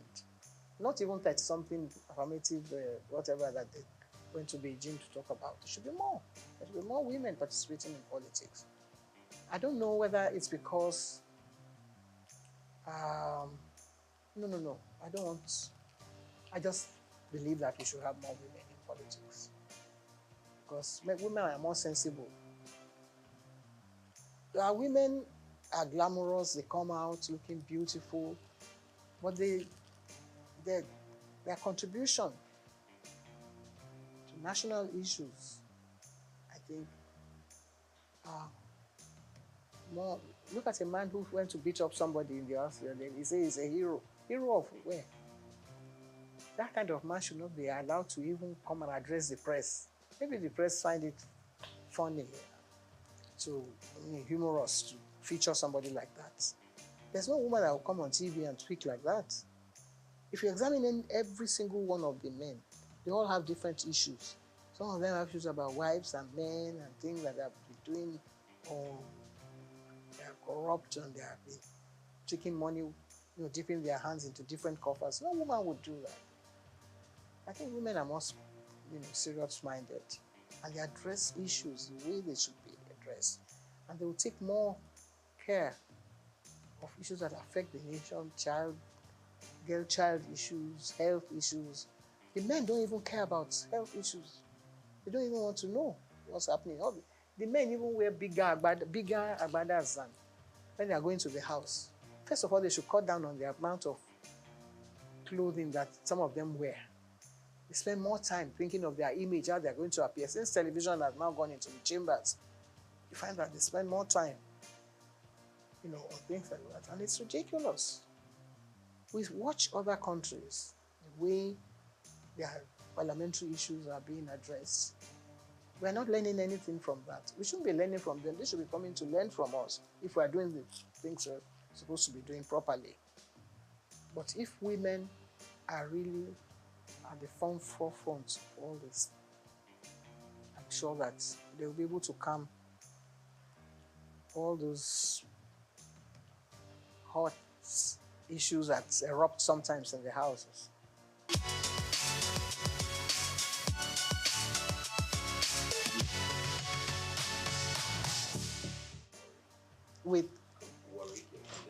With worry, my mother. I was brought up as an Echekeri child by my mother. I was taught to sing Echekeri songs, to speak Echekeri well, to address issues that affects the people of worry. My stepfather, who also had a hand in my upbringing, was an Echekeri man. So I think that takes care of all those things.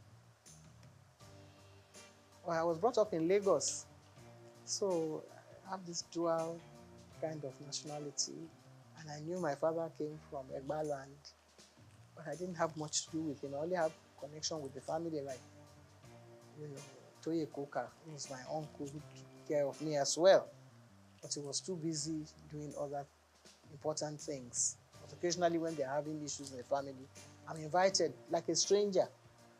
But because I speak Yoruba very well, and I passed all my exams, and I used to do all my programs in Yoruba in Ibadan in those days on radio, WNBS. So I can still hold my head high in that regard. I think I function very well. It's like the King of England. He sometimes goes home to his Greek family. When, Prince Charles, when he was prince, he used to go on holidays with his family from the Greek side. And in fact, it looks like some of them sometimes when they are together. So yeah, I think it's allowed.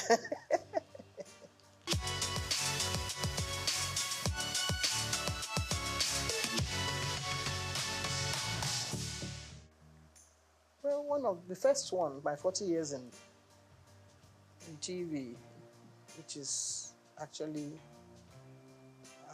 showcasing all the my life in broadcasting from the early stages, which actually should have answered some of the questions, was a textbook in Kenya for many years, because the minister came to Nigeria, and my DG then, Mohammed Ibrahim, had a whole box full of the books, and he gave them to the minister. And when the minister got there, he requested for more copies of the book. I never got paid for it, but I was delighted that they found the book so interesting. So maybe I'll get someone to serialize the book on TV sometime. We tried to do it some years ago, because I cannot be telling the stories all over again. This is about maybe another 30 years story. Again, we've done another sort of edition, My Life in the Limelight, which is the latest one. So if you have time, if you create space, you might be able to tell the stories and take it stage by stage. That's why I sell the book, and also, we get some media attention from sponsors and get things going. The sky will be the limits then.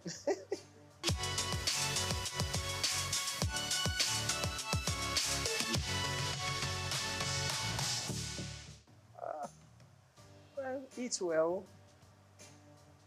eat the right food, type of food, eat chicory pepper soup, or anybody else who's cooking pepper soup now, because then you don't have too much oil. I think that damages certain things in the tissues.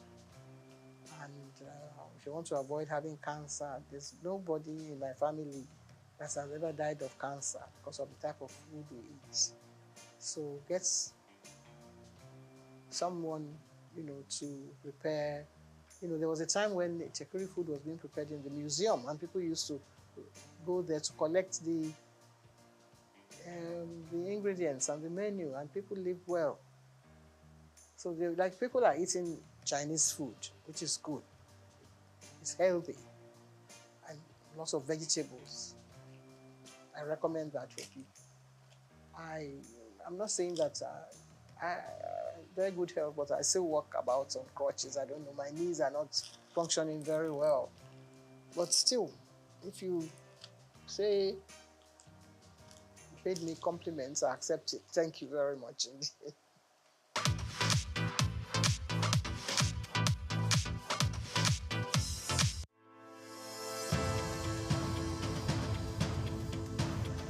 At the heart of a strong currency lies a simple principle. The demand for local goods drives production, creates jobs, reduces reliance on imports, and ultimately stabilizes the exchange rate. Countries like Rwanda, South Africa, and Egypt have achieved remarkable success by investing in their own industries. Rwanda has built a textile industry that competes with foreign imports. South Africa has developed a powerful automobile sector, and Egypt has excelled in agribusiness exports. These nations have strengthened their currencies by prioritizing local production, consumption, and exports. Nigeria, with its vast resources, stands at the threshold of a similar transformation. When Nigerians buy locally made products, fewer dollars flow out of the country for imports, preserving foreign exchange reserves. As local industries become more competitive, they can also expand exports,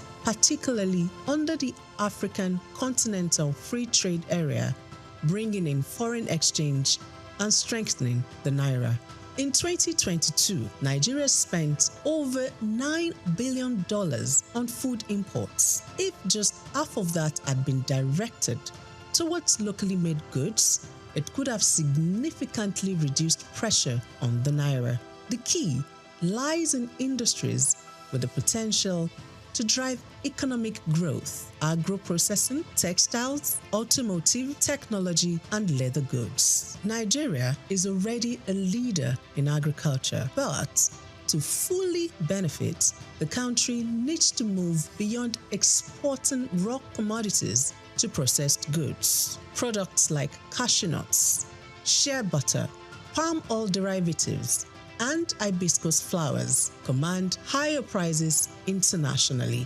Ghana earns about $2 billion annually from cocoa processing, while Nigeria's cocoa exports lag far behind. With investment in food processing plants and the branding of agricultural exports as premium African products, Nigeria can bridge this gap, reduce reliance on European imports, and tap into Africa's fast-growing middle class. The Nigerian fashion industry has also gained global recognition, but the country still imports billions of dollars in textiles.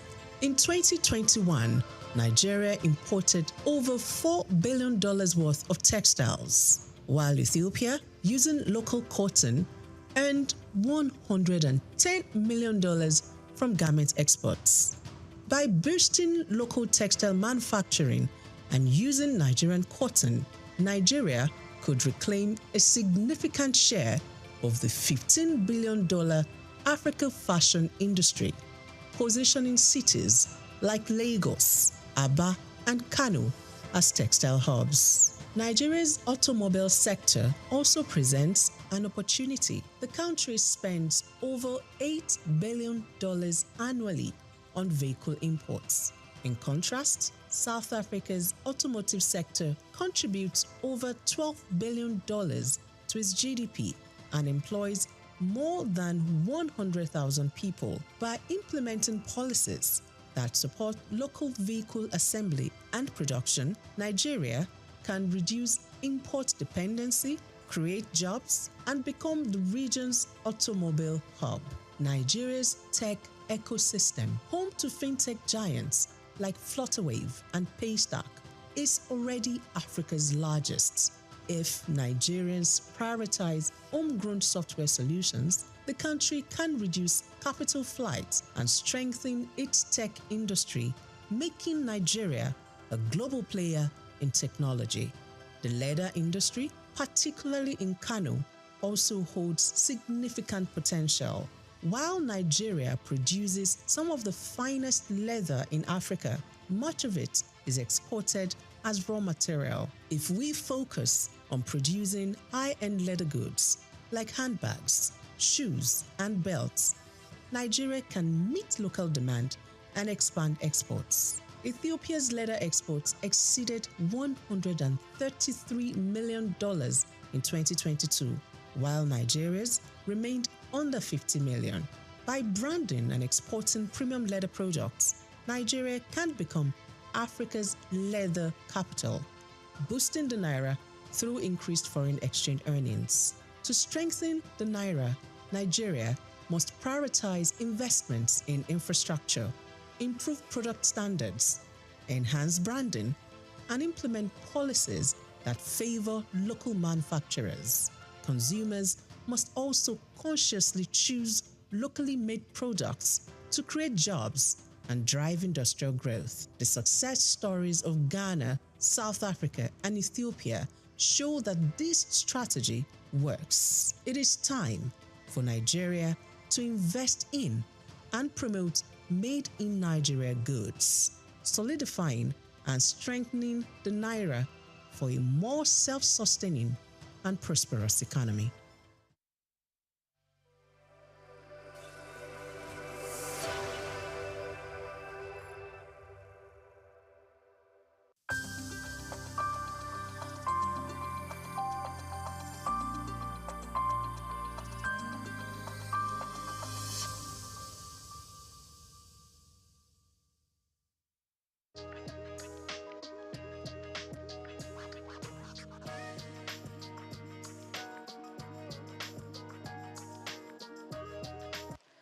My name is Muiba Wonu Folami, an indigenous of Lagos State, Ikorodu, to be specific.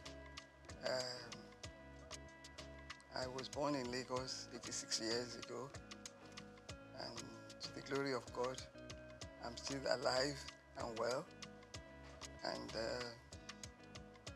trying to be a relative in the cause of women.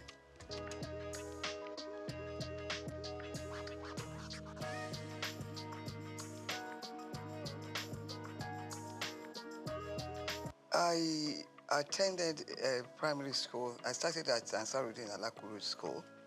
From there to CMS Girls School, and then Queen's College, Lagos. From Queen's College, I went to the Portsmouth College of Technology for my A-levels, and then University of London for my first degree in law. The same university for my master's degree in law. I had, between obtaining my master's and my first degree, I was in Nigeria to do the mandatory law school course. I was one of the last people to do a 3-month course before it was changed to 1 year. And then went back to England for my master's. And from there to lecture at the University of Zambia. Back to Nigeria, I was appointed by Dr. Taslim Elias, the CJ of Nigeria, to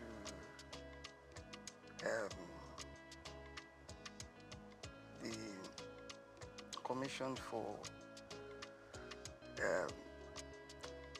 Advanced Notice to Lawyers of Developments in Law. It was a commission funded by the Ford Foundation to keep lawyers abreast of the developments in law. I was a director there. Then from there, I was admitted to the Federal Ministry of Justice.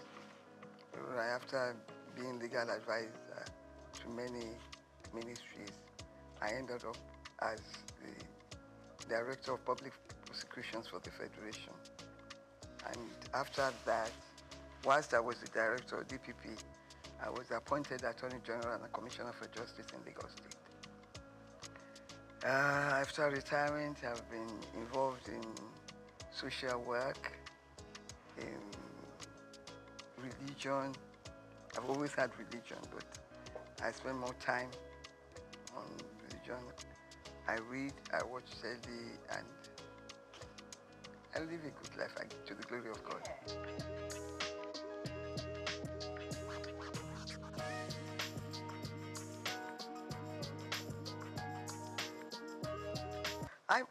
You see, when you begin to think that it was not until 2007 that women started to get equal pay in tennis tournaments. And it was something that was fought for. Little things like that does not add to equality. But when it was done, it may be small, but at work, even at work in employment, women are still discriminated against. And most women do two jobs. They look after the home, and they do the normal work that a man does in an office. Why I fail to understand this inequality in the treatment of women is that the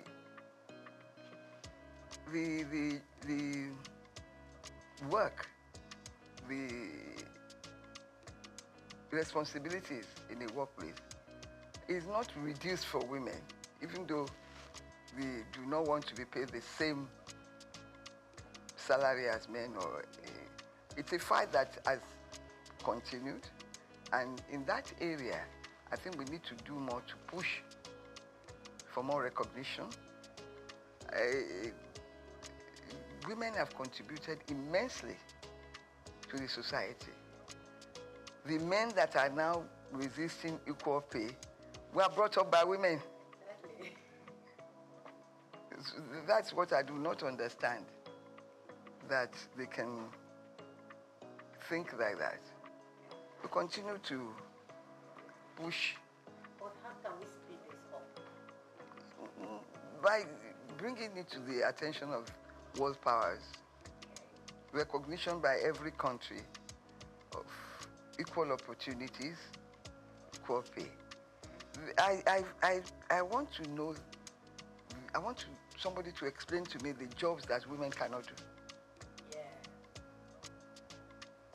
They've contributed immensely. Even in the new thing, IT, we're at par with men. So I do not see the reason for it.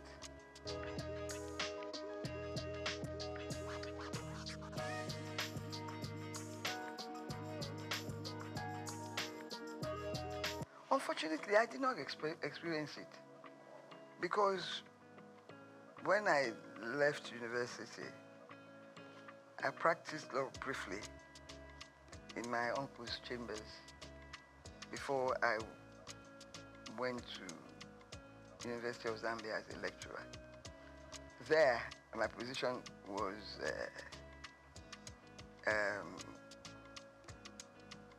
enhanced in the sense that I was a foreigner, and I got all the benefits of being a foreigner, serving in their service. Fortunately, in Nigeria today, the federal government does not discriminate in terms of salaries. Whether you're a man or a woman, you get the same salary scale, and you are promoted on equal basis. Kudos to the federal government, to Nigeria for that. But in the private sector, things are different. In some companies, this is the areas that we have to work on, because the job content is the same.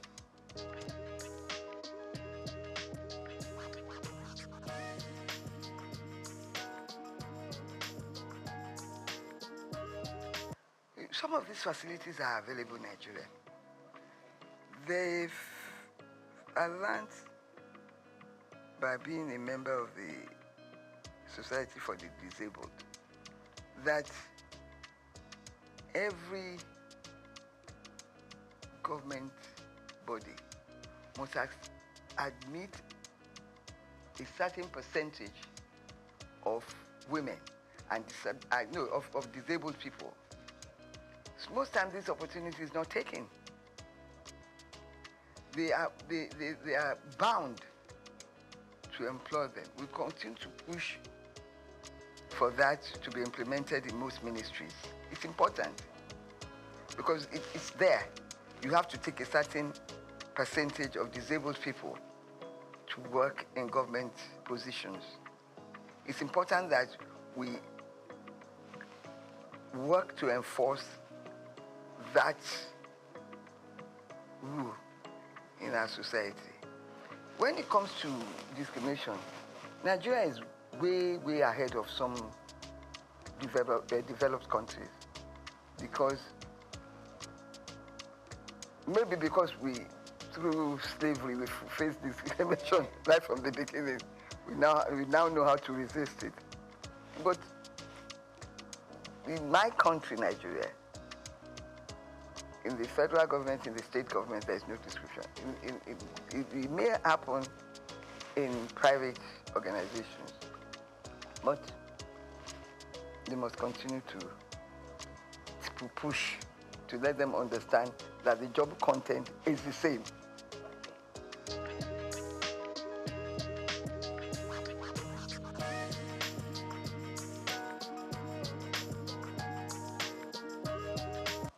Well, you see, traditionally, under our culture, women are in the other room. To borrow the quotation. Yeah. That's our society. That's our culture. It's going to take a long time to evolve. In my time, female education was not so-called popular. It's only the educated few that strove to send their children to school, their girl child to school. They end up trading with their mothers or going to market and getting married off early. But as education began to rise in our community, its value was seen by my parents and others of their contemporaries to educate the girl child. And I believe the society is benefiting from that. So we must continue to push for the education of women, of girls.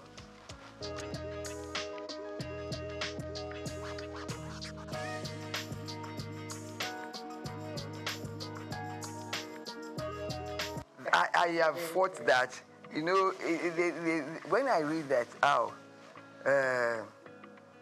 the certain state government has appointed look at our National Assembly, 4 women in the Senate. Isn't that shameful? And that is the society. We have to continue to push women up. Let these political parties know that we want women. Let us organize ourselves to continue to vote for women massively. I give kudos to our governor, Babajide Sanwo-Olu. His cabinet women is well represented in his cabinet. And I enjoy that, I love him for that. And I continue to urge him to do more. He's done a lot. I think Lagos State has the largest representative of women in cabinet.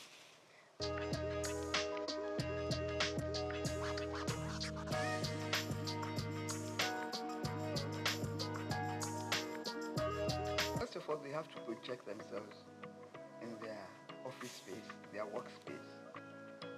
let everybody know that they are equal to the task. Let us organize. There's a lot of society groups and societies that cater for the interests of women. I believe now violence against women is reducing in the society because there are sanctions for such behavior. I must say that speaking to the organization in charge of violence against women, I was amused to learn that some men come there to complain and that they are also being violated and abused. Yes, it's a two-way thing. It's a two-way thing. So that is reducing our society. Education of the girl child is important. We have to let the locals know that education is important. Let them showcase to them the lives of those